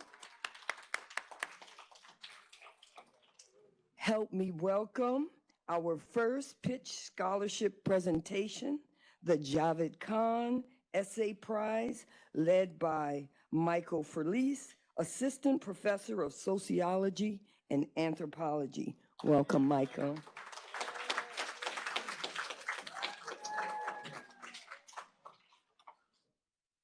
Thank you, Sharon. Thank you, Sharon. So those are some pretty tough acts to follow. Let me say that. I know you're all eagerly waiting for your summer to start, but unfortunately, you're going to need about 10 more months. So let me first start off in saying a little qualification. We do not see ourselves competing against our colleagues here. We are working together in the spirit of giving, and you make your choice as generous as you'd like to be, but we hold hands here in solidarity so that all of our efforts go together, okay? All right, so good afternoon, everyone. I am Michael Furlice, chair of the Javed Khan Essay Prize Committee, known by its acronym JKE. Along with my committee members, Saida Jasmine, standing to my right, Javed's surviving wife, Angela Hebert and Barry Tompkins, we formed the JKE Award Committee in Professor Khan's memory, and Sean Egan is one of our newest members. In 2018, Javed passed away suddenly and unexpectedly. As some of you know, he was not only dearly missed as a devoted father, husband, and close friend, but also as an exceptionally gifted teacher with a lengthy and unparalleled commitment to our student community, whose influence upon students was at times profound. As our flyer informs, they're on your table there, the Javed Khan Essay Prizes are awarded in memory of Professor Javed Khan, who for many years was a beloved teacher of writing, humanities, and moral issues. He is well known for his insistence that students reach deep into their minds to communicate on issues of cultural importance. He demanded high levels of commitment from his students and refused mediocrity in all of its forms. At the same time, his approach was good-humored and empowering. These qualities together earned him much support and respect from students. The JKE Award honors Javed's legacy as an extraordinary teacher, assures that his pedagogical mission will have a lasting place at our institution, and with your help, continue to have a positive, enduring, and meaningful impact on our students. Each year, the JKE committee issues thought-provoking and provocative essay topics to the HCC student community, and awards the two most excellent student essays a prize of $500 each. This spring, we happily held our first contest and selected 2 essays of exceptional quality from among 27 student submissions. The topic was the future, and the winners were Suzette Colazzo and Alexis Negron.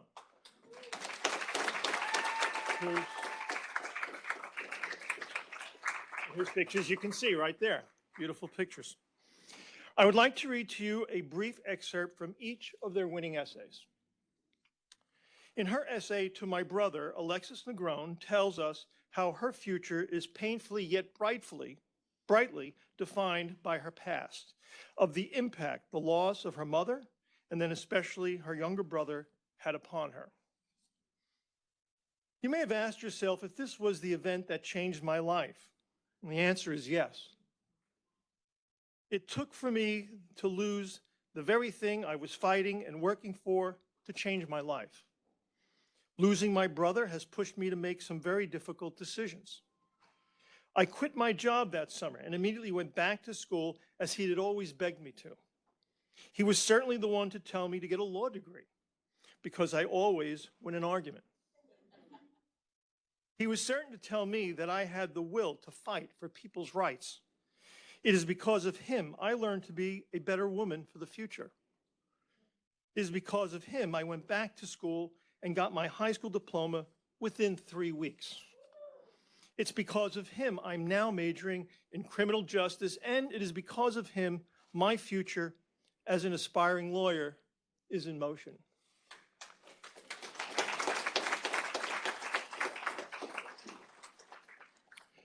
And from Suzette Colazzo's essay, No Future. There is no future. There is just hope for more time. So seize the day, seize the hour, seize the second, the moment, and the opportunity, because you do not know if this moment will last. You do not know what or who you will lose, because our very next breaths are not promised to us. And we may never get the opportunity to say tomorrow. Tomorrow. I will get to it tomorrow. I will call tomorrow. I will be there to support you tomorrow. I will tell her or him tomorrow. Tomorrow not being promised to any of us may sound morbid or bleak, but reality and life experiences are sobering and remind us of what's important. How is it then that we can truly carpe diem or seize the day? Just do it. Whatever you set out to do, say, become, do it already, because there is no future, just the hope for more time.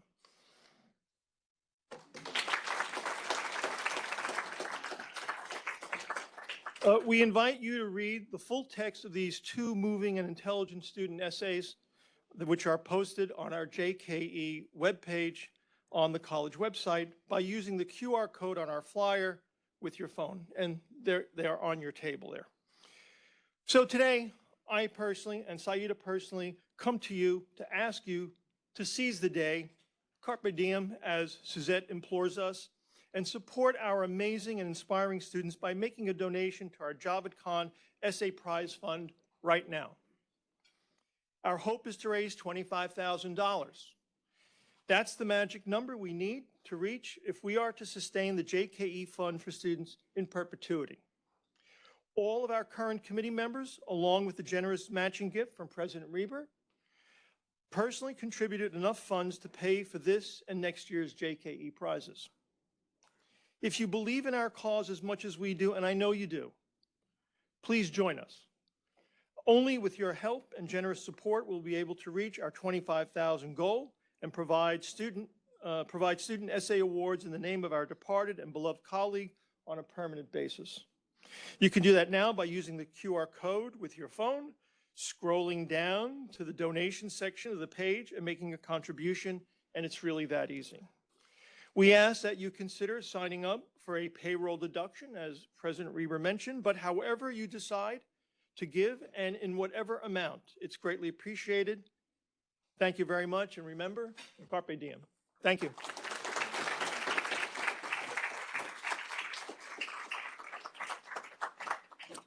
Wow, thank you so much, Michael. That was a powerful message. We truly in for a treat today. Hearing these heartfelt messages, let's take a moment to reflect.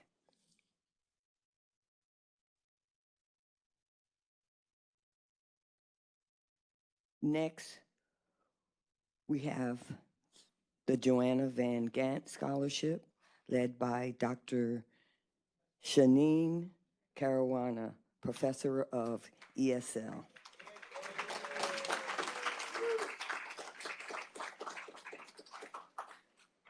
Okay, everybody can hear me? How's everybody way in the back, in the front? So to start off right away, just like Michael said, this is not a competition in any shape or form. This is to help our students, to help our college, to feel that sense of home. And to start off from where Michael left, from one of his students' essays, tomorrow. Don't wait for tomorrow, because that's what I'm here to talk to you about, our colleague, Johanna Van Gent. Many of you sitting here do know her, actually had the pleasure of working with her because she worked across the college. She built up as much as she could as a professional, but many of you don't know her. And soon, maybe I won't be here to talk about her anymore either, right? So our goal today is to keep her image, her motivation, her professionalism alive, because that's what Johanna did. Johanna was a wonderful person, a wonderful friend, but she was also a consummate professional. She dedicated her time tirelessly to the students and to our department. She worked with everybody she could across the college to remind everybody of some of her small accomplishments. She was the level 3 coordinator in her time. She was the development and planning all college council chair. She created enormous amounts of material that our division continues to use with our students. And she was also extremely involved in the community. There was a slide not too long ago, it was kind of like green. No, that wasn't absinthe, okay. That was a night, there she is. That was a night that Johanna organized with the women's organization in Jersey City to take back the night, right? And she got a little session together and people were invited to come and give donations for that organization. So that was who Johanna was. And Johanna is no longer with us. We lost Johanna 6 years ago. She took her life. And today, after the pandemic, we talk more about mental health and mental health counseling. Well, Johanna was loved and Johanna loved, but she just felt that the last moment was time to go. But the colleagues who remain said, we're not going to let her go, because everything that she put into this college, we said we have to continue to push forward. And so this scholarship, the Johanna Van Gent Scholarship, known as the JVG Scholarship, is not about Johanna. It's about helping our ESL students continue their education and continue to be like Johanna was, somebody who was deeply motivated, somebody who really cared about what they were doing, somebody who, notwithstanding any obstacle, kept up motivation and felt that they were going to be able to achieve their goal. So we were grassroots. Johanna passed. I thank the administration that was here with us. We made a beautiful memorial service for her right in this very room, and there's a slide that will show that. Okay, and right after that happened, I said, well, what are we going to do? Because Johanna isn't physically with us anymore, but we want to continue her legacy. And so the idea of a scholarship was born. Johanna's gone 6 years now. And for the last 4 years, on a grassroots level, before the arrival of Nicole Johnson, who has brought in new energy to the idea of giving and supporting our students, we did everything off the cuff.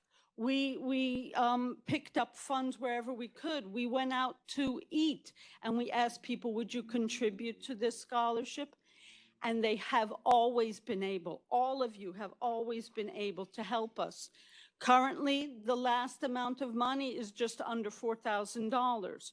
We've just awarded 4 scholarships. So each of those scholarships is $400, so that's $1,600. And so like Michael said, with the Javed Khan Scholarship, we want to get to a comfortable level, $25,000, so that, yes, we should be getting together, celebrating Johanna, celebrating our students, but we shouldn't have to fear, oh my goodness, are we going to have that small amount of money to give our students? And hopefully when we get to that point, we can give them even more money, okay? I do want to say, I want to give you the names of the 4 members that we awarded the scholarships to. At ESL, we have 4 different levels. We have pathways, which is divided into 2, but we're considering it pathways. We have level 2, level 3, and level 4. And the names of those recipients this semester are Yutan Jiang for pathways, level 2, Desiree Ortiz Villar, level 3, Juana Diaz Chicas, and level 4, Claudia Luna. Claudia Luna, I saw her name up there before. She's joined us electronically, so she can't be with us, and the other students could not join us today. How do we select these students? Okay, we select them based on the criteria that Johanna laid down as a professional. We select them because they're hardworking students. We select them because they're motivated students. We select them because when they're in the classroom, they participate and they help other students who might be weaker than they are. So we have a strong criteria. Each instructor in our program recommends those students. Those students are then invited to write an essay based on a prompt. Our latest prompt was, what is your future dream? What is your future goal? And then out of those selections, a separate committee looks at those essays and selects them. and that's how we got to 4 of those students this semester. We do this once a year, so every fall, these students will be given a Johanna Van Gent Scholarship.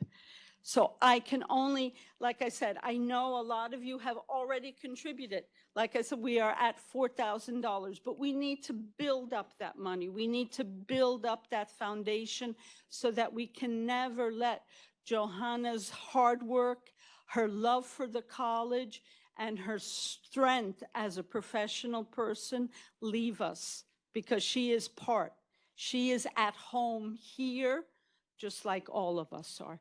Thank you. Thanks, everyone.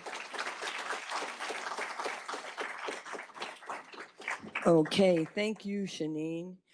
Both you and Michael's passion shines through, yet this is another pitch for power and motivation, and let's take another minute to reflect.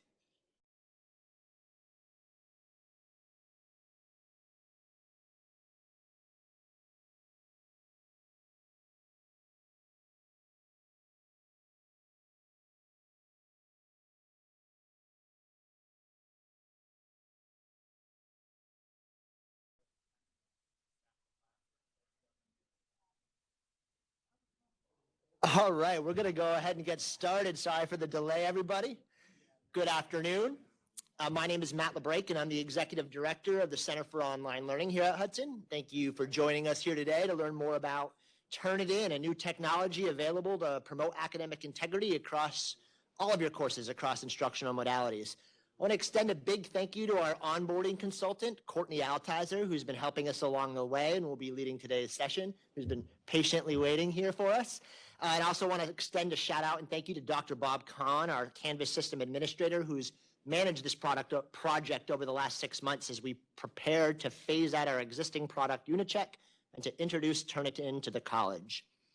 So I'm going to let Courtney introduce you to Turnitin and talk more about the core functionality it provides for those of you who are new to online plagiarism detection tools. What I'd really like to highlight here up front are what I think the major advantages that come with this product over Unicheck, which is our existing product. So we actually began evaluating this product about a year ago, long before December 2022, when ChatGPT and generative AI came into everyone's mainstream. As we engaged the Online Learning Advisory Council and the Academic Senate in further evaluation throughout the spring, it quickly became clear how much additional value this product was going to bring to the college and to courses across modalities by being one of the first vendors to market with a new AI detection functionality. So this brand new AI detection report allows instructors to receive an estimate of how much of a student's writing submission is authentic human writing versus AI-generated content. Now, I do want to warn and preface this with the AI component of this tech is brand new. It's still being perfected, and the results should just be used as one piece of information that you use to make an informed decision. The COL recommends that you do not make accusations or solely based on these results. So Turnitin also offers a few other advantages over Unicheck, one of the biggest being it's accessing content behind paywalls, such as in products like Chegg and Course Hero, where we know our students are publishing information. And another is a student-facing product called Draft Coach that's soon going to be integrated as an add-on to the college's Office 365 app. So when we think of this product as a learning tool versus a punitive tool, and the idea of a student being able to be the same type of guidance that, say, Grammarly gives them now in relation to their writing, providing that level of guidance in relation to references and citing properly as they write, because our goal is that what they submit to you is going to be theirs. Courtney's going to talk more about these tools shortly. I just want to note this is meant to be an intro session. You're going to get a general feel for the product, how to use it. If you want to get some more hands-on experience with the tool or engage in discussion with your colleagues on the topic of academic integrity, I encourage you to attend one of the COL's many forthcoming workshops on this topic. Starting as soon as this Friday afternoon, we're going to have weekly workshops for faculty led by our instructional design team. Tayaba here in the room and Zakia, who's virtually, are going to be leading those sessions. And an email was just sent out yesterday with dates and times and a link to register. So take advantage of that, please. I also would mention that if you're teaching an online course, Turnitin has been enabled in all of your writing assignments by default coming into the fall. As an instructor, you have the option to turn it off. as opposed to in on-site and remote modalities, you're welcome to use it, but you'd have to enable it yourself. Again, thank you all for joining us here today to learn more about this Turnitin. And at this time, I will pass it over to Courtney. Thank you.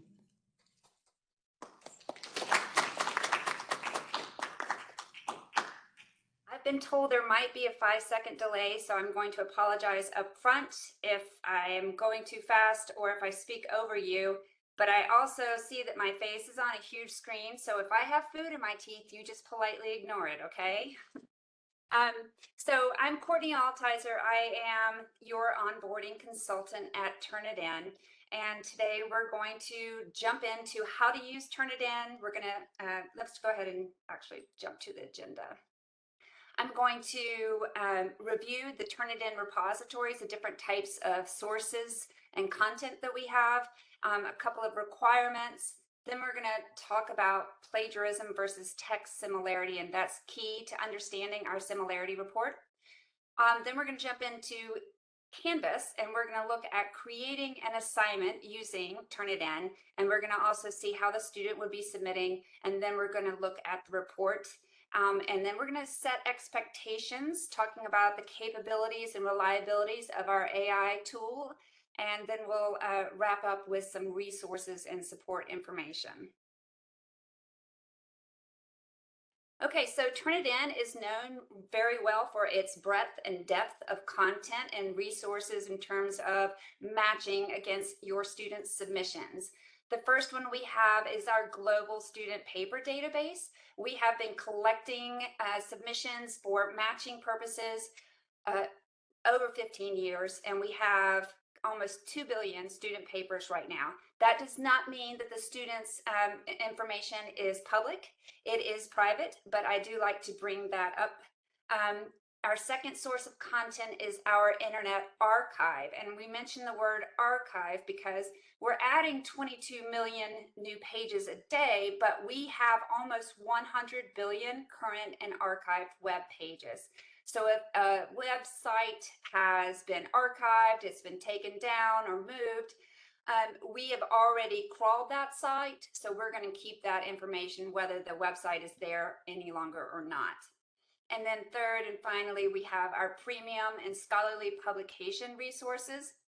And so we have access to a lot of other types of things that are content that will be behind paywalls and subscriptions. So there's a lot of journals and organizations, publication organizations and other publicly,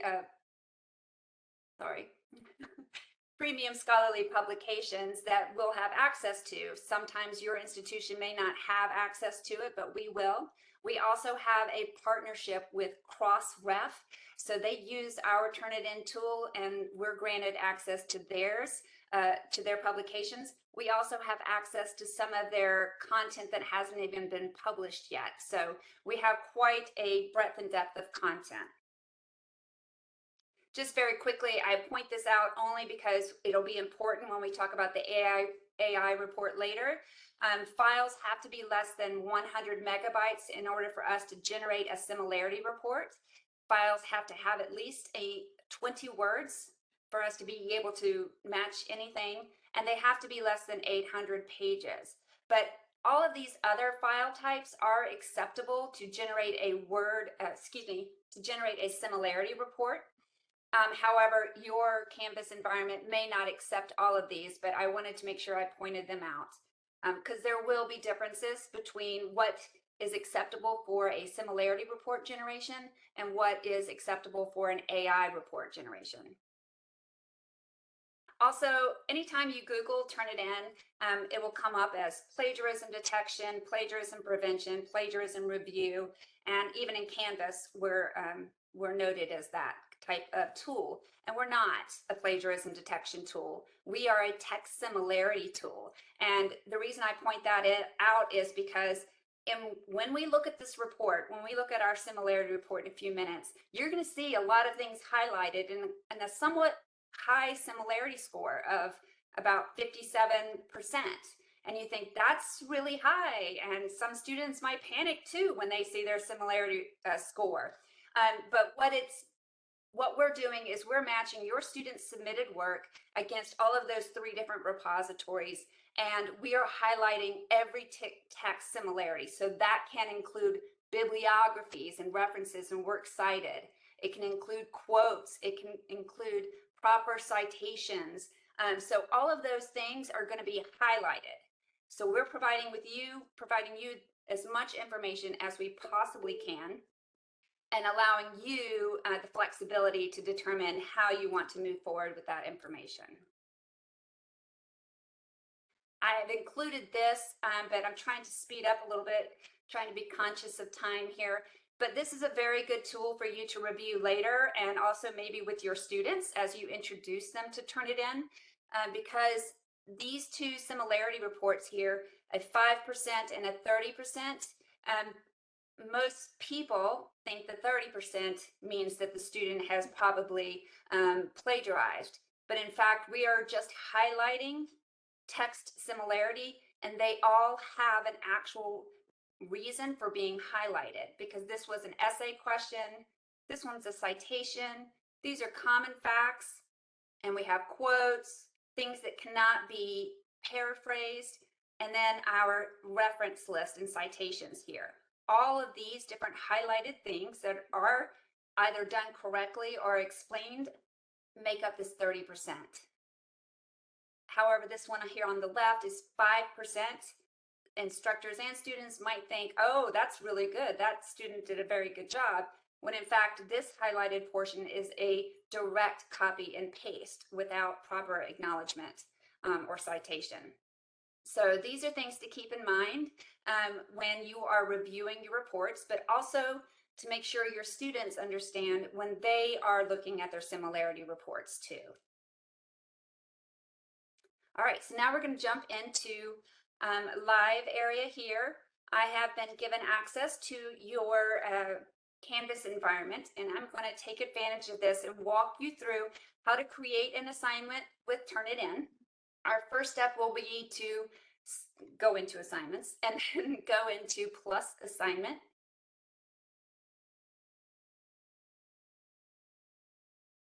And then you're just going to create your assignment as you normally would, with giving it an assignment name. But in the instructions box, as a best practice, it's always a good idea to remind students that Turnitin is enabled for the assignment. So I do like to do that here.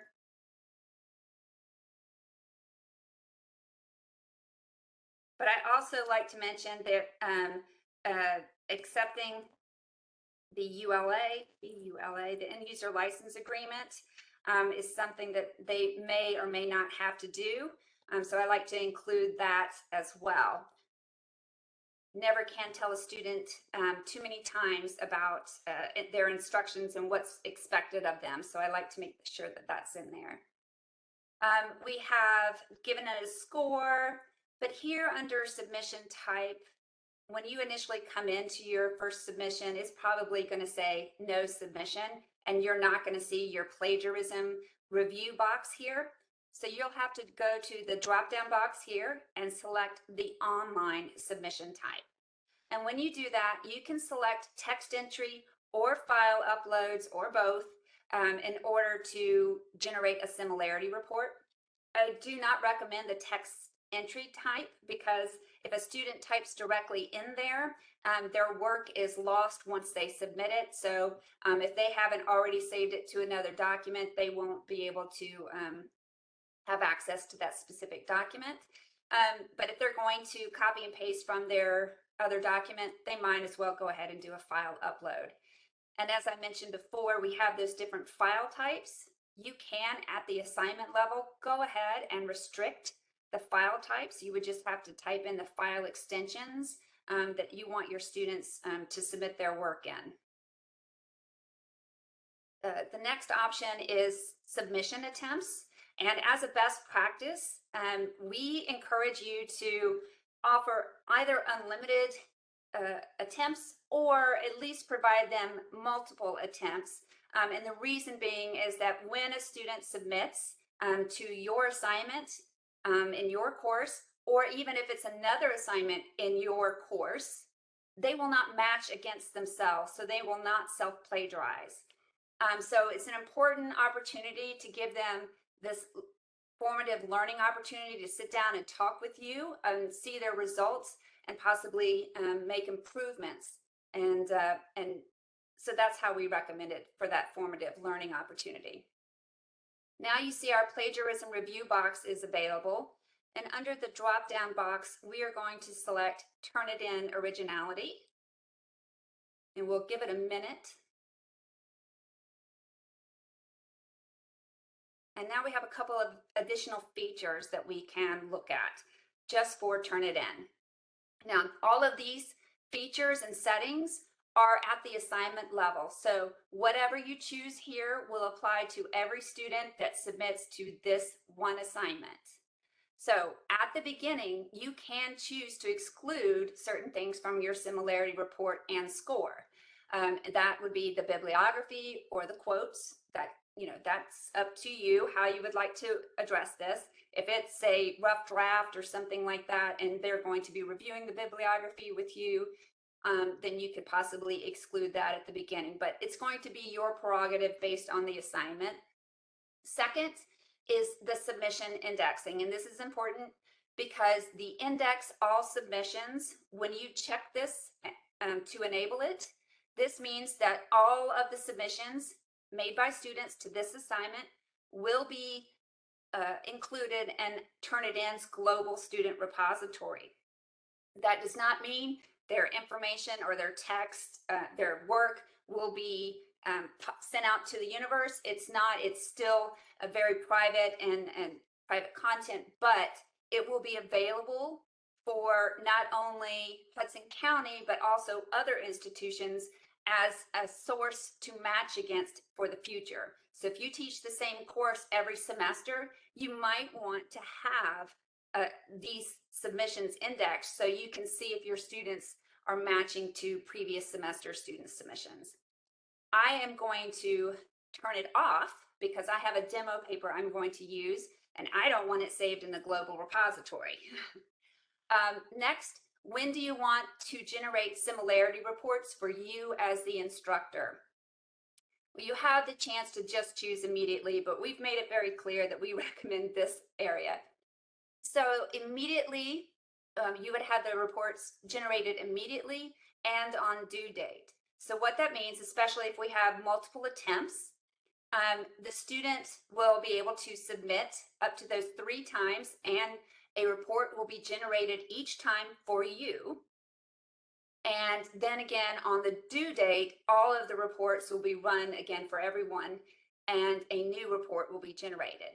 And the purpose of that is student A and student B are both in the same class and they are working together on their assignment and they're not supposed to be, it's not a group assignment. Student A submits their work at 11 a.m. and receives a 0% similarity score. And student B submits their work at 12 p.m. and they receive a 100% similarity score because they're matching with student A. Once the due date has passed or on the due date, the timestamps for these submissions are basically eliminated and all of the reports are run as if they were all submitted at the same time. So this is a way to catch potential collusion amongst students. So now student A and student B will have a same or very similar score and they will match against each other. So that's why we recommend that because it has a learning opportunity and then also the potential to catch potential collusion. The next function here, this is when do you want to show the report to students. You have a couple of different options here. We recommend immediately so the student can see how well they did and where their weaknesses are and where they maybe need to have improvements. So we do recommend that, but that is your prerogative. And then of course you would complete the remainder of this as you would for whatever requirements you have for this assignment. And then we would save and publish.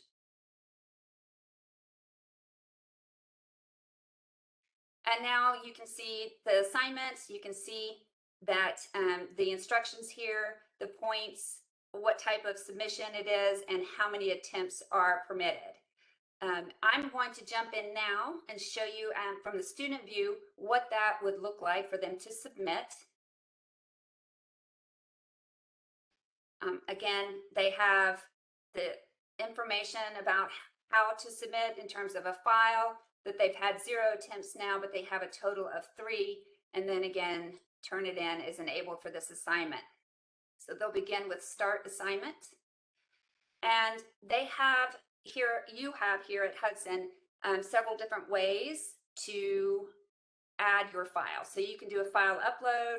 They can go to their Google Drive, Office 365 and upload a document there. I'm not going to do that. I'm just going to upload the file here. And it's going to ask me to choose a file.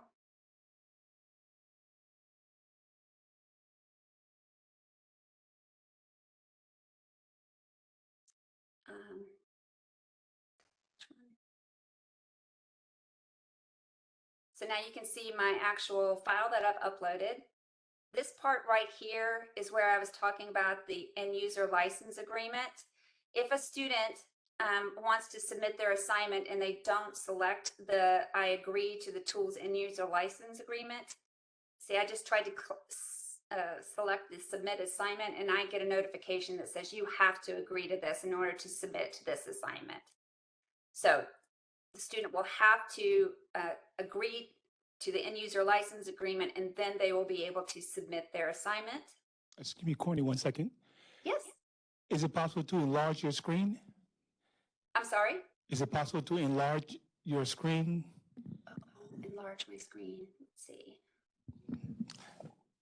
Is that better? Okay. Just a little more? More. I'm sorry.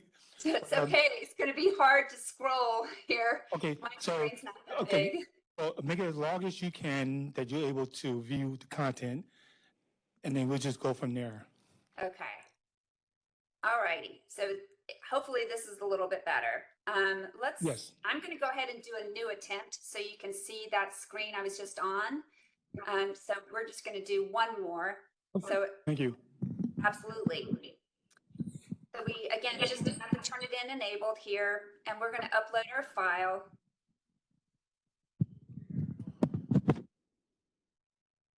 Oops.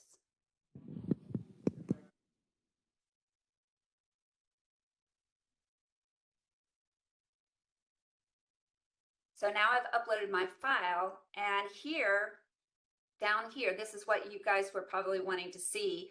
This is that end user license agreement that a student must check off in order to successfully submit to their assignment.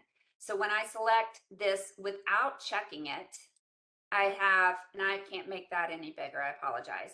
But this notification that says you must agree to the submission pledge before you can submit this assignment. So then I would come back here and check off that I agree, and I can now submit my assignment.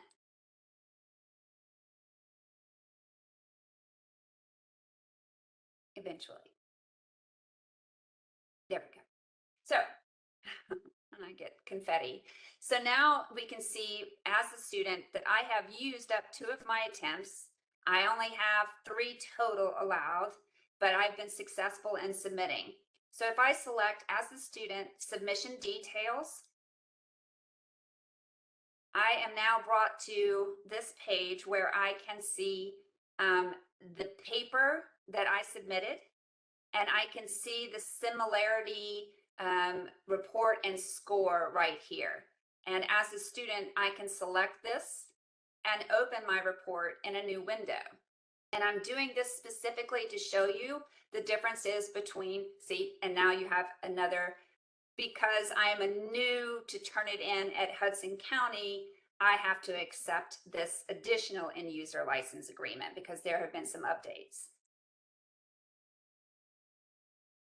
But if you've entered, if you've used Turnitin before at Hudson, which I guess most of you will have not, you won't have to do that end user license agreement. But I'm going to hold on to this student paper for a minute. I'm just going to drag it over here so we know which one's which. But this student demo paper is going to look different from the instructor's report, they're still going to be able to see their similarity score. They're going to be able to see their sources, and I'll go over this in more detail for the instructor. They'll see their top sources. They can see their all sources. They can see their submission details because they may need their paper ID. But they can also go to this gear icon and they can make additional setting changes here on their report only. But if we note that we maybe remove quotes, they get an immediate message that setting changes will not be saved. I'm going over this very fast because I'm going to go over it in more detail with the instructor one, but I just wanted to make sure I pointed that out to you. So these settings will not be saved and it will not show up in the instructor's grade box or anything like that.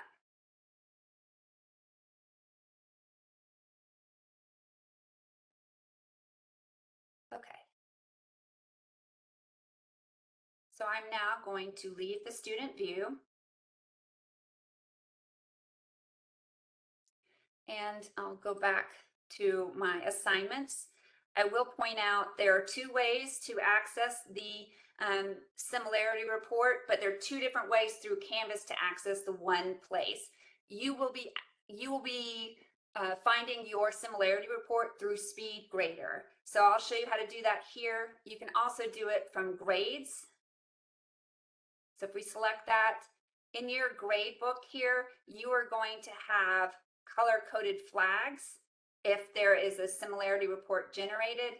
And when you select that, it'll ask you to select this arrow, and then you would have to enter through SpeedGrader to access the similarity report, just as you would if you were in your assignments area.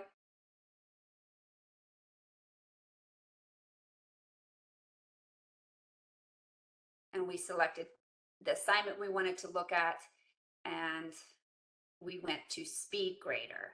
So again, SpeedGrader is the only way you as the instructor can view or access the report. And through the SpeedGrader is where you will also do any feedback or grading, but this is the entrance here. You can see your student submission, and you can see the paper that the student submitted, and you can download it. You can see their color-coded similarity score, and it's hyperlinked. But also you can see their different attempts in this drop-down box. And so if you have multiple attempts or unlimited attempts, each one of those submissions will appear here, and you can go back and view the submission, the submitted document, and the report that relates to it. So you can go back and view their progress from paper to paper and report to report. So now I'm going to open up our instructor view of the report.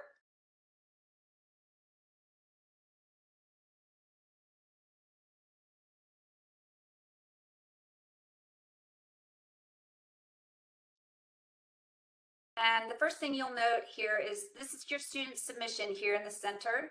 The title of the document, the file is up here in the left, upper left. In the lower left, excuse me, is the share function.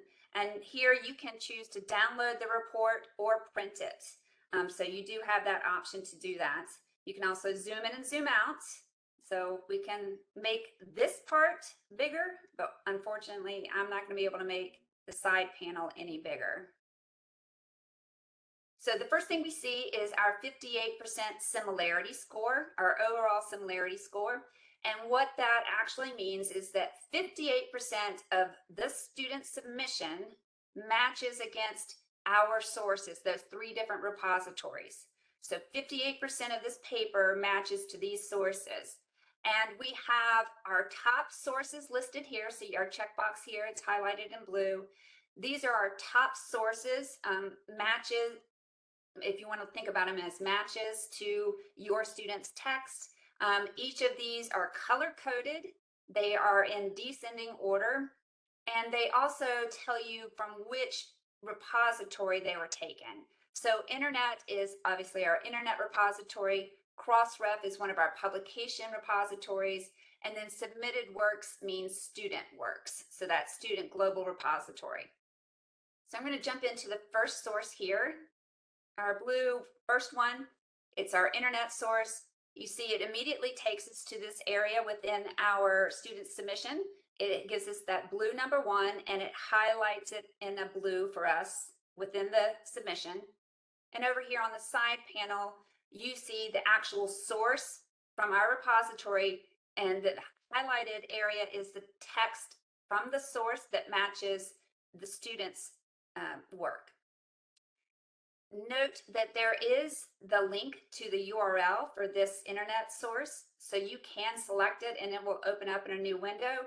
It's just not going to have all of the matching text highlighted for you, but you can access these sources. But note there is a navigation bar here, and there's a number 1 over here in the paper, and there's another number 1 over here.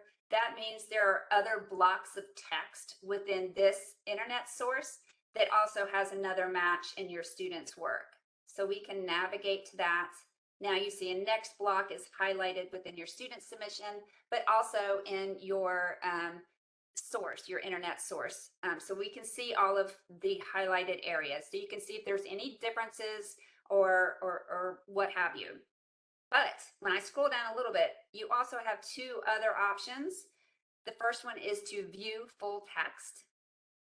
And now you actually have the entirety of the text for this website page where our matching text similarity was found. So you have access to that as well. And there are also, I'm going to select done here. For this source, you have 3 different ways of excluding this text. You can exclude it if you want directly within the paper. You can do it with the I here, and you can also do it scrolling down. You can choose to exclude this text. And what that does is it removes it. You have the option to give us additional feedback if you want, but you don't have to.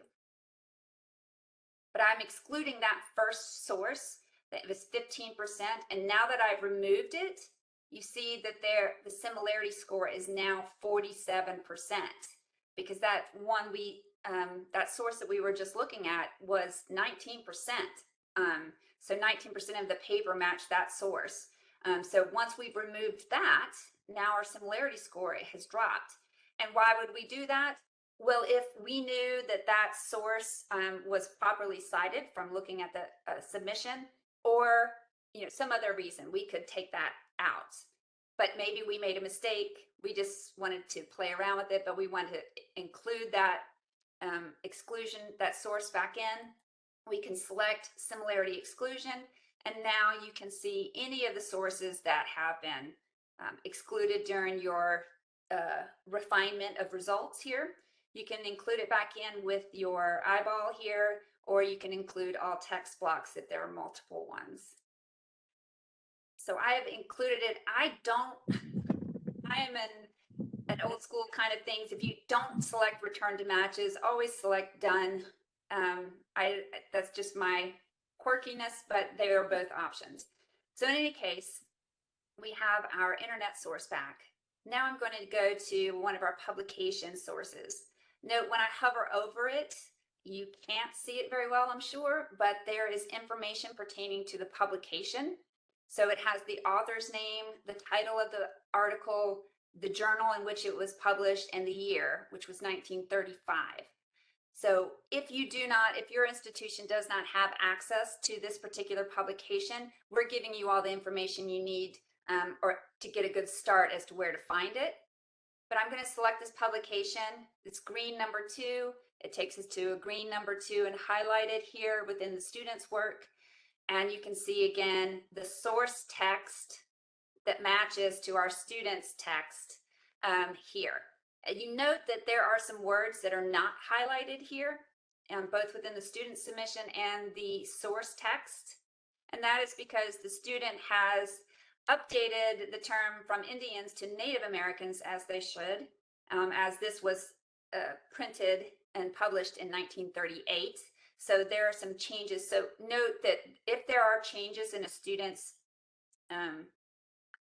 some type of changes in a student's text similarity, but the rest of it matches the source, this is how it will appear with these sort of periodic blanks in between them.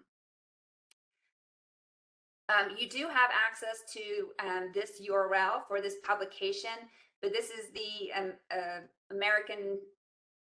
the Journal of American History, I think. But you cannot access it. It'll just tell you what the article is, but you don't. It'll also tell you you don't currently have access to this site. You must log in or something like that. So if you have access to that yourself, you'll be able to get into it. But I wanted to make sure I pointed that out. I'm not going to use this particular submission, but I am going to jump down here to number 6. This is a student submitted work, and we hover over it and we can see, well, I can see that it was this student submitted their work to the Elizabeth School of London on February 28, 2023. And that's all the information that we're going to make available to the instructor. And that is because this particular submitted work was made to another school. It was not made to Hudson. It was made to the Elizabeth School of London. So when I select that source, it takes me to the area within the text where we have matching text or text similarity. In the source area where you would normally see the source text content, it says private. So you're not going to be able to view that. It's from another school. All of their content is private. But you know from the highlighted areas, what was included in your student's work was also included in this student's work. So exactly what was highlighted here was exactly what was found in this particular source. Now I'm going to take you back up to number 5, and this is a submission to the Turnitin Originality School. So think about this as your Hudson County student submitting to Hudson County. And you can, as an instructor or administrator, this is because I am not in my environment. So anyway, if I was in my environment, I could select this and I would be able to see the content because this would be my school and a submission that was made to my school. It would not expose student's name or anything like that. It would just expose the content and highlighted content of the text that is similar to your student's text. So it can be visible for Hudson if it's another student submits and you have chosen to index all submissions in your assignment creation. Okay, so we've gone over all of the different sources. Again, these are our top sources. There are no overlaps between any of these sources, so they're all unique sources. In this other tab here under all sources, these are all of the sources ever found within our 3 different repositories that matched your student's submission. And some of them may overlap. They may share the same content from source to source, but now you no longer see the similarity score. You see the 159 similar sources. I'm going to jump back to top sources and take you over to, actually I'm going to take you over to this gear icon. It's just like what the students had. But you can also look at making changes to your students' similarity report. Now be aware that whatever changes you're making in these settings, you're just refining your results, and you're only doing it for this one specific student and this one specific similarity report. It will not filter down to any other students. So this is at the individual level, whereas you can do some of this at the assignment level. So if I select to exclude the bibliography, it only dropped me down a little bit in my overall similarity score. I can also choose small matches to exclude. And when we do this, whatever number of words you enter in here, Turnitin will remove any matches from our repositories that are 30 words or less. So we'll remove those matches. And you can see our similarity score went from 58 to 41%. What that tells us is there are a lot of very small matches here. So that would be something you might be interested in. So that's something you can definitely play around with if you would like. So now I'm going to take us back here just as a reminder what the student document looks like. And sort of a side-by-side comparison here. well, it's not going to let me do it because it's so big, but it would have a similarity score in the top sources and all sources, but it does not have the flags, the document details, or the AI report like the instructor does. Sorry if I made anybody dizzy there. So I want to point out what flags are. These are our effort at revealing any type of integrity issues that we found in your student submission. And we're going to do that by highlighting them in two different formats. And the first one is our replaced characters. So this is where we think students have attempted to bypass or manipulate their paper so that it will, that our tool won't recognize it and will skip over it. What we have here is that we've highlighted 80 Cyrillic characters. Each individual one we've highlighted for you. And that's important because our similarity report only analyzes or reads the Latin alphabet. So if a student uses the find and replace feature and takes all of the Latinese and replaces them with the Cyrillic-ese, they think they're going to trick our tool, but we are actually going to highlight that for you. And you'll see this a lot in essay mills when people are trying to buy their essays from other places. They'll guarantee that they can bypass Turnitin, and that happens a lot. Just if we select learn more, you can see very clearly how the Latin E and the Cyrillic E look very similar to one another. But we also offer you the way to confirm whether this actually occurred in your student's submission. So we give you instructions on how to do that. Our second flag is hidden text. And these are words or letters or characters that are hidden basically by white font, by putting them in white font. So a lot of students will put X's in between words, and there'll be a white X so that they think Turnitin will think it's just one long string of letters and characters and that it's not actually words because they're hidden from view because they're in white font. Sometimes you'll see students do that too with white quotation marks, thinking that maybe the instructor will hide the quotes from the similarity score. So if there are white quotation marks, maybe that block of text would be not included in the similarity score. We also have some text here that the student wrote in white font. And the important thing to know about this is an attempt to artificially inflate the word count for the student submission because our similarity score is based on the number of words in your student's submission. So if they artificially inflate the word count, that could actually impact and reduce the overall similarity score. Again, if you use the Learn More function, you can learn more about our hidden text flag, but you can also see how to confirm whether this actually occurred with your student. Okay, I'm not going to go over document details much, but I will say that it just provides insight into your students' file metadata. So it's going to give you some information that possibly could be used by an investigator for academic misconduct regarding a student. And then finally, we have our AI score here, which hyperlinks to the AI report. And I know this is rude, but I'm not going to show you the AI report yet.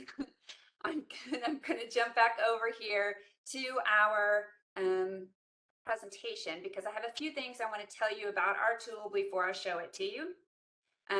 Let's talk about what our AI detector is capable of. We are actually built into our similarity report, so you don't actually have to go looking for it anywhere else. We're doing something very much like we do with our similarity report. With the AI, we highlight information and we are just giving you the information. It is your prerogative and your discernment as to what to do with that information next. The AI indicator on the similarity report and the actual AI report are only visible to instructors or administrators. And is currently only available in US English. We are working to add more languages, but we're focusing more on the accuracy of our tool right now, so we're focusing on US English. Also, this is important, and when you think back to our file types and some other qualifications for the similarity report, our AI tool requires at least one large block of text that is 300 words. So when a student submits to us and we have our AI tool, our Turnitin will break that submission down into those large segments of text that are 300 words, maybe 5 to 10 sentences, maybe more 8 to 10 sentences, and we call that qualifying text.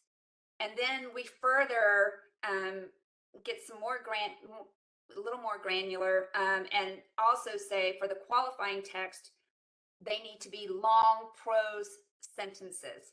So that is long, it needs to be prose sentences in long writing format. So they should be standard grammatical kind of sentences as well. Our AI tool will not detect, or will not analyze rather, bullets, poetry, lists, tables, graphs, codes, images. We're only looking at standard grammatical sentences in these large blocks of text in long prose. Our reliability, our efforts in building this tool, our forethought is we really want to be as accurate as possible. So we are focused and honed in on making sure that our tool is highly accurate, and that we also have a very low false positive rate. And we have a less than 1% false positive rate, but that means that there's still a false positive rate. And with the false positive means that our tool has highlighted something in your student's submission as AI generated, but it was actually human written. So that's a false positive. And so being less than 1%, where approximately 1 in 100 submissions are going to reveal a false positive. And we're okay with that right now. We're always trying to obviously improve that. That's what our goal is. But our intention is always to err on the side of the student. We are trying to give them the benefit of the doubt first. We don't want to falsely accuse anyone. So with a focus on that and our high accuracy rate, we can miss some of the AI generated text in your student submission. And in fact, we've qualified that as approximately 15% of the written qualified text within your student's work that we could miss. It could be AI generated and we miss it. And that's because we couldn't guarantee that that last 15% was actually AI generated. And so in favor of our high accuracy rate and having a low false positive rate, we are not going to highlight things as AI written if we cannot guarantee it. So if you think about a similarity score, an AI score of 50%, it could potentially actually be 65%.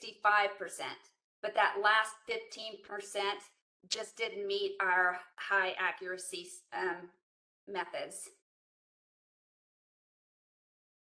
And I'm going to go over this briefly, but this is an important thing to acknowledge in terms of what I talked about at the beginning in our file types and sizes for the similarity report. Those are the requirements to generate a similarity report and score. Within that, there are some additional requirements in order to generate an AI report. So if you get a blue and a score, that means it's processed. They have an AI report. If they get a red one, that means Turnitin has failed to process it. So you might have to exit out of the report and come back, and you'll get, and it will just maybe refresh. But this gray one here with the dashes, that means that your student submission did not meet our file requirements. So just like the similarity report, the file size must be less than 100 megabytes. It has to have at least 300 words of prose text in long form writing. It cannot exceed 15,000 words. It's got to be in English, And it has to be in one of these 4 file types. But that may, shock some people, but just about anything that you are writing, typing in your computer can be saved in one of these 4 formats. So you would have to require that of your students before submission. And then we get questions like this a lot. If students use Grammarly for types of grammar checks, will we flag it as AI because it was done by Grammarly and an AI tool? No, we're not, because we're looking at those large blocks of text, those large chunks. We're not looking at those very small improvements like punctuation or spelling changes. So again, just kind of as a reminder, even if it's AI generated, so to speak, through Grammarly, we're not going to highlight those just very small improvements or changes.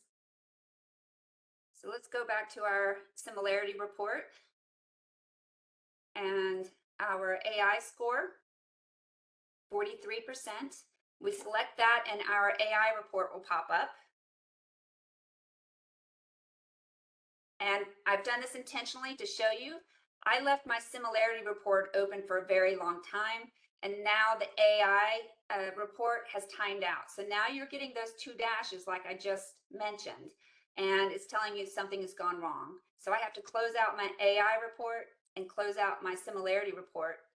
I'm going to go back to my Canvas speed grader and refresh here. And I'm going to open up my similarity report again. And then I'll open up my AI report again, eventually.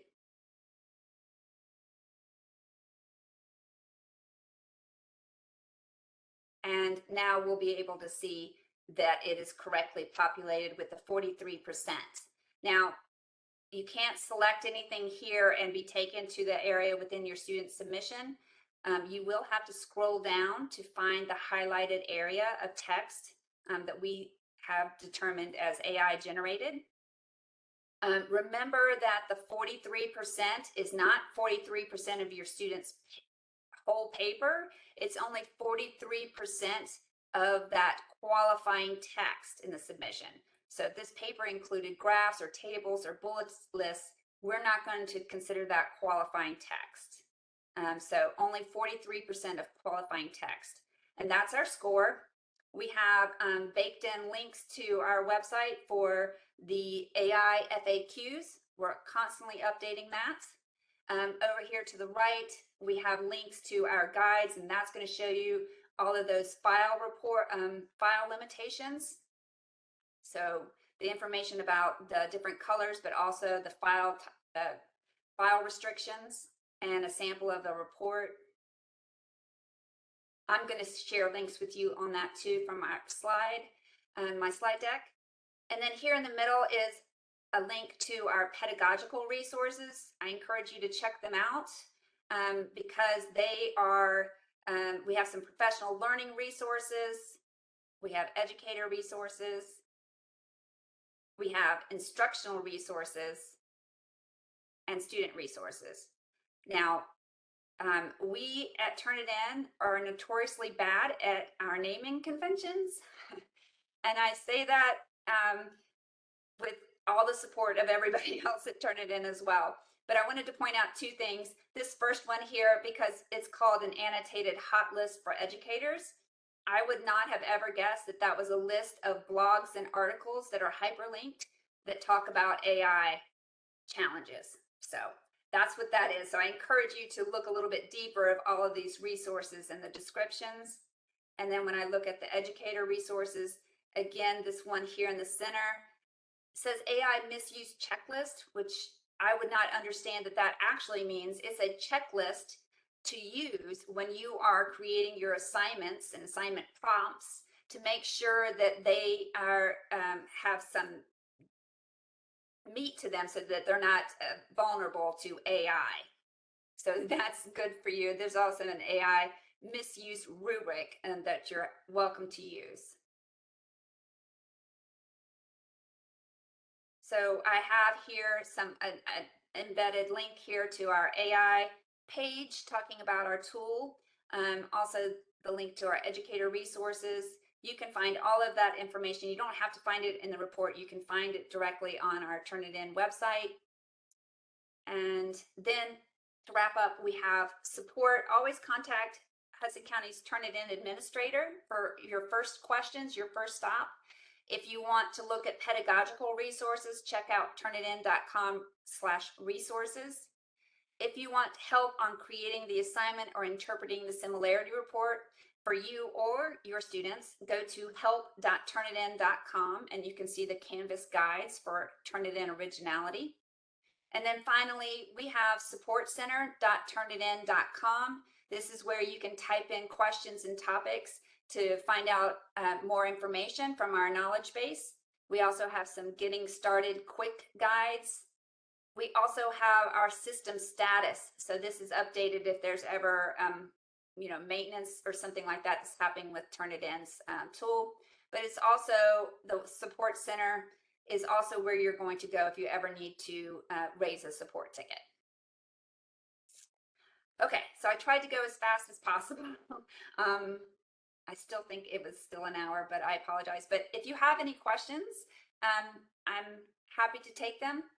I don't know if we're still going to have Matt do that. Can you hear me? I can. Okay, yeah, just a very quick question. I just missed it, so I know it's probably very simple. Early on in the very beginning when you were looking at similarities, and then you went and you removed like a quote that was legitimately quoted and that brought down the number. How did you do that? I'm sure it's very simple, but I missed it. There are 3 different ways you can do that. So I'm looking at the similarity report, and this particular source, our internet source, let's maybe go down to, so this one here, our publication was actually cited properly. So if I want to remove this publication source, when I select the source itself, it pops up the exclude this text. You can do that here. You can do it down here in the side panel, and you can also do it right here with that eye. So whenever you do that, it automatically excludes that source, and then it populates into your exclusion bucket, so to speak here. So that one didn't change it much because it was a smaller publication. But if I wanted to exclude this internet source, now we still only drop down to 57% here, but a new source actually populated in its place. Didn't happen earlier in our demonstration, and I don't know if that was due to a lag on my internet, but in any case, when you exclude certain things, they can sort of what looks like come back, but they're not. They're just found in a different source, and so we're going to populate them there, return them with the top source here. So you can go back to the similarity exclusions and include all sources, and now they're back in your list. Does that answer your question? Yes. Great. Hi, thanks for your presentation. That was really great. Walk us through that 43%. So I'm not sure what to do with that in terms of, okay, does that mean, so you're saying 43% was AI generated, or is there a 43% chance that it's AI? Well, I mean, our tool is not perfect, right? Our tool today is a lot better than our tool on April 4th when we released it. So it's constantly getting better. But we have, with our tool and all of its algorithms, and I'm not going to say I understand it at all, but 43% of the student's document, we are saying that it is AI generated. Now, that again, our tool has been wrong, but we are trying for the highest accuracy rate that we can. And so when we say that something's AI generated, we're very confident that it is. And if we miss something that's AI generated, we're okay with that because we couldn't guarantee that particular text that we didn't highlight. We couldn't guarantee, its accuracy. So we won't highlight it. Okay, so what you're really saying is you're 99% sure this 43% was 100% AI. Yes. Yes. You're exactly right. And unfortunately, that's the world we live in terms of tech. Nothing is 100%. But yes, we are constantly learning. And like I said, I was just working with a customer yesterday, in fact, who said that she had generated an example sample paper, and she had submitted it back in April, and she submitted it, and it received a 100% AI score, and it was actually all student written. And then she submitted that same paper again now, and it actually showed a 0% AI score because it was completely human written, but our tool has drastically improved. And every time you resubmit, you will generate a new AI score typically. If there have been some changes in it to what, if it's the exact same paper, you're going to get the exact same score. But if it's slight change, there could be a slight change to your AI score as well when students resubmit. It's a good question, though.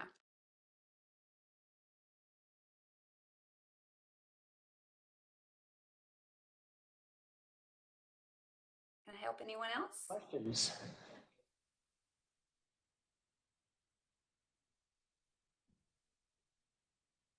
Thank you so much, Courtney. Thanks for having me. Appreciate it. A few closing remarks here. Just a reminder, we do have more hands-on training that are going to be offered virtually starting Friday every week. We do have an internal Hudson website with all the links that were just pointed out to you on that website. Information about Turnitin is now going to be published in the new student handbook with a link to that website with all the supporting information. And our system administrator in terms of the first point of contact for internal questions is Dr. Bob Kahn on the Center for Online Learning team. Thanks, everybody.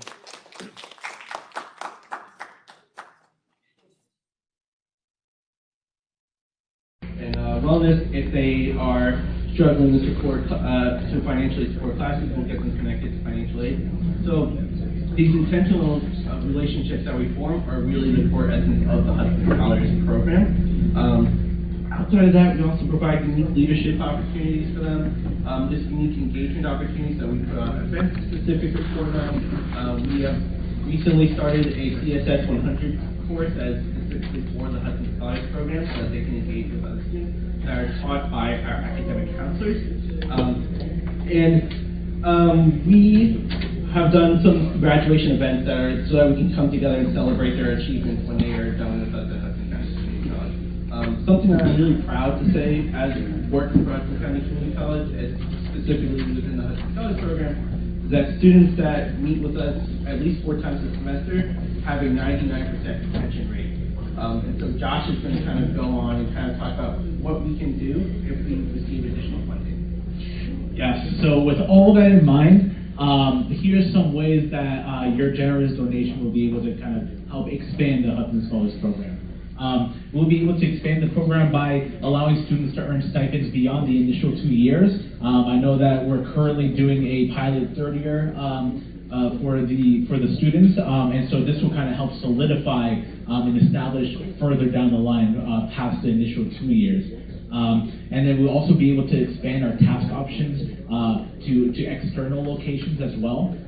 We'll also be able to take them on trips. I know that President Reber, one of his main goals with the Hudson Scholars program is to provide more of a sense of community within the Hudson Scholars program, and so we'll be able to do a lot more trips to different places in the surrounding areas.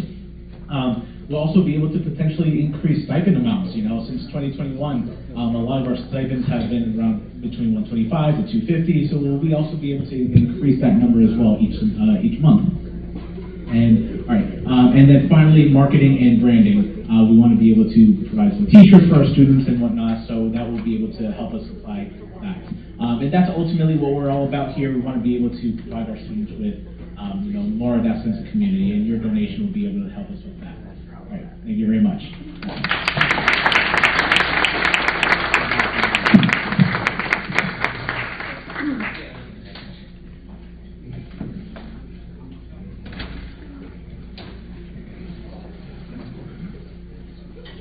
Okay, thank you so much, Josh and Andy, for all you do for our students. Just a little note, Turn It In starts at 1:30. Okay, we're moving right along on this day focused on igniting employee engagement. The vibrant enthusiasm for giving is truly contagious. Next we have Hudson Health's Dr. David Clark, Dean of Student Affairs, and Catherine Morales, Director, Hudson Health Resource Center. I'm going to hand off to Dean. He's going to do this. He's literally here as our security.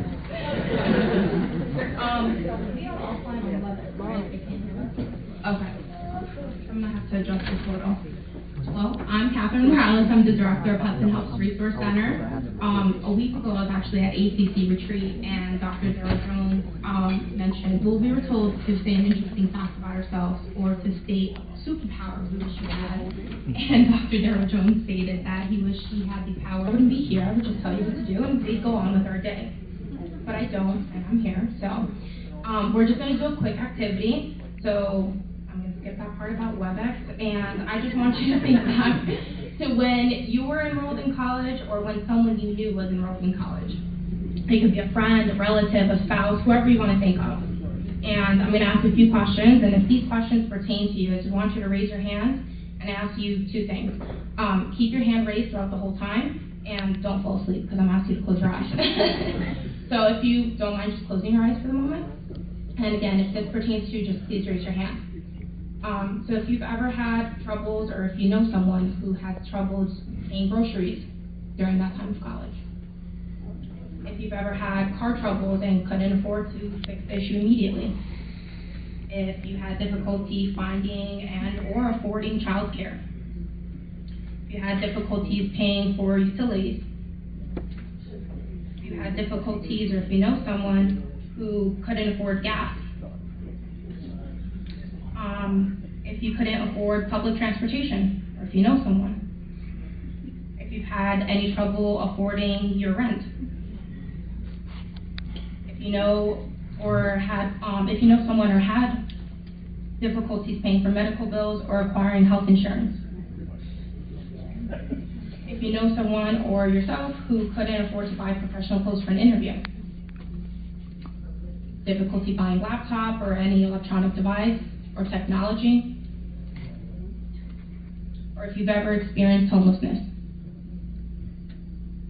So if you ever raised your hand, you can open your eyes now. I just want you to take a look around the room. I don't know if you want to raise them a little higher so everyone can see, because I'm partially blind myself. So if you look around the room, and I was hoping we could get some WebEx participants too to see how many hands went up.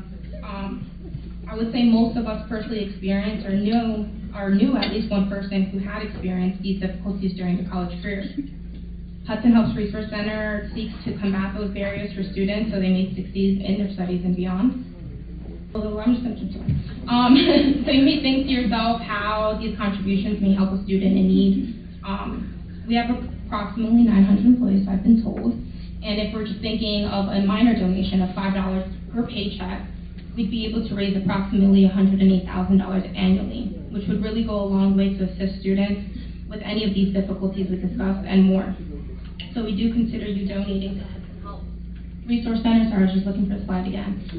Because some of the service that we do provide would be our career closet. So if you're unaware, if a student comes into the career closet and we don't have their size, we don't have what they're looking for, a shoe size, a belt, a tie, whatever it may be, we also offer gift cards to them so they could grab that for the next day. We have our emergency financial assistance that we're going to continue on since the CARES funding with the COVID relief is now over. We have to replenish our food pantries that we restock probably every 2 weeks. We also provide our students with the ShopRite gift cards or grocery store gift cards if at the time that they visit the pantry, we don't have stuff that meet their dietary restrictions. And we also have a new meal plan card that we will be executing this fall. So it is a Libby's gift card that would be, it's funded at $100 to start with. We think of a meal about $10, so it's about 10 meals. We'd be giving it to our students in need. All they have to do is come to our center. it's theirs to keep. We can keep reloading it as much as they need. And if they don't need to utilize all the funds by the end of the semester, it comes back into our bank and we're able to continue funding for the following semester as well. So I thank you for your time.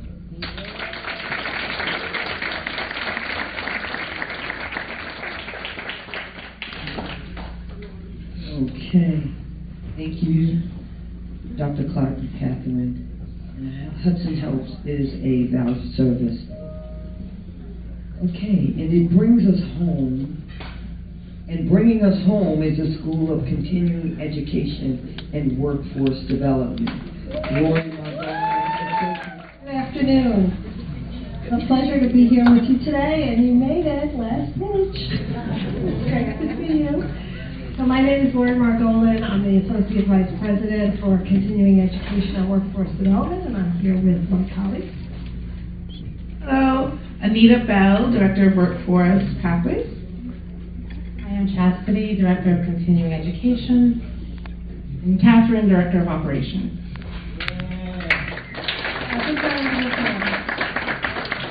Take the village.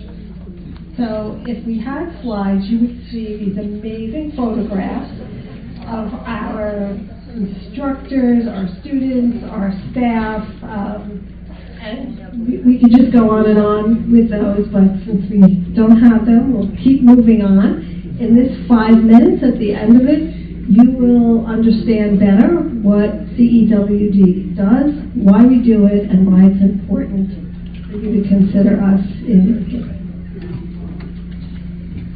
So in this past year, as Dr. Reber said earlier in the day, we served about 10,000 unduplicated students. We've seen double-digit growth over many years, and we're very proud, and each one of those numbers is a student that's important to us. We have a very comprehensive set of programs, from recreational programs like photography, which might just be a few hours, to skill building classes like Excel, to programs that end in an industry recognized credential like project management, to workforce development classes like welding, which might be 200 or 300 hours. In addition, we have training exclusively for companies to train their staff. And we also coordinate large events like Girls in Technology and academic events that we had this year.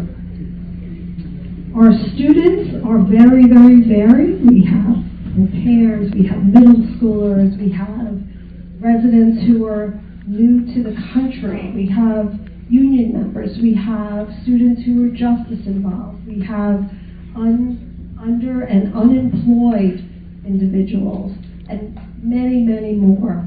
And many of the students that we have come to us, they never saw themselves as being in college. And CEWD is a way for them to begin or continue their educational journey in a very personalized way and have an immediate impact on their lives. Our commitment is to support our students to be successful and to build pathways so that they can begin with a class in CEWD and transfer seamlessly to an academic certificate or degree and achieve their goals in terms of their career and their education. We're changing lives one student at a time. Now I'd like to turn it over to Chastity to talk a little bit in detail about a couple of our programs. So I'm just going to give some quick data on some of our featured programs, which is our ESL program and our summer youth program. So for our English as a second language program, so for this program, the student's goal is really to speak English for a job, to really be acclimated into their community, to feel confident. And we especially have Spanish speakers, Arabic speakers, and this is a great way for them, if they're not interested necessarily in pursuing a degree at the moment, to come learn English. We have a lot of immigrants who really rely on us to get up and running in terms of communication and getting acclimated into society. So for our ESL program, fiscal year 23, we had about 1,600 students. The goal, of course, is to speak English, and the cost is $225 to $325 per class. So we have a lot of different courses from level 1 to level 6. We just started a new pronunciation course, which is really great. Okay, so for summer youth, which is our next program focus, here students are exposed to the HCCC college experience through a summer camp that we have every year. It's a really successful program. Students from ages 9 to 15 attend.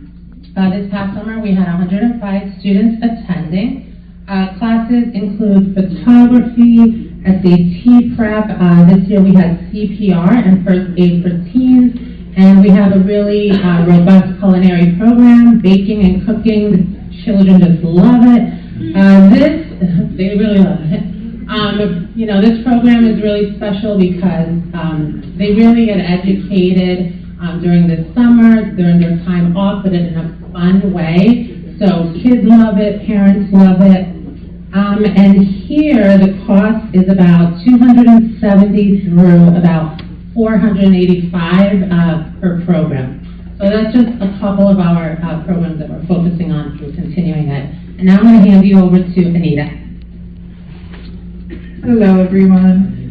So I'm going to talk to you quickly, because I know everyone's ready to go, to the next thing about our Gateway to Innovation program, which is our workforce program that started last year, October of 2022.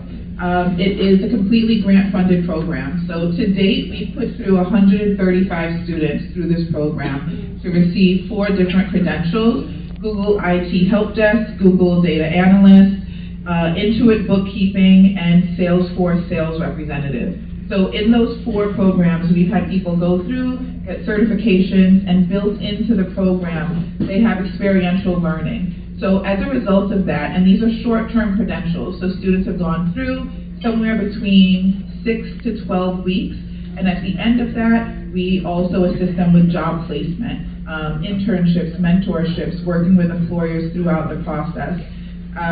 We've had to date 65 students out of the 135 that have received employment and are working right now.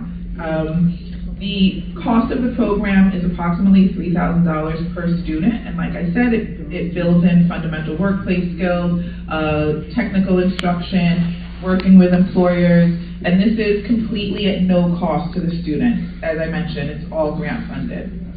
I'm going to pass it off to Catherine.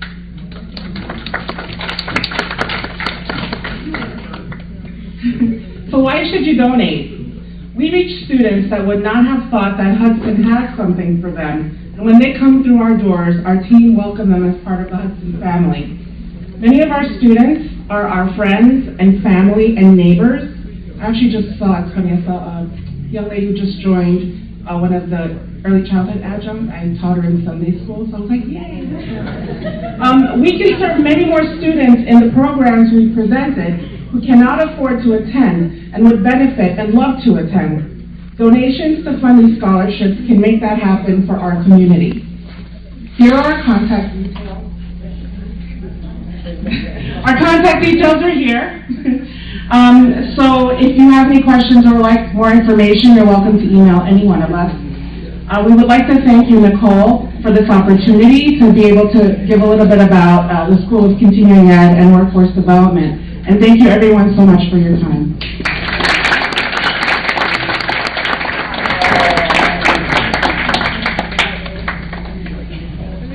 Okay, thank you, Lori. It takes a village, and we all know that Hudson is home. We've heard it over and over and over again. I would like to thank Michael, Shanine, Rafi, David, Catherine, Lori, Anita, Chastity, Catherine, Dr. Weaver, administration, Dr. Jones. I want to thank everyone for this opportunity. Now that we heard the pitches and the HCCC Foundation Giving Campaign pitch, competition, presentations come to a close, which scholarship resonates with you? Giving to many, they're all accepting. Giving to one, we hope that we have encouraged you to at least give. There are no winners, so let us remember that our contributions have the potential to shape destinies and fuel dreams. Thank you for being a part of this extraordinary endeavor. And now, I would like to turn it over to Nicole Johnson, Vice President for Advancement and Communications, with more ways to give and to close us out. Thank you so much for your time.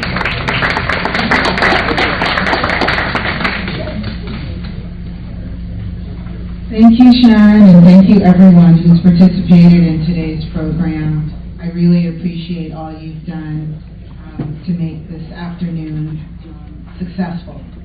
So I just want to draw your attention to the centerpieces on the table. These are quotes of triumph from our 2023 commencement graduates. They're excerpts of the press releases on our website in full, where you can read these quotes fully laid out. The envelopes that you received during registration include a letter from me, a reply device, a pledge form. There's also a QR code on the centerpieces here. Every donation makes a difference, as you've heard. We appreciate your consideration, and no gift of a gift of any amount is plenty. And I just want to thank you and hope you enjoy the rest of your day today. And good luck with the school year ahead.